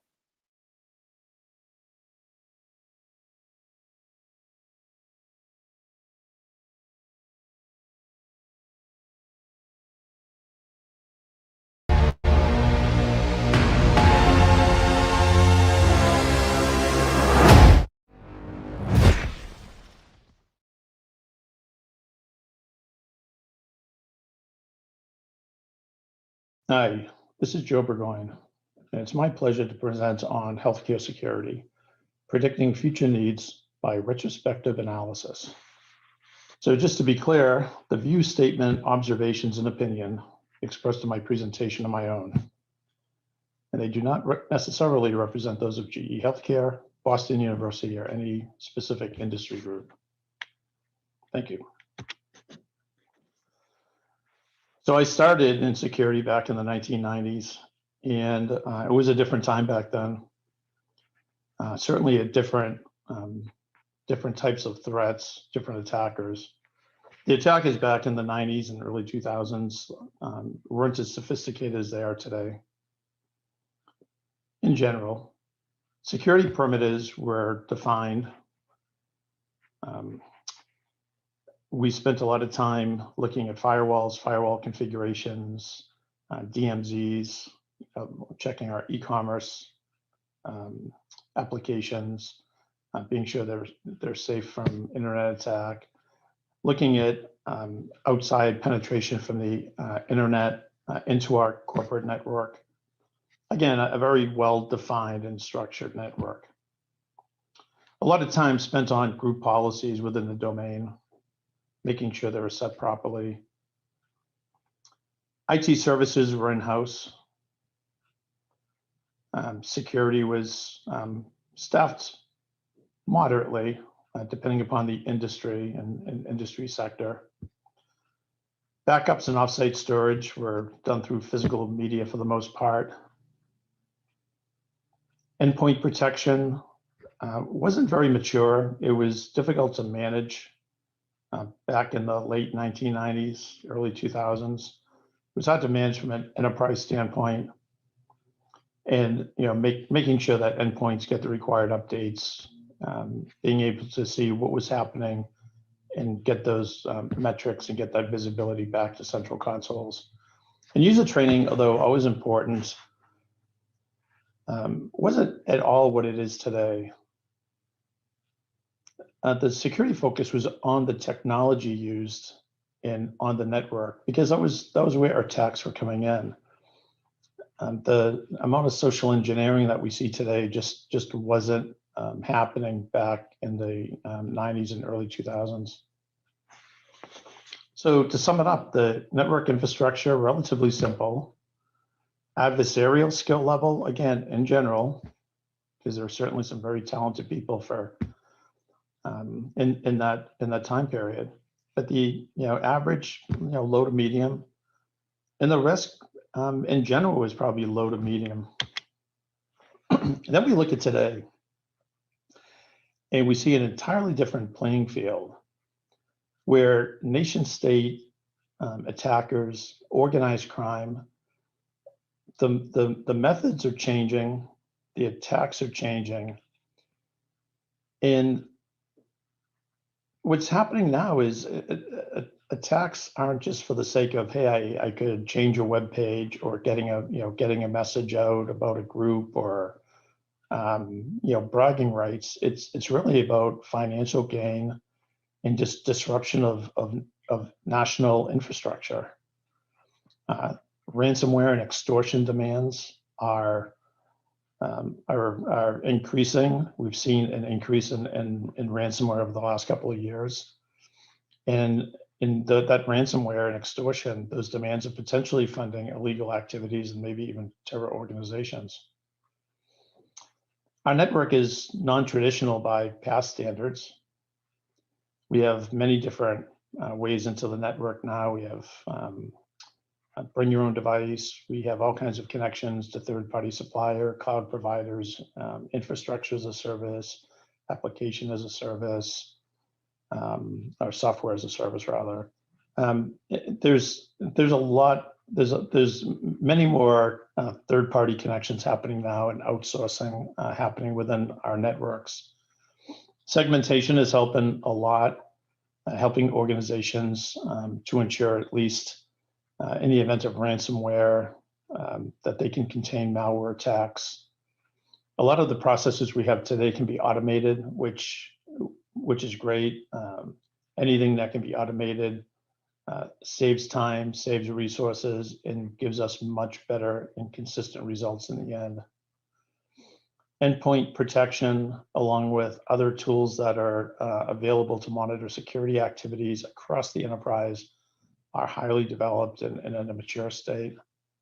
And the user training and awareness programs are absolutely phenomenal these days, because it's so important that the end user understands what an attack looks like, and understands that he or she could be targeted to either run some malicious software or click on a malicious link. They can be tricked into doing something that ends up with a malicious action. against their organization. So when we look at it, we see that the network infrastructure is really complex now. The adversarial skill level is high.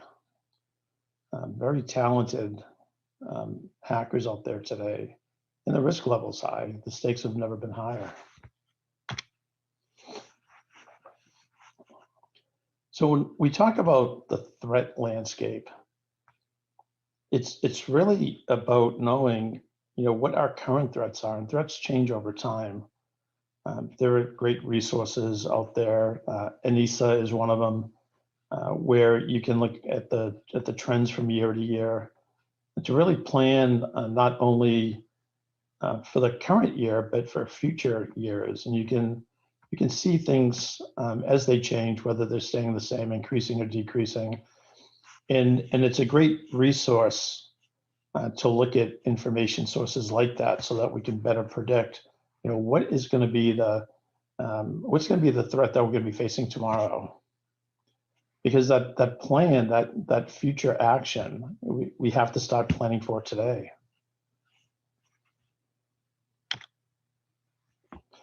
So as we talk about healthcare cybersecurity, there are some common acronyms used within the industry. And the most common, especially within cybersecurity, the first two. When we mentioned HDO, that stands for Health Delivery Organization, and MDM for Medical Device Manufacturer. We people in security love acronyms. So the challenges, there's lots of challenges facing the healthcare sector today. Internal networks are complex. They can have thousands of devices, medical devices connected to their network from many different suppliers. Each with different security designs and security mitigations built in.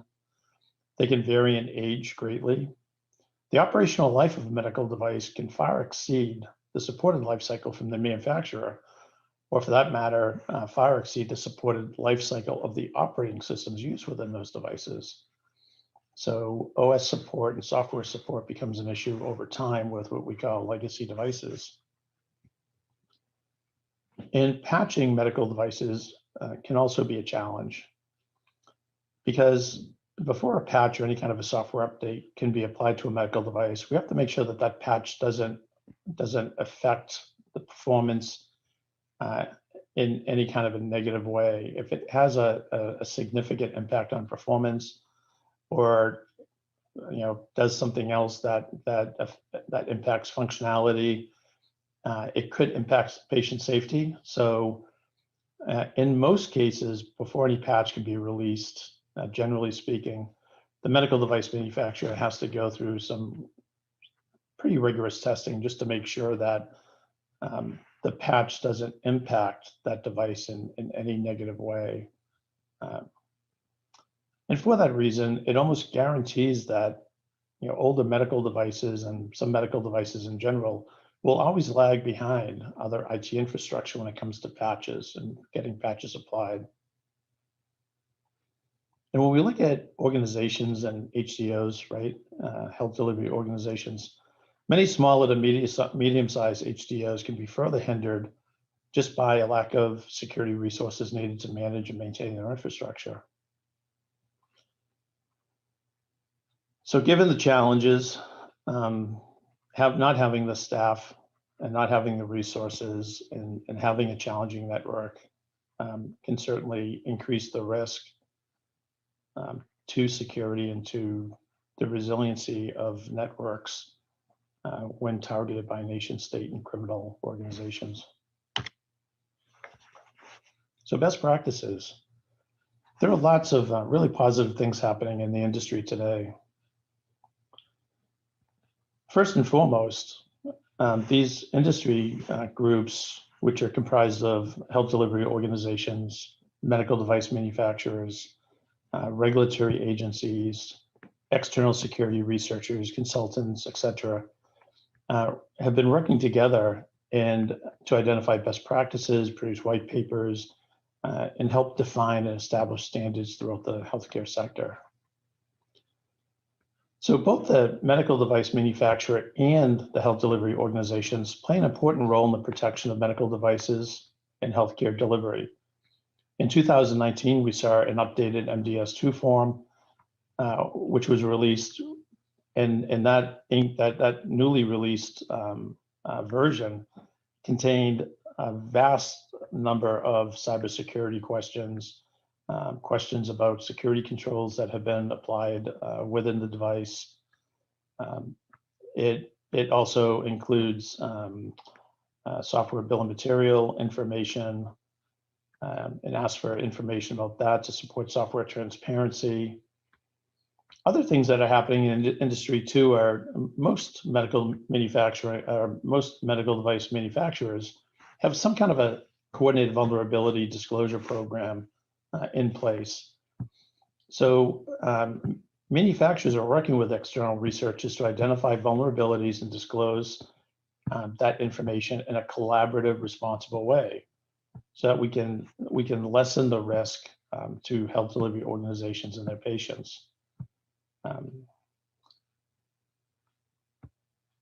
So overall, as we look at the healthcare sector in general, these industry groups are really helping to communicate best practices, identifying areas that need attention for one ultimate goal, and it's to support that healthcare environment so that we can all provide the best possible outcomes to those patients and do our part. So in conclusion, there is a community out there of organizations, regulatory bodies, health delivery organizations, manufacturers, with one common goal. And that common goal is for the continued care and treatment of patients. So executing best practices to secure networks and understanding the current threat landscape and how that's changing. Having backup strategies for our data in the event we are hit by ransomware, employing network segmentation and other network controls over critical endpoints to protect them from random network traffic. Those are all important considerations when we move forward to think about, how can I protect my network and my information, my patients going forward. So it's important to remember also that security is not a technology, it's a process. Transparency in what we do and trust, right? Understanding the designs that go into products, understanding the requirements they have when they're connected to a network is all important, right? And understanding, how can we connect these to a network? How can we keep these devices secure? How can we protect our overall network within HDOs? How can we better segment? How can we train end users? All of that comes together.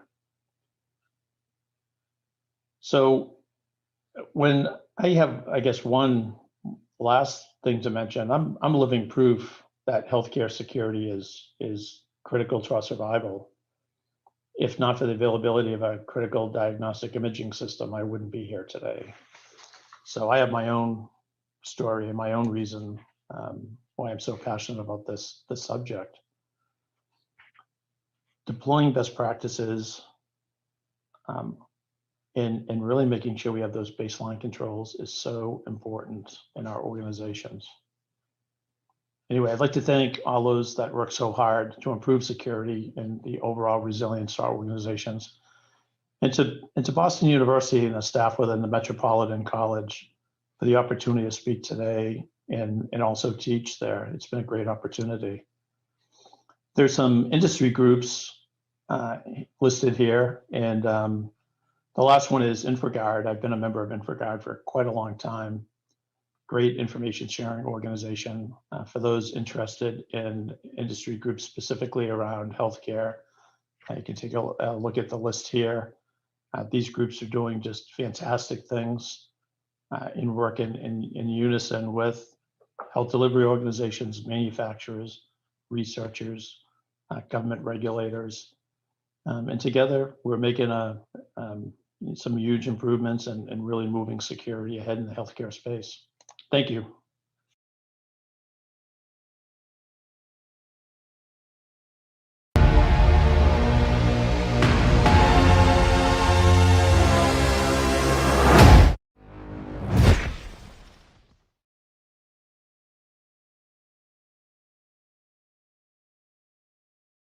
I am Ben Wright. I am a lawyer in Dallas, Texas, and I advise all kinds of organizations around the world on cyber law, which includes cybersecurity. I'm best known as an instructor at an organization called the SANS Institute. The SANS Institute trains cyber defenders on how to protect organizations from data breaches, which is a topic we will be discussing here. Most of the work at the SANS Institute is a very technical cyber defense work. I teach a 5-day course called The Law of Data Security and Investigations, and therefore I help organizations and professionals understand how to comply with the law and how to get more of what you're looking for out of a legal interaction in cyberspace, whether you're interacting with someone that you're contracting with or you're interacting with someone like cyber criminals. And so the topic today is, how is it that private companies can manage or reduce the fines that are imposed on them as a result of cyber criminals hacking into these companies? And it's a challenge for organizations because breaches are very common all over the world. And there are regulations around the world that require private companies to secure data like personally identifiable information. And personally identifiable information can include patient data. It can include credit card data. Here in the United States, it can include social security numbers. And so leading regulations requiring companies to secure data include the General Data Protection Regulation out of Europe, also known as GDPR. Another well-known regulation is HIPAA here in the United States. It requires healthcare entities to protect patient data. So these laws say to private companies, you must secure the data.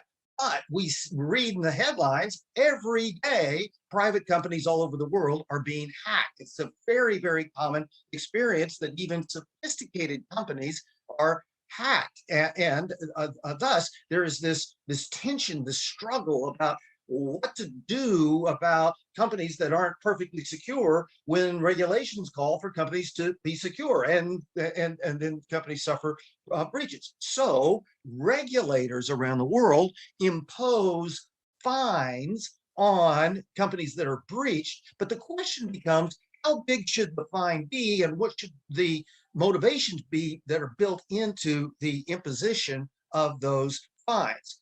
And so the challenge is that from the point of view of private companies could say, okay, I could be perfectly secure and I won't be fined. However, nobody's perfectly secure. The government is not perfectly secure.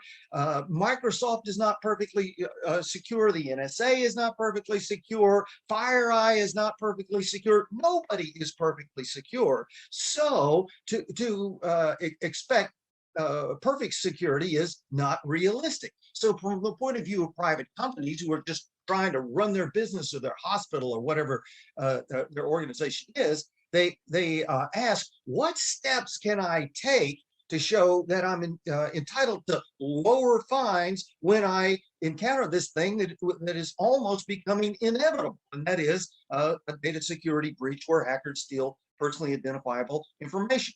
So on this topic, there's a very important case out of the United Kingdom from October 2020. The United Kingdom has adopted the General Data Protection Regulation, and the General Data Protection Regulation is, in my view, the leading data protection regulation around the world. It's having a influence beyond just Europe and the United Kingdom. So other countries outside of Europe are adopting components of GDPR. In California, here in the United States, has adopted components of GDPR. So when there is a major case under GDPR, I argue that major case can be very influential around the world for helping us to understand how to impose fines and how to understand fines against a company after it has had a data security breach. So the significant case in the UK was the British Airways data security breach. British Airways is a very large company. It's a very sophisticated company. And it suffered a data security breach by some very sophisticated criminals. These criminals really knew what they were doing. They were very patient. They had a lot of experience. They had a lot of resources to hack into British Airways. They succeeded in accessing a large number of credit cards. So the regulator in the UK is known as the Information Commissioner's Office, or ICO. ICO sees you've got a breach. And initially, ICO proposed a fine. And as ICO was thinking about the fine, ICO was thinking, you're a big company. You need to be punished. You need to have incentives to secure data. This was a big breach. Therefore, we're going to impose a big fine on you. So my interpretation of ICO at this point is that they were acting emotionally about the situation. And therefore, ICO proposed a very large fine of the equivalent of $230 million. And this is a very significant case because it is by far the largest proposed fine under GDPR. So as regulators and authorities and companies around the world are looking for guidance on what should the law say, what should the law do when there's a breach, this case is a very significant case to look to for guidance. So under the law, British Airways had the right to force the regulator to think very carefully about the imposition of the fine. British Airways cited some guidelines that are applicable under GDPR when a regulator intends to impose a fine. The title of the guidelines are the guidelines on the application and setting of administrative fines for the purposes of regulation. And so British Airways said, hey, regulator, ICO, you're required under these guidelines to evaluate everything that happened in connection with this breach and impose fines in a logical, balanced, justified way. And the guidelines point out that when the regulator imposes a fine, the regulator should, yes, punish bad action on the part of the private company, but the regulator should also reward good efforts by the a company that had suffered a breach or had violated GDPR. So in effect, British Airways said, you're not thinking carefully enough about my good efforts, about the good things that I did. And I can require you now to write a very long 140-page report analyzing all of the facts of the case and analyzing not only the bad things that I did that allowed the hackers to steal the data, but also the good things that I did for which I should be rewarded. So ICO wrote a very detailed, very thoughtful, unemotional 140-page report analyzing all of the facts around this case and decided to reduce the fine by 90%. Now, this is a massive reduction of the fine. It's a very significant development, and it teaches us a lot. So ICO reduced the fine from a proposed $230 million down to $23 million.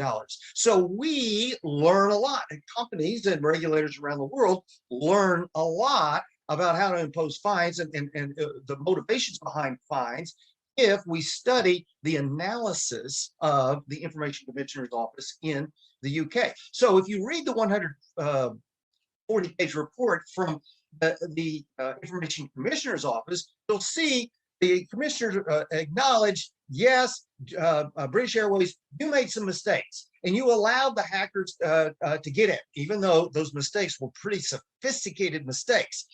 And the hackers were very sophisticated players. And so you weren't just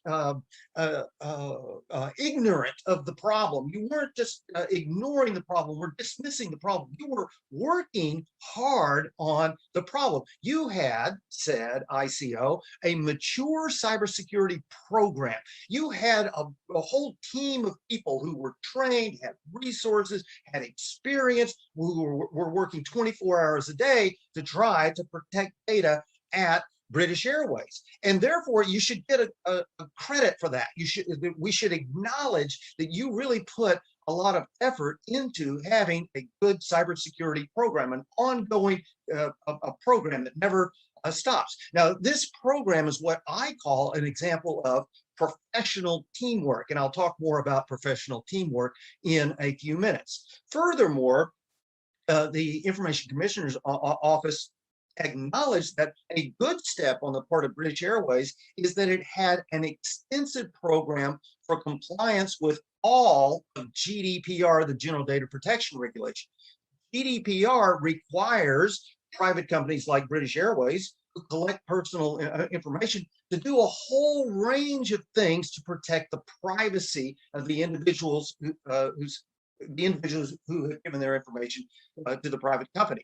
And so GDPR requires security, but it also requires privacy policies. It requires notices to individuals about how their data is being used, and many other requirements. So British Airways had a very sophisticated, very extensive program for complying with GDPR. It had a large team of people who were working and analyzing and implementing policies and changing programs and figuring out what kinds of notices they need to send to consumers and so on.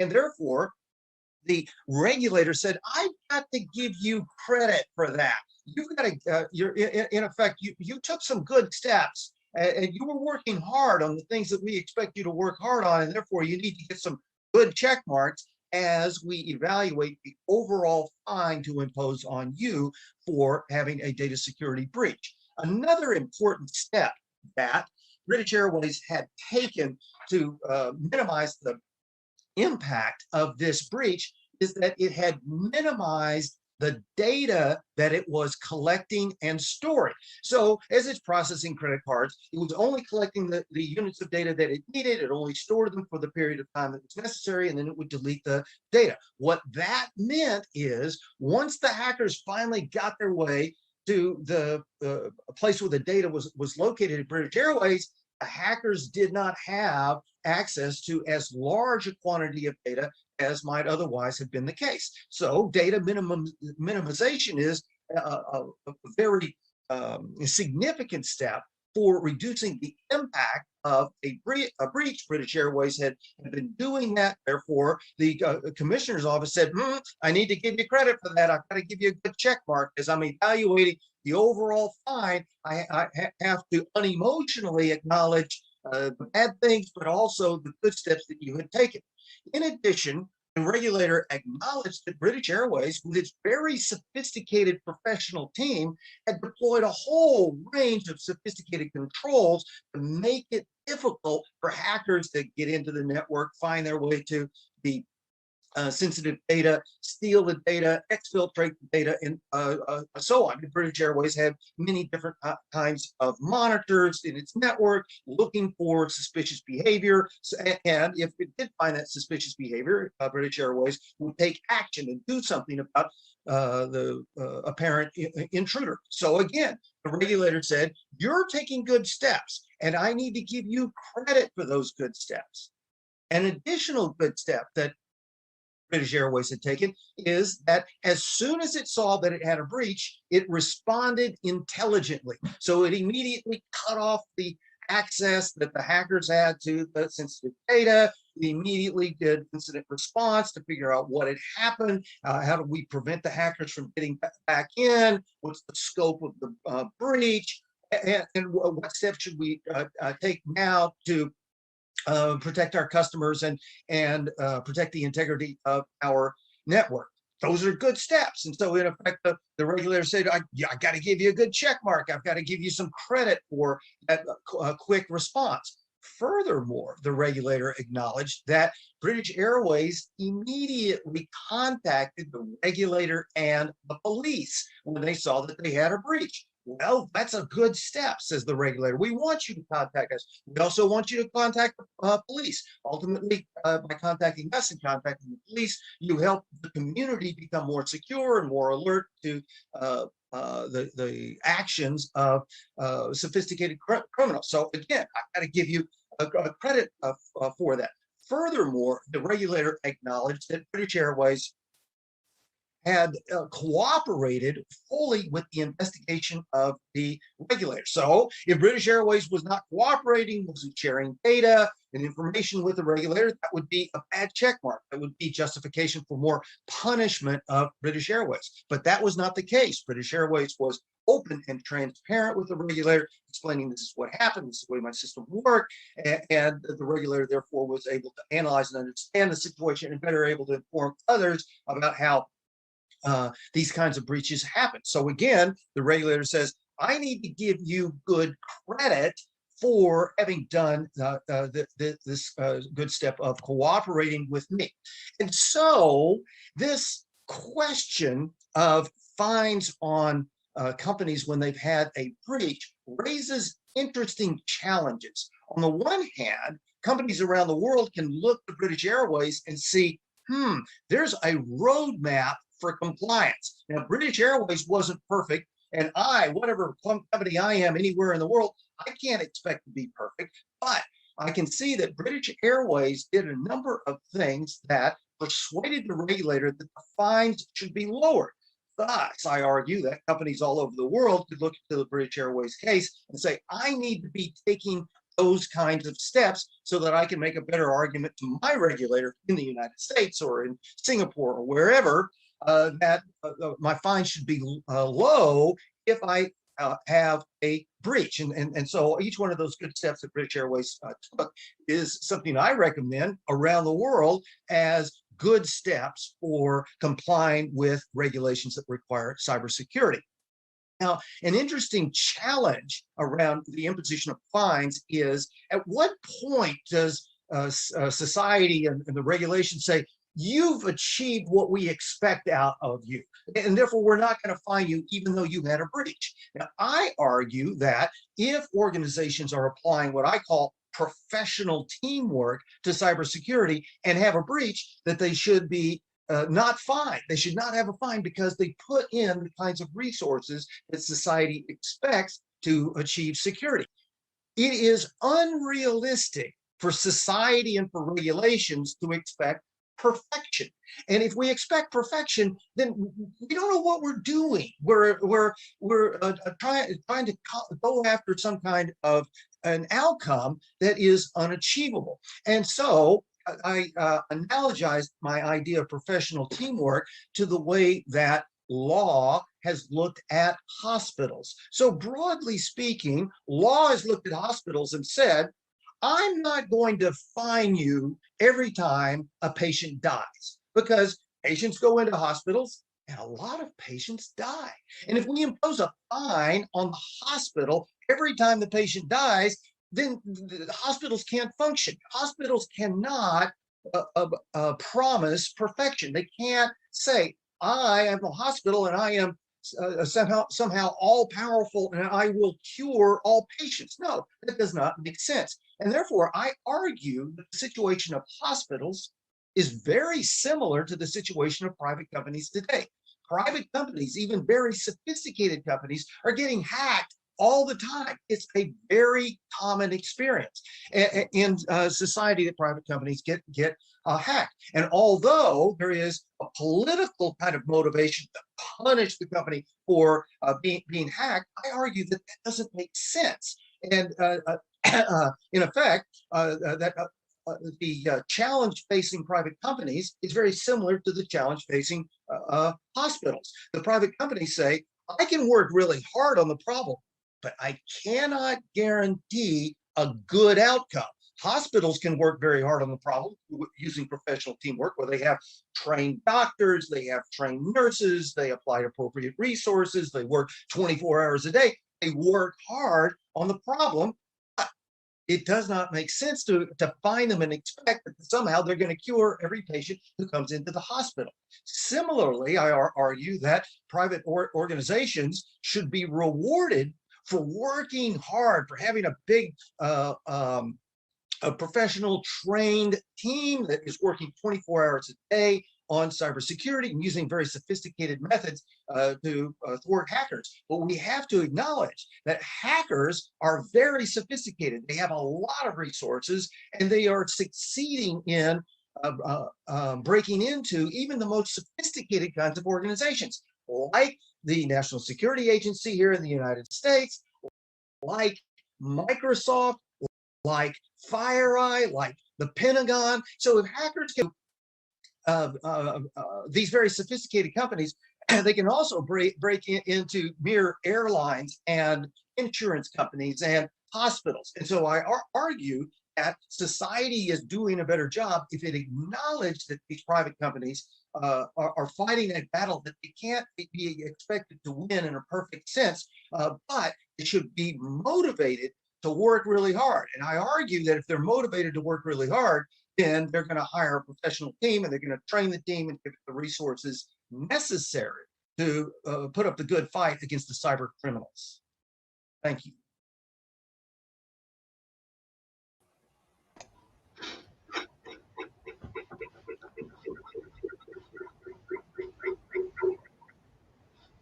Hi.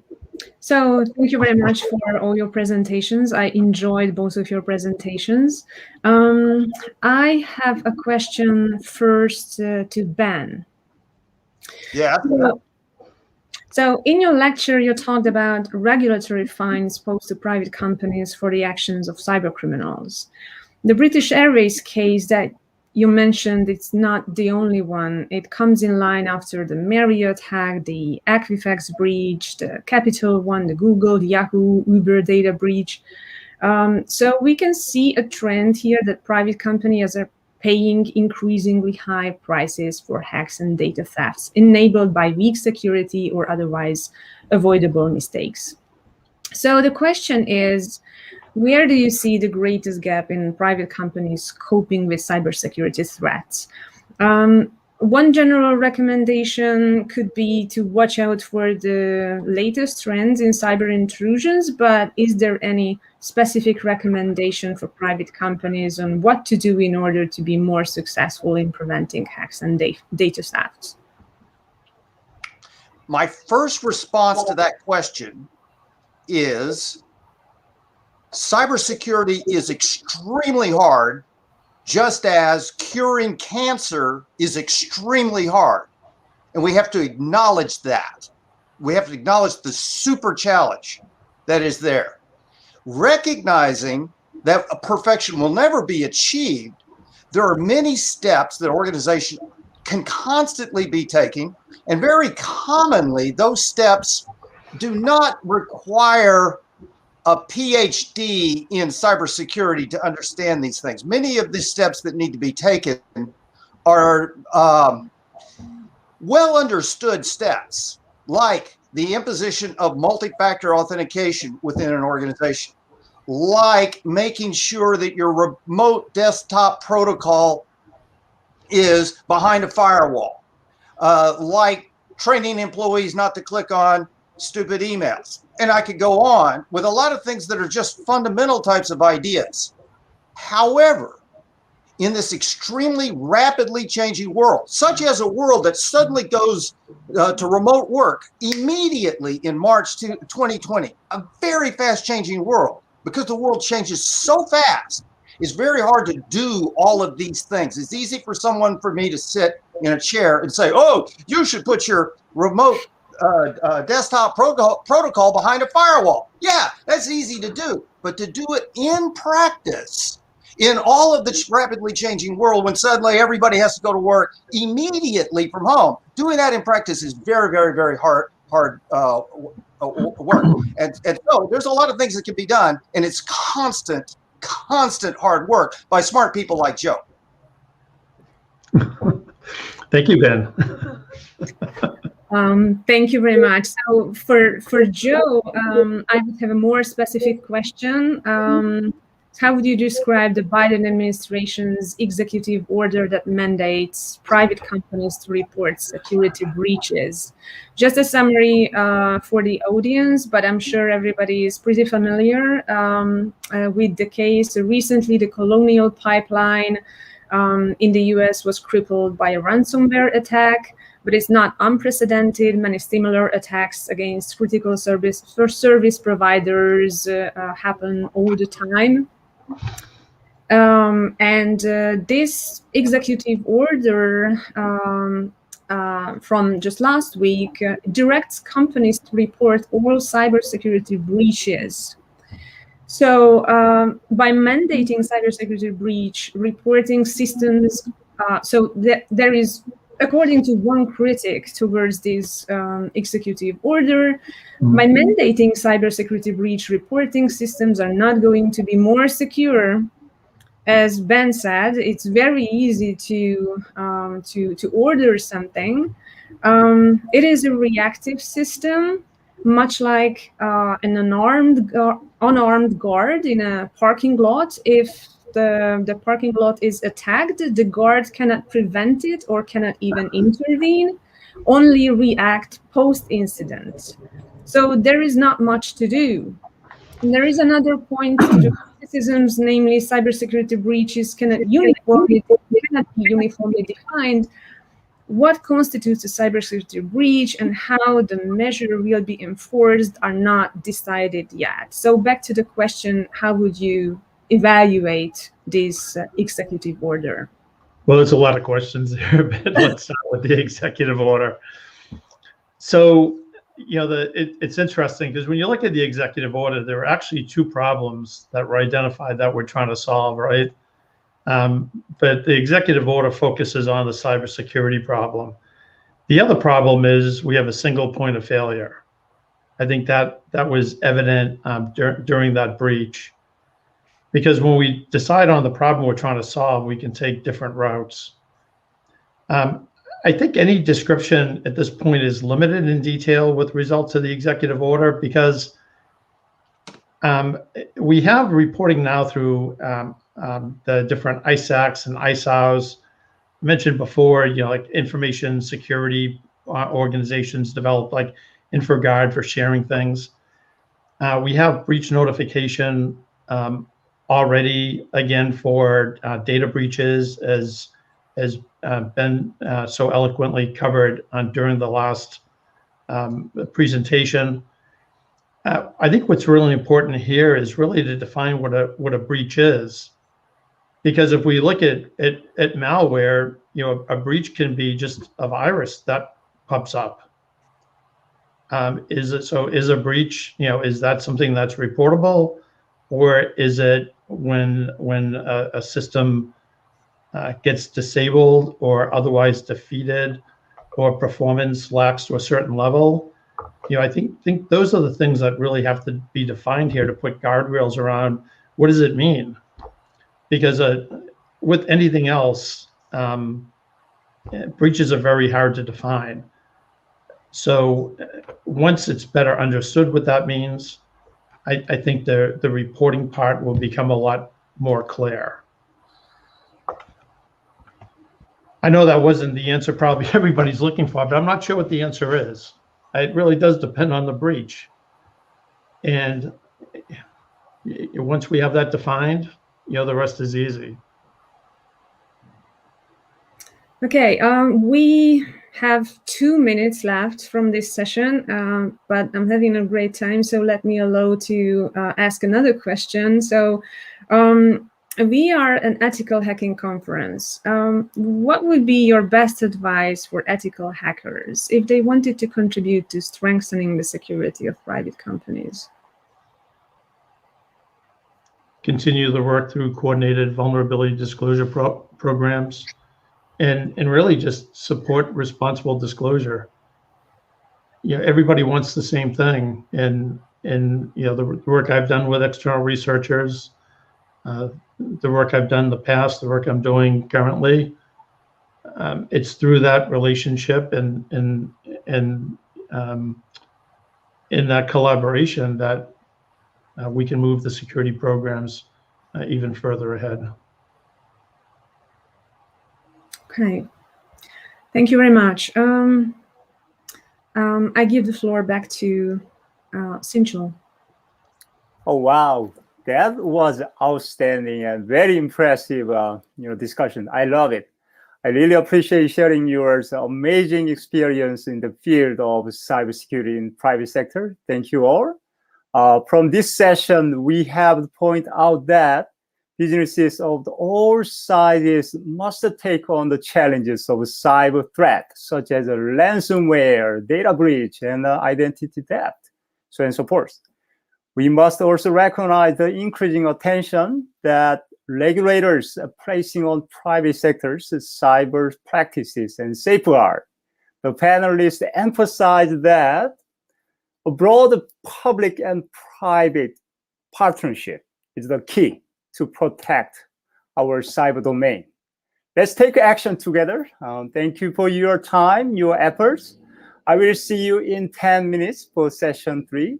So see you soon.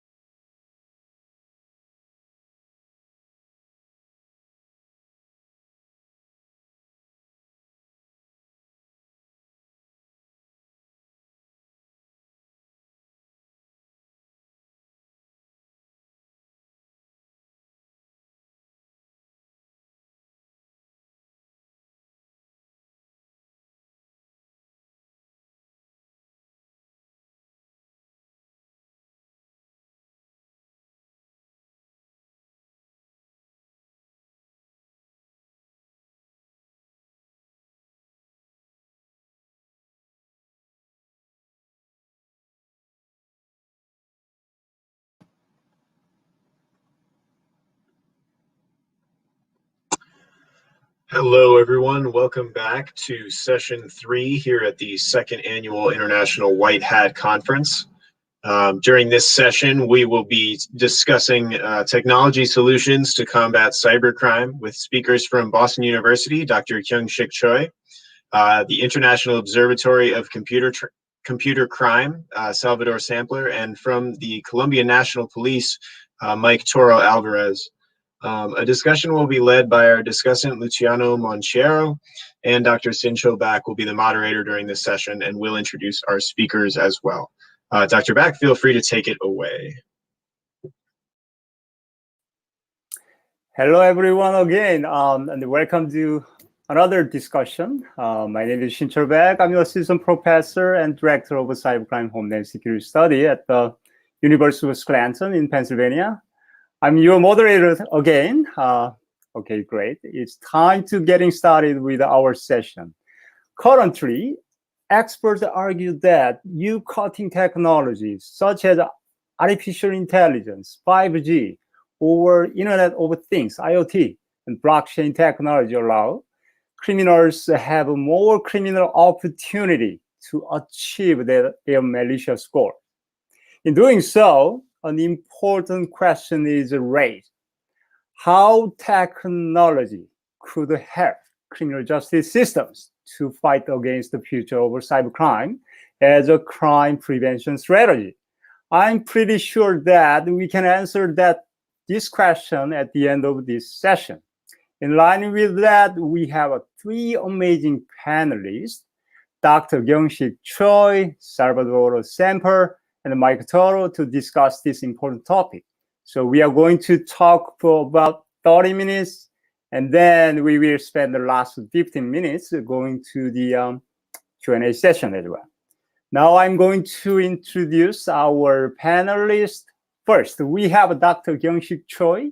He's the director of the Center for CIC, has designed and delivered law enforcement training programs in cybercrime investigation, including computer forensics and child exploitation investigation.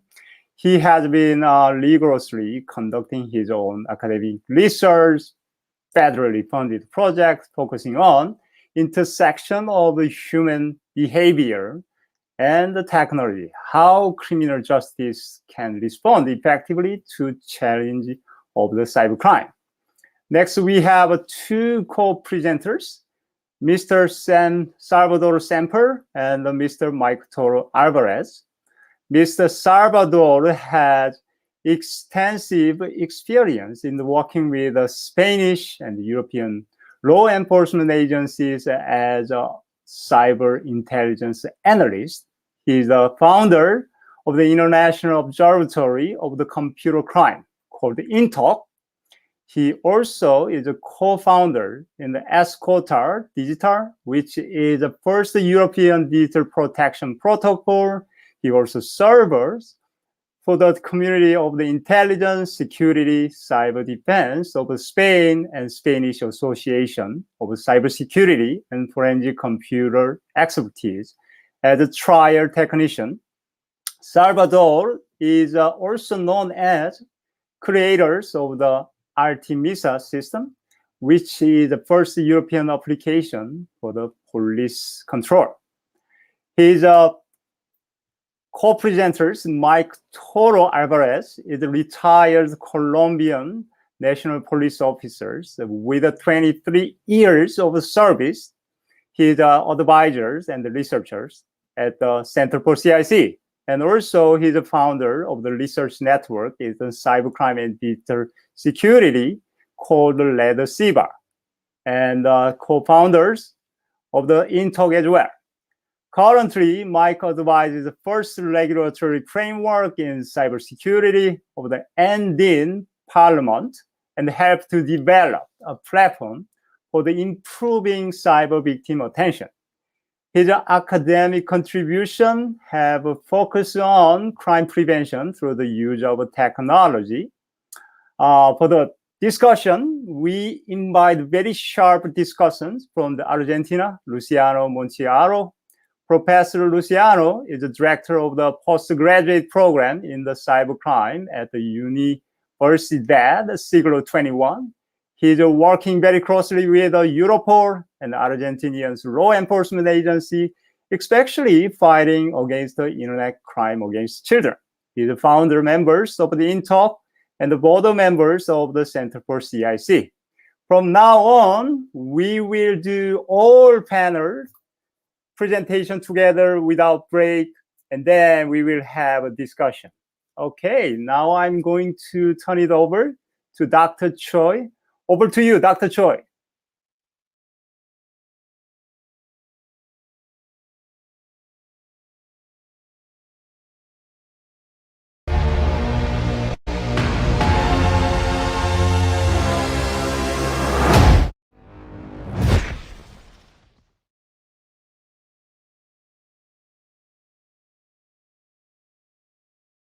Good afternoon, everyone. I'm very delighted to introduce the CIC Virtual Reality Project through the 2021 Whitehead Conference. Human brain creates exemplified simulation of the body to control and regulate through the prediction of action, concept, and emotion. Similar to the brain, VR simulations are based on the interaction of sensory stimuli and environmental factors. VR can facilitate cognitive change. Through VR, individuals are able to obtain both textbook knowledge and practical experience prior to obtaining actual field experience. In fact, the use of VR has received its initial fame mostly based on game. Besides gaming, VR presents a positive impact on various fields. Since 2017, more than 250 studies in medical field demonstrate the positive outcomes of utilizing the VR system to treat various illnesses, including anxiety, eating disorder, mental illness, and addiction. In addition to the medical field, the criminal justice system also implements the VR system to enhance police training, elevate tension in prison, and help re-entry process of inmates. According to a recent study, VR can significantly reduce prisoners' pain and stress after release by replicating routine scenarios such as shopping, driving, and interacting with others. Through the program, inmates can be better prepared and ultimately reduce the recidivism rate. VR in education is also gaining popularity. Several studies found VR produces positive cognitive outcomes in different educational settings, including engineering, military, and robotic surgery. Studies have shown that overall, the use of simulation result at least as good or better cognitive outcomes and attitude towards learning when compared to traditional teaching methods. VR has been also recognized to increase students' interest and motivation. Society's growing dependence on technology continues to alter every aspect of modern day living. Whether it involves one's medical records or one's personal finances, the reality of cyber security breaching remains a constant concern. Unfortunately, the current capability of many law enforcement agencies are limited since most law enforcement officers lack knowledge concerning the processing of computer data and related evidence. In more specialized training programs are essentially needed. This VR project aims to facilitate developing one of the major cybercrime investigation content, search and seizure of digital evidence for assisting law enforcement officers and criminal justice students effective learning in cybercrime investigation procedure. Within this VR simulation, you will have the opportunity to experience what it is like to be an investigator, all the way from obtaining a search warrant to collecting evidence at the crime scene to properly transporting the evidence to a lab throughout the 3 stages of simulation. The first stage introduces the program and explains the basic of the case scenario the students will investigate. The second stage provides overview of simulated crime scene called Hacker Lab. The final stage lets the student play the immersive VR game designed to focus on search and seizure process for cybercrime investigation as a hands-on virtual lab. Let's explore the first stage of VR, stage 1. To enhance the quality of the program, we developed a real case based on digital forensic scenario of Mr. Evil Noodle. Mr. Evil Noodle is very famous cyber villain among my students because I use him in many cybercrime investigation lab exercises. Of course, I used Mr. Evil Noodle in 2021 wider cybercrime investigation competition scenario as well.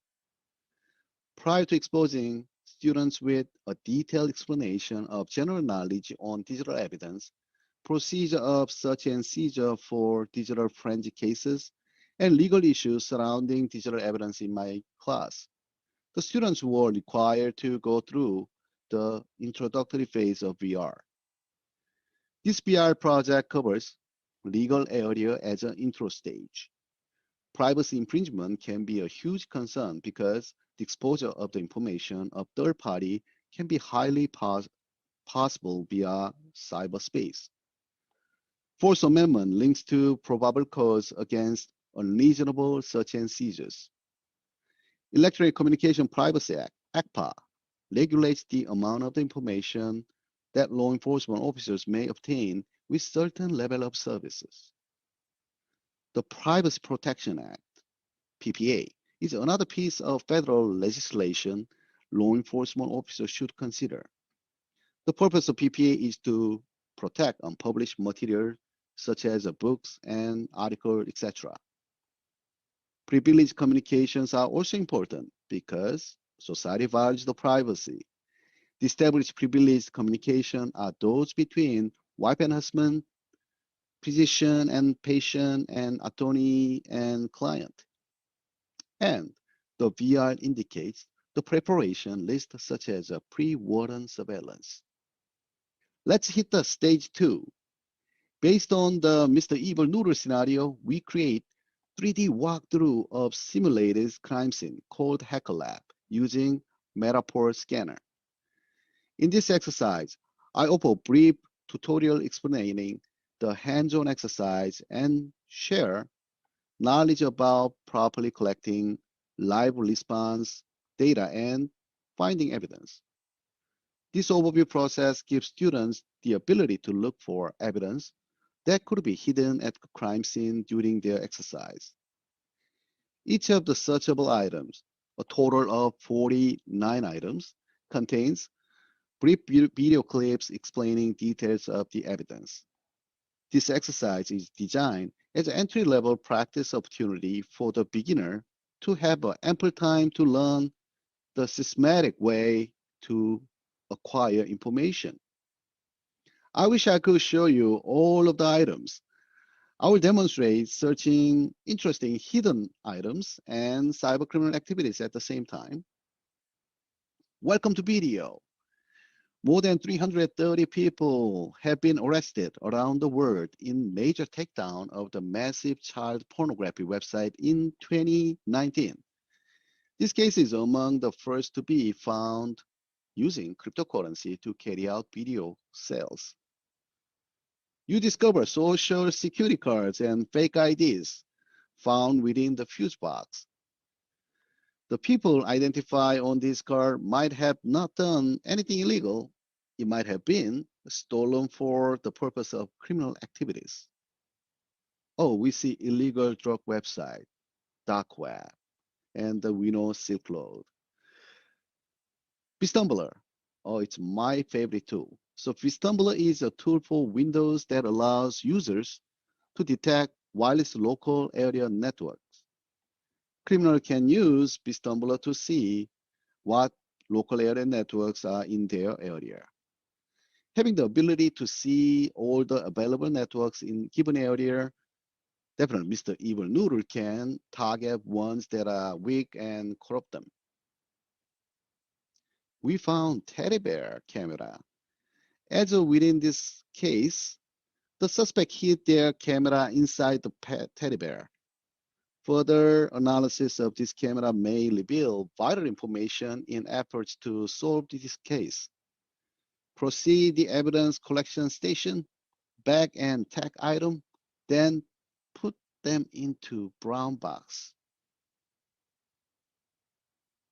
Mmap.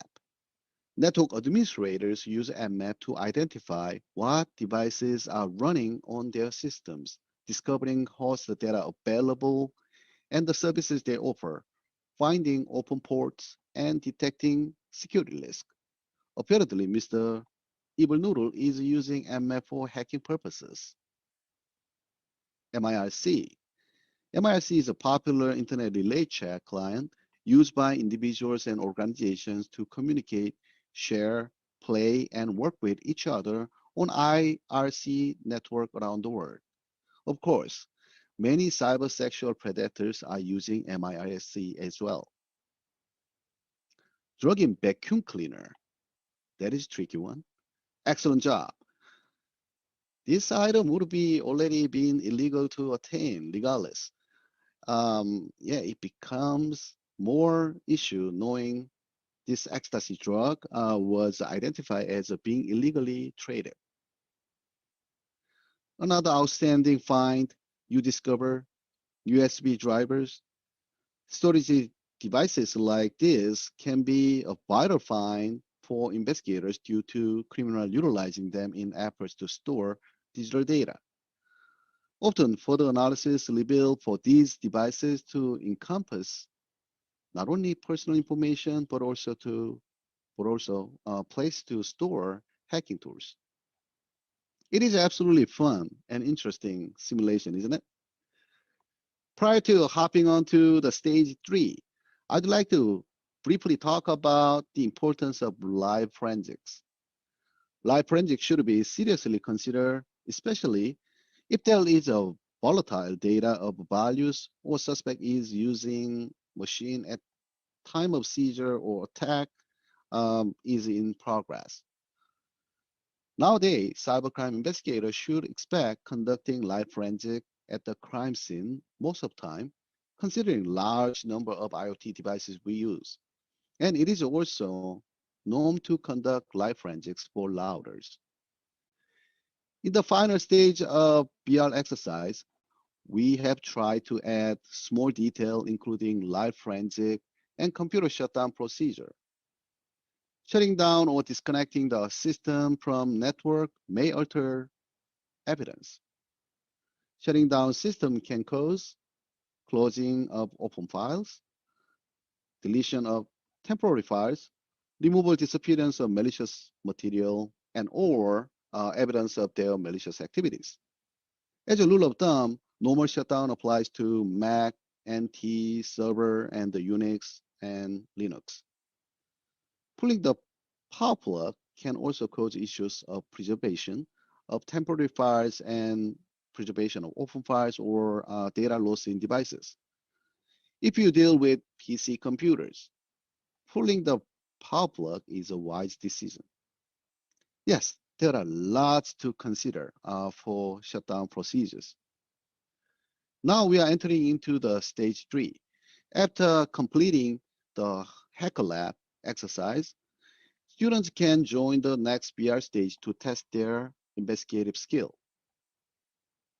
Are you ready to put your investigative skills to the test? Join Catch the Digital Evidence in efforts to learn the process of collecting digital evidence at a crime scene. How to play? Let's collect the evidence. When you first enter BR environment, you instantly step foot into the shoes of an investigator. As a lead investigator, you begin by utilizing the battling lamb input in efforts to enter the crime scene. Throughout the collection process, you acquire each piece of evidence described within their search warrant. Doing good so far? Oh, you have a PC computer here. Yes, pulling the power plug and will do as a recommended procedure. Let's back and tag. After you collect each item, you will proceed to the evidence collection station. You will place the item within anti-static bag and tag the evidence with essential information from blue evidence box. You will then continue placing each bagged and tagged evidence item into brown evidence box.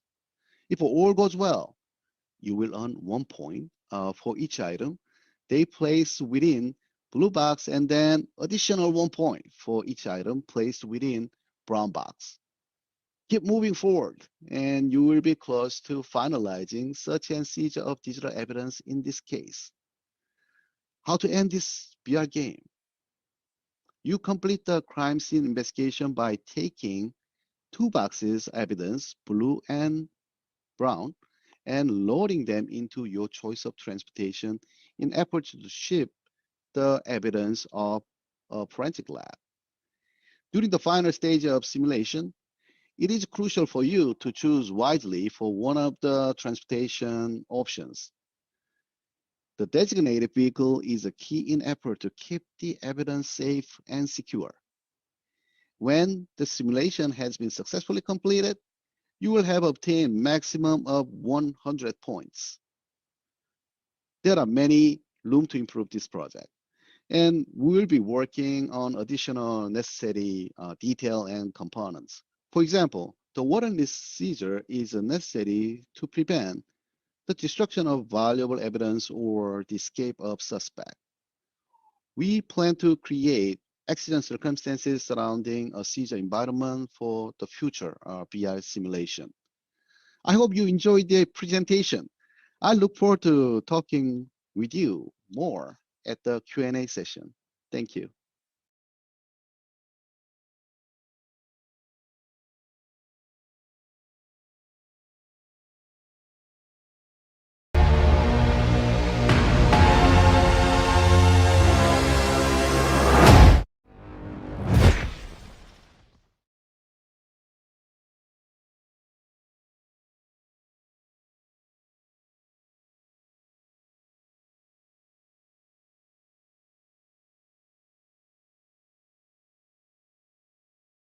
Buenos días, buenas tardes y buenas noches, según desde donde nos veáis, por supuesto. Aquí estamos para presentaros esta herramienta, este software para el combate del cibercrimen, pero en primer lugar me gustaría agradecer a la Universidad de Boston, al Center for the Sick y al Departamento de Justicia de Estados Unidos esta oportunidad para estar junto a todos ustedes y poderles presentar esta plataforma que es una red colaborativa para fuerzas policiales y agencias de ley. Bueno, sin más, voy a pasar a presentarles la herramienta. En el lateral derecho, como verán, tienen la foto del investigador. Puede ser la foto, puede ser el logo de las entidades, el nombre de la entidad a la cual representa, policial o entidad en colaboración con gobiernos, el país, lo ven entre paréntesis, y al inicio de la sesión. Arriba tienen un selector de idioma, pueden seleccionar para que ustedes lo vean, tanto en inglés como en castellano.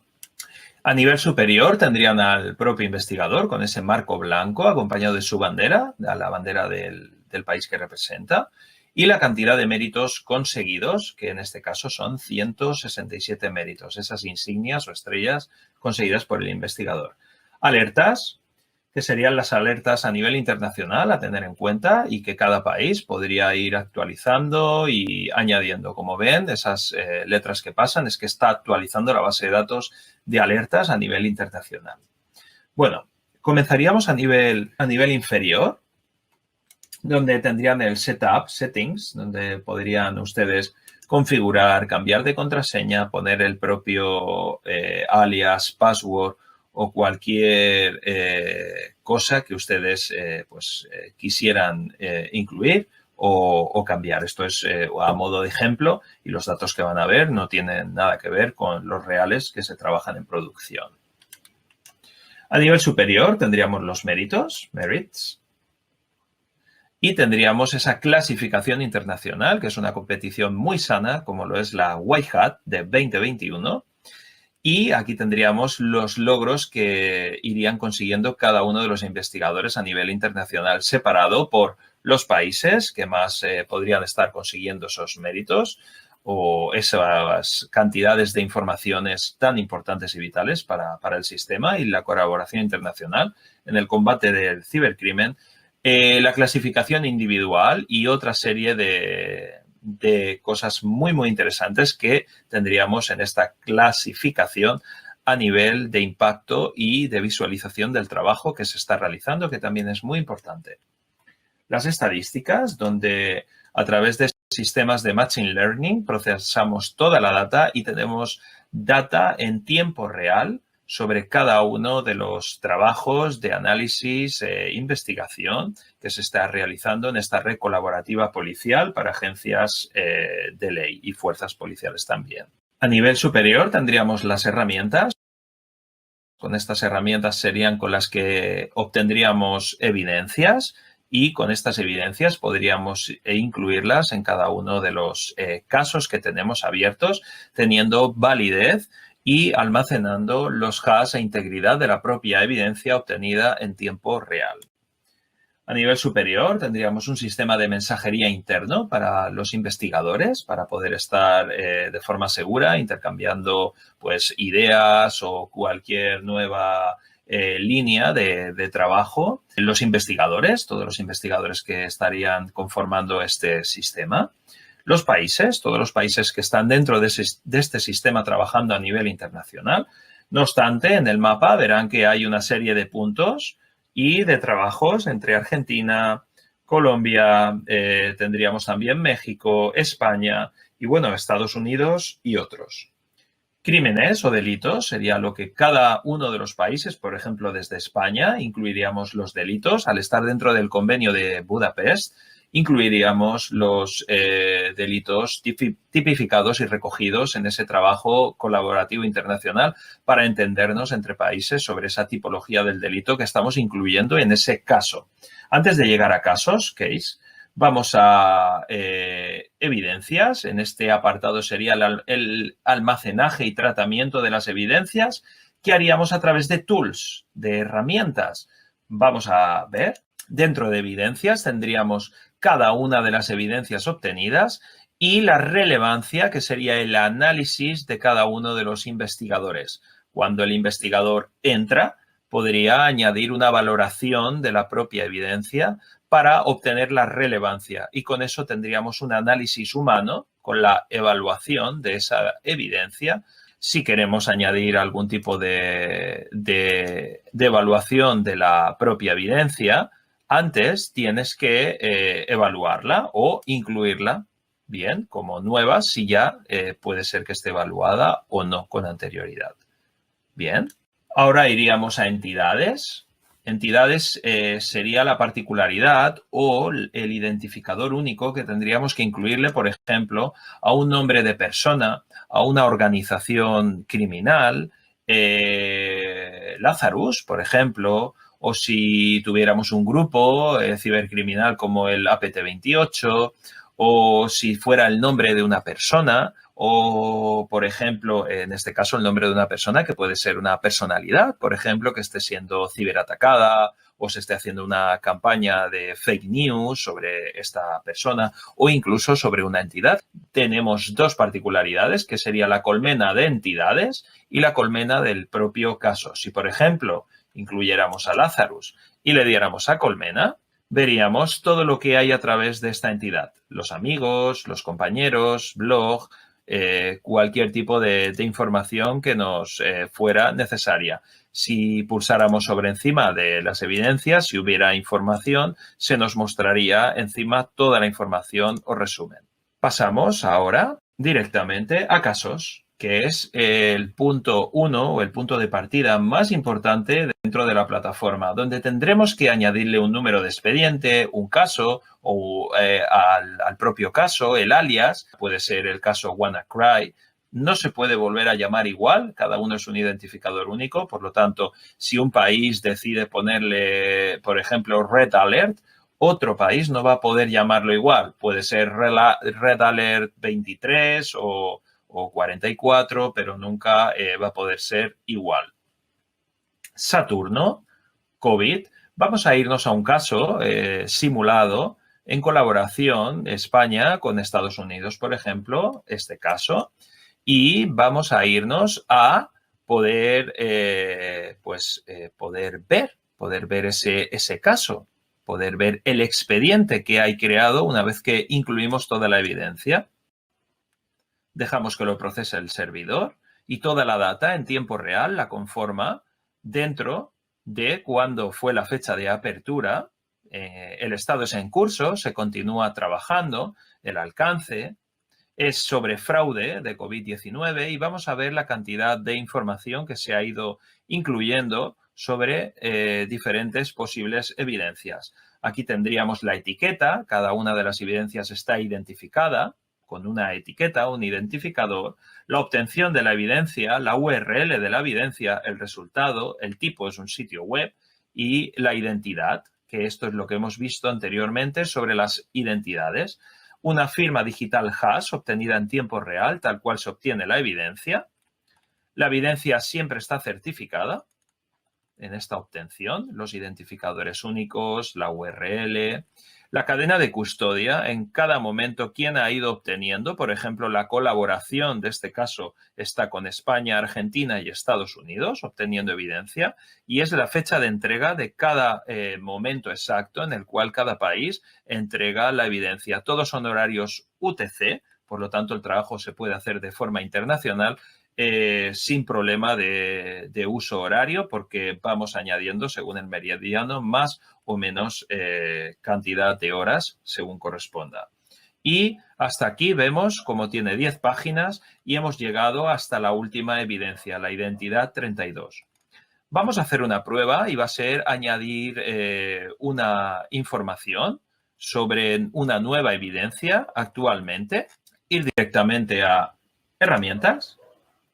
Dentro de herramientas vamos a añadir la identidad a la cual corresponde. Ya hemos visto que ese caso es para Texas Man y lo que vamos a hacer es un select. Y a este nivel tenemos ya, bueno, nosotros rápidamente, porque si no, no da el tiempo para la presentación, nos hemos ido directamente a lo que hemos encontrado. Y es dentro de una web donde se vende pues una vacuna para la gripe, para la influenza. Ok, y lo que vamos a hacer es obtener esta evidencia tal cual está y en este exacto momento. Entonces lo que vamos a hacer es almacenarla, pulsamos sobre evidencia, el resultado que queramos, el tipo de evidencia. El tipo de evidencia pues ha sido deep web, compra-venta, educación, empleo, fotografía, red social, sitio web. Nos vamos a sitio web, pero lo mejor sería que pusiéramos lo que corresponde y es una web de compra-venta. Entonces, compra-venta. El resultado ha sido...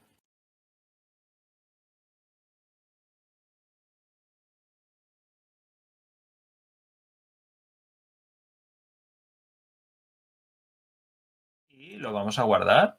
Guardamos la evidencia, dejamos que la procese y en este exacto momento la evidencia la hemos incluido con un timestamp en tiempo real y el hash en SHA1 y MD5. Ahora nos vamos a ir, vemos en el lateral derecho que OEDI u otros investigadores en tiempo real también veríamos que añadimos si estamos dentro de esa red colaborativa, muy importante, para poder ver la actividad. Cada país y cada organización tiene que colaborar con otra. Hasta el momento que no se produce esa solicitud de colaboración en un caso, entraríamos dentro del caso. Nuevamente, iríamos a ver y ahora iríamos a esa nueva evidencia obtenida y que antes en el informe no estaba disponible. Aquí la tenemos en el tiempo exacto que la hemos obtenido en UTC. Y el sello del tiempo con el acompañamiento del hash. Es muy importante tener en cuenta que los informes pueden estar descargándose desde diferentes países y se pueden presentar en diferentes sedes judiciales o jurisdicciones respecto a que se pueda realizar una investigación por diferentes unidades de policía en diferentes países. Aquí tendríamos la colmena, que es transformar esta información para la obtención del órgano decisor de las mejores decisiones. Y aquí tendríamos este caso con una identidad y compraventa sobre la información que hemos incluido, que la tendríamos en este sentido.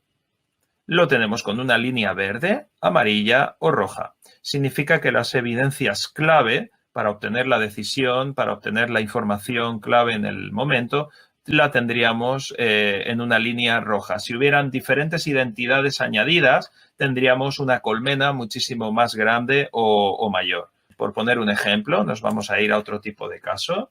Por ejemplo, vamos a irnos a WannaCry, vamos a darle a colmena y aquí sí que estamos viendo que tenemos el caso WannaCry y tenemos diferentes identidades.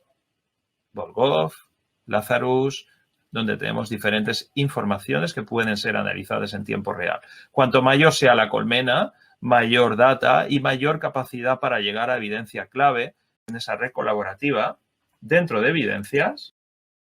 Con esa evidencia nueva que hemos obtenido, podemos llegar a evaluarla. Entonces, el investigador realiza un análisis que junto con los algoritmos de trabajo, el análisis humano y las herramientas de Machine Learning conseguimos los objetivos rápidos y precisos para la toma de decisiones y predicción del delito y también combatir el cibercrimen de la forma más dinámica y efectiva posible. Entiendo que esta obtención de información clave representa para nosotros 5 estrellas y es una evidencia clave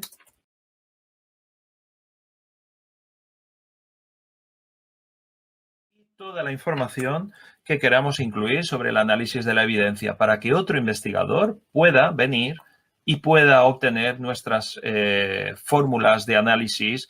Nosotros enviamos y vemos que el punto de relevancia puede ser 5. Si otro investigador entra dentro de la evaluación de esta evidencia, puede que el ratio pueda llegar a bajar.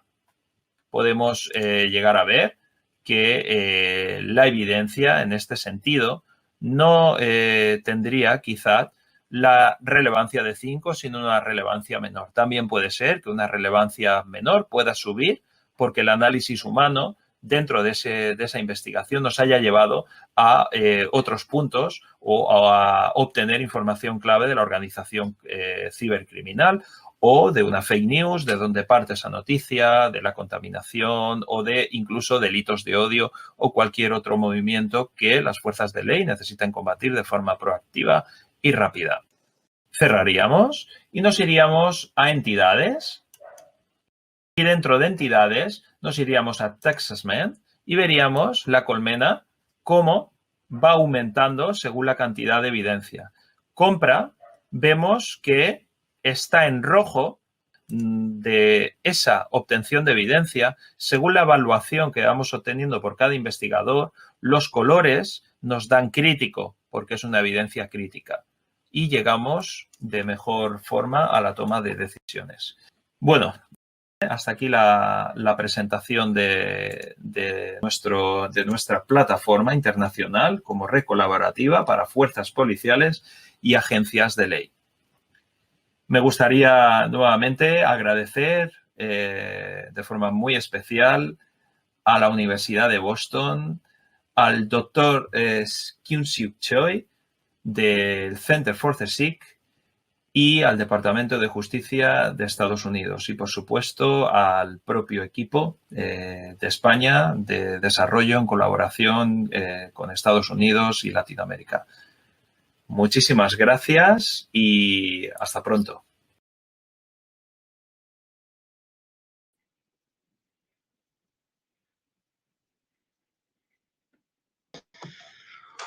Well, amazing moment for us. Thank you, Dr. Choi. Thank you, Salvador, and thank you, Mike, for all the presentation. We have some questions now. First of all, with Dr. Choi, please. When we talk about virtual reality, we know that today it is used for different scenarios that help user and organization to achieve the expected result.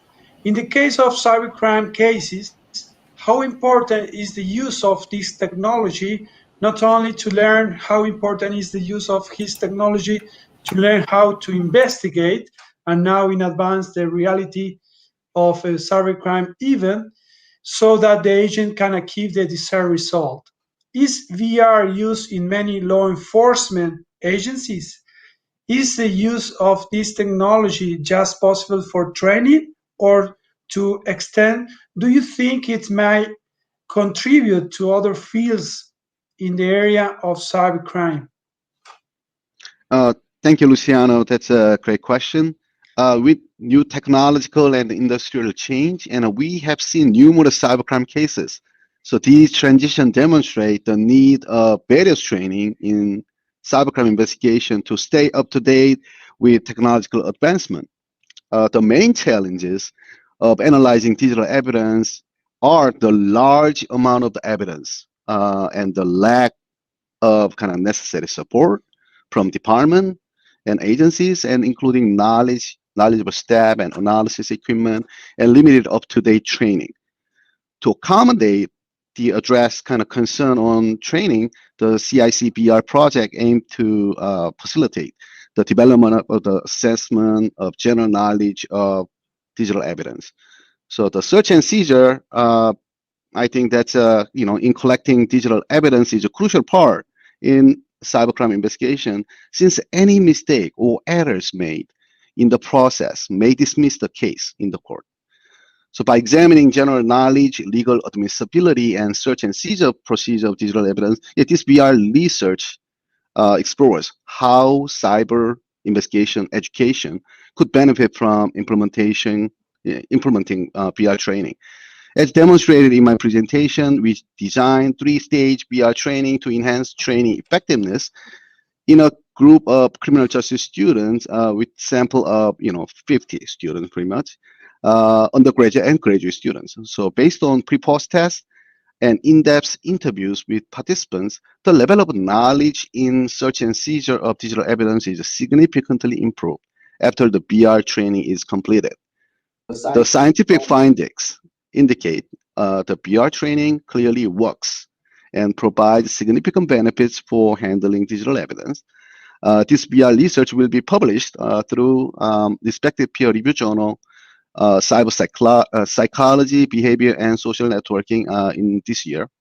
As mentioned in the presentation, we plan to apply VR technology into more sophisticated cybercrime investigation scenario. To answer your second question regarding the use of VR technology in law enforcement, yes, VR is slowly gaining popularity on police training as well.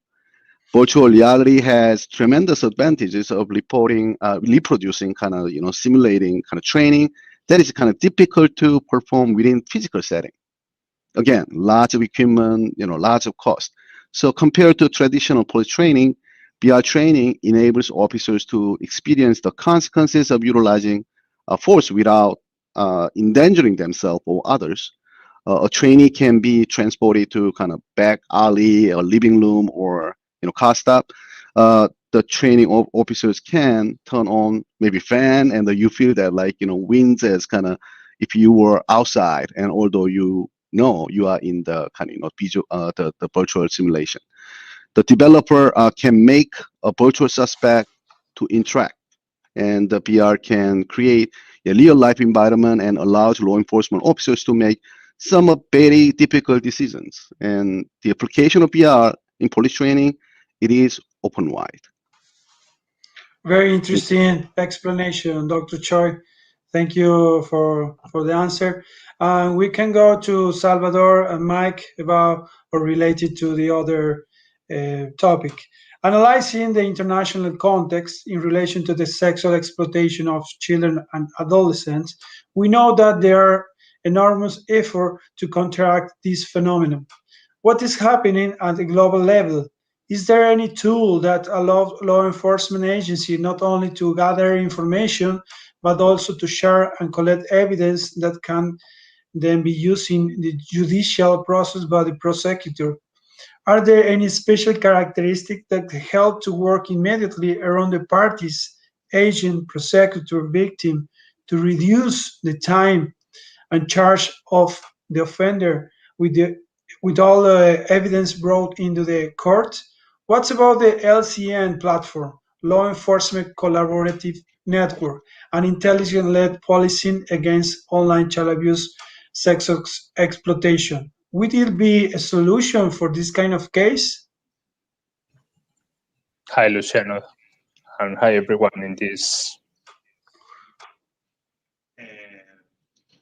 great event. Yes, you're right. We have a different scenarios when we are talking about cybercrime victimization.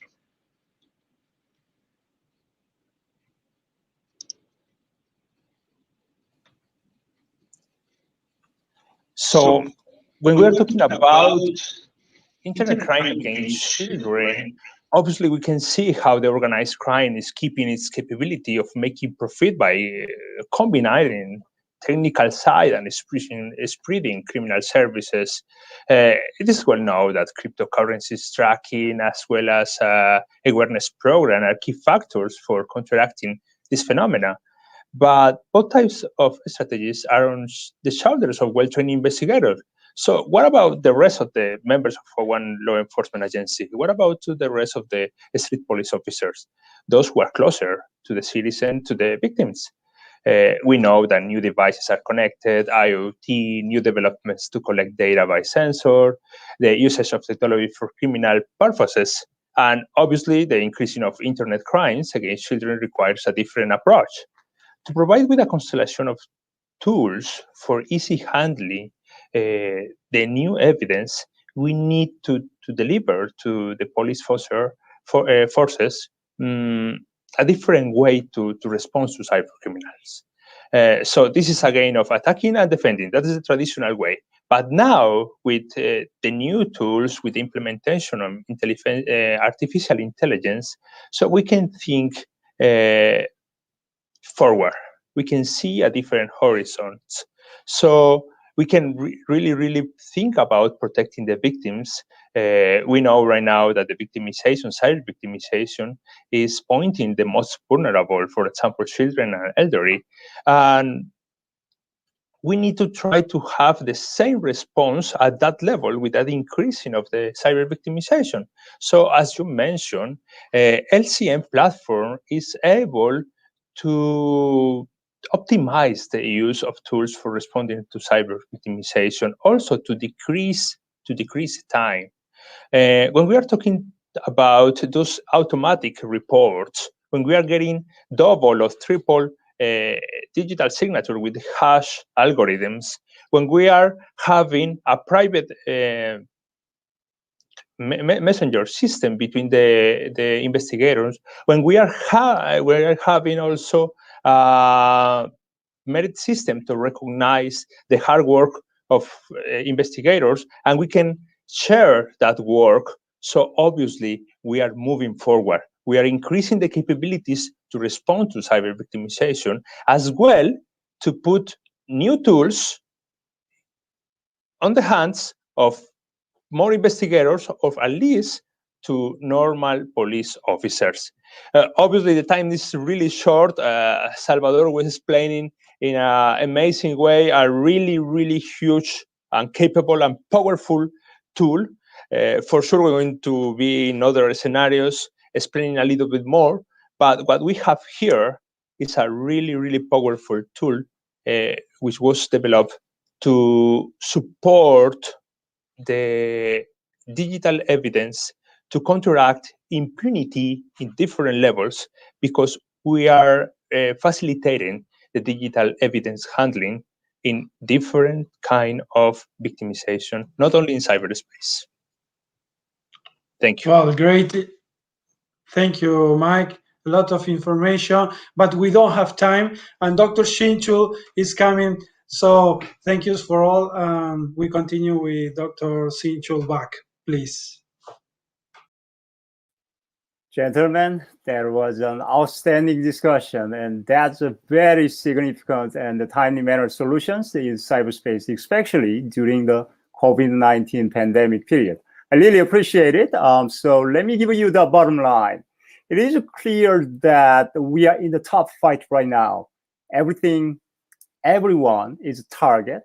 Even COVID-19 pandemic gave cyber actors, terrorists, or organized gang more criminal opportunity to hit our citizens and our critical infrastructures. Let me be clear. Each of us is on the front line of the cyber battlefield.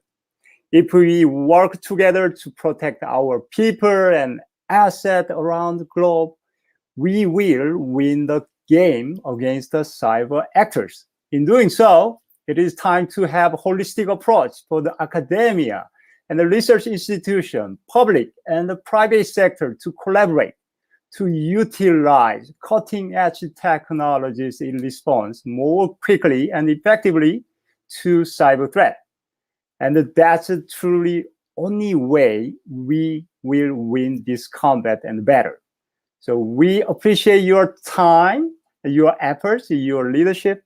We thank you for joining us at this White Hat conference. Now, I will turn it over to MC, and thank you. Bye now.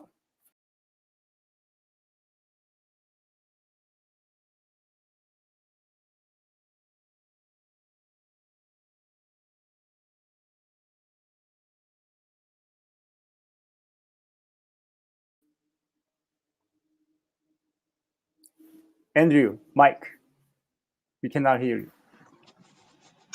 Hello, thank you again. Sorry about that, Dr. Back. So we're now going to proceed into an interview with the Cybercrime Investigation Competition Director, Ismael Morales, and the case managers, Robert Price and Austin Gibbons.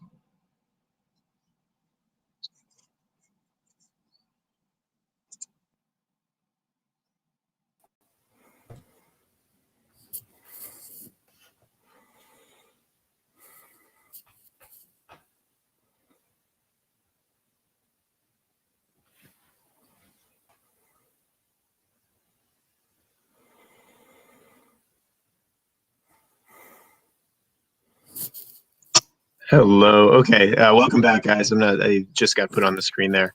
Are we still waiting on Ismael Morales? I think he is getting ready to join the room. Okay. No worries. Well, we can get started with some questions for the case managers here. So we just have some kind of general questions about how the competition went. So I guess if both of you could give your takes on how the competition went, and then we can get into some other questions as well. Go ahead, Austin.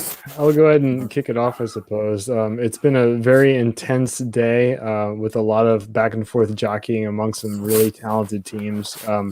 I believe that I speak for everyone involved in the administration of the competition in saying, a hearty thank you to all those who chose to participate.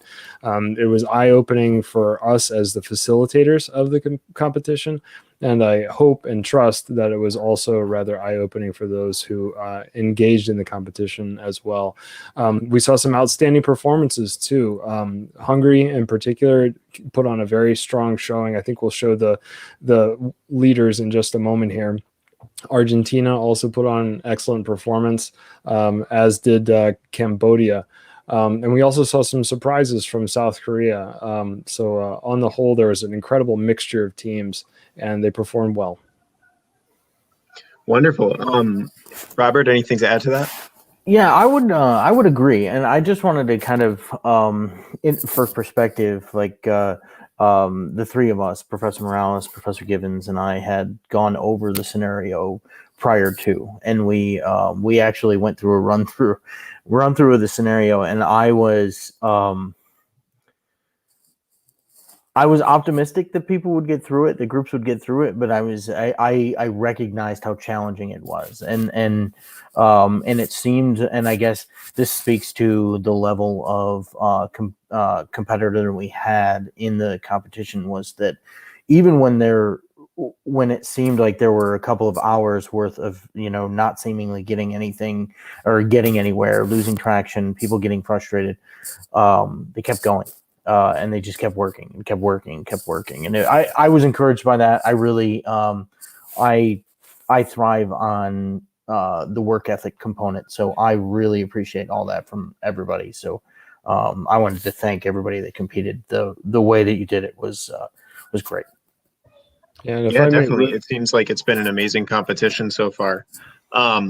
So were there any major struggles that either of you saw affected all of the teams? Kind of any places where people got caught up? The actual first obstacle I think was the hardest. Getting over the first, in this case, it was the privilege escalation of on the actual cloud system that allowed the competitors to install applications and do things like that. I think personally one of the most difficult things about this scenario is that it was live. It's live analysis, so you're essentially walking on evidence, and you have to be from an analyst standpoint. You better be able there to talk about how you walked on it, and documenting that process. Documentation in a live environment is incredibly cumbersome and incredibly time consuming and detailed, and so I think there's a lot of work to be done relative to that workflow. But I thought that everybody did amazing. Yeah, and if I would add just one point, a good investigation is a bit like assembling a mosaic. And one of the difficulties that investigators and analysts face is that you don't always recognize the importance of a particular piece of evidence that's right in front of you until you gain a broader sense of context of how that one little piece of the mosaic might fit into the larger whole. And we did see that quite a bit, I would say, with some of the teams who were presented with a piece of evidence that we as the facilitators of the competition knew to be very significant, but that recognition wasn't immediately there. It took some time. But I also think that speaks to the quality and rigor of the competition itself. Yeah, definitely. I think so as well. So we got one final question here. Are there any key takeaways? I think, Robert, you might have already kind of touched on this, but are there any other key takeaways that either of you saw from this year's White Hat competition?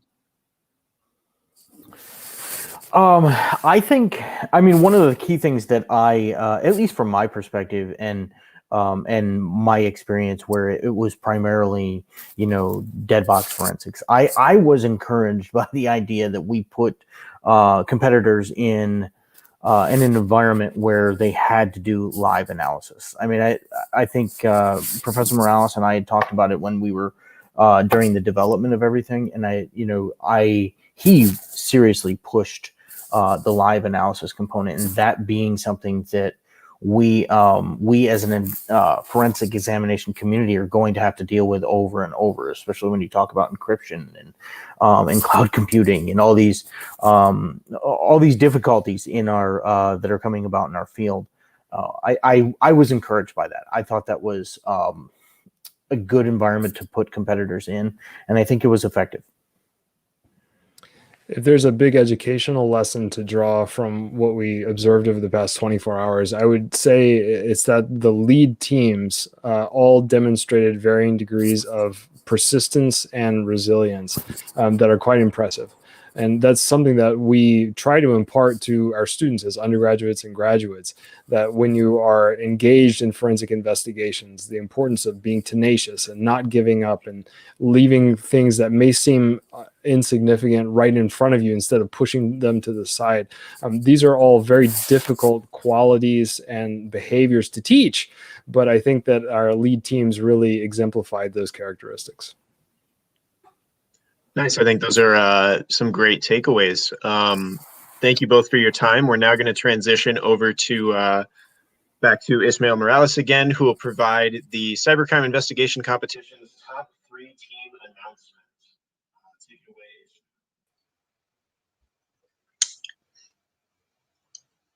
All right. Hello, everyone. And thanks for the case managers. Those were very, very insightful comments about the competition. And before I announce the winners and the different places, I just want to make sure that I take a few minutes to thank everybody that was involved in putting this together. This was quite a collaborative effort with Boston University and Utica College, professors, professionals, and individuals that at the end of the day put together a really awesome competition here for the contestants, for the 16 different teams from across the country, from across the world. And I also want to thank those teams that stepped up, volunteered, and participated.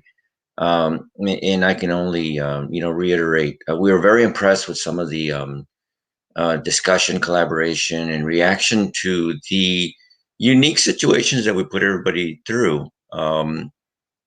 Because, we continue to emphasize that the bad guys are pretty darn smart, and we have to continue to up our game if we're going to, to come out on top. And that's one of the driving goals of creating these types of unique opportunities. So I just want to thank everybody for that participated, and also giving us the opportunity to put this together. So having said my piece, the first place team is the Hungary team from Hungary, and their name was the 50 Shades of Grey. They scored 64% of the overall total points. And in second place was the team from Cambodia, the CyberCam team, and they had 50% of the total scores. And third place team went to the team from South Korea with 44%. Every one of these teams were very, very aggressive and very motivated throughout. It could have easily ended up in different, different places. So congratulations to the teams, and thank you very much.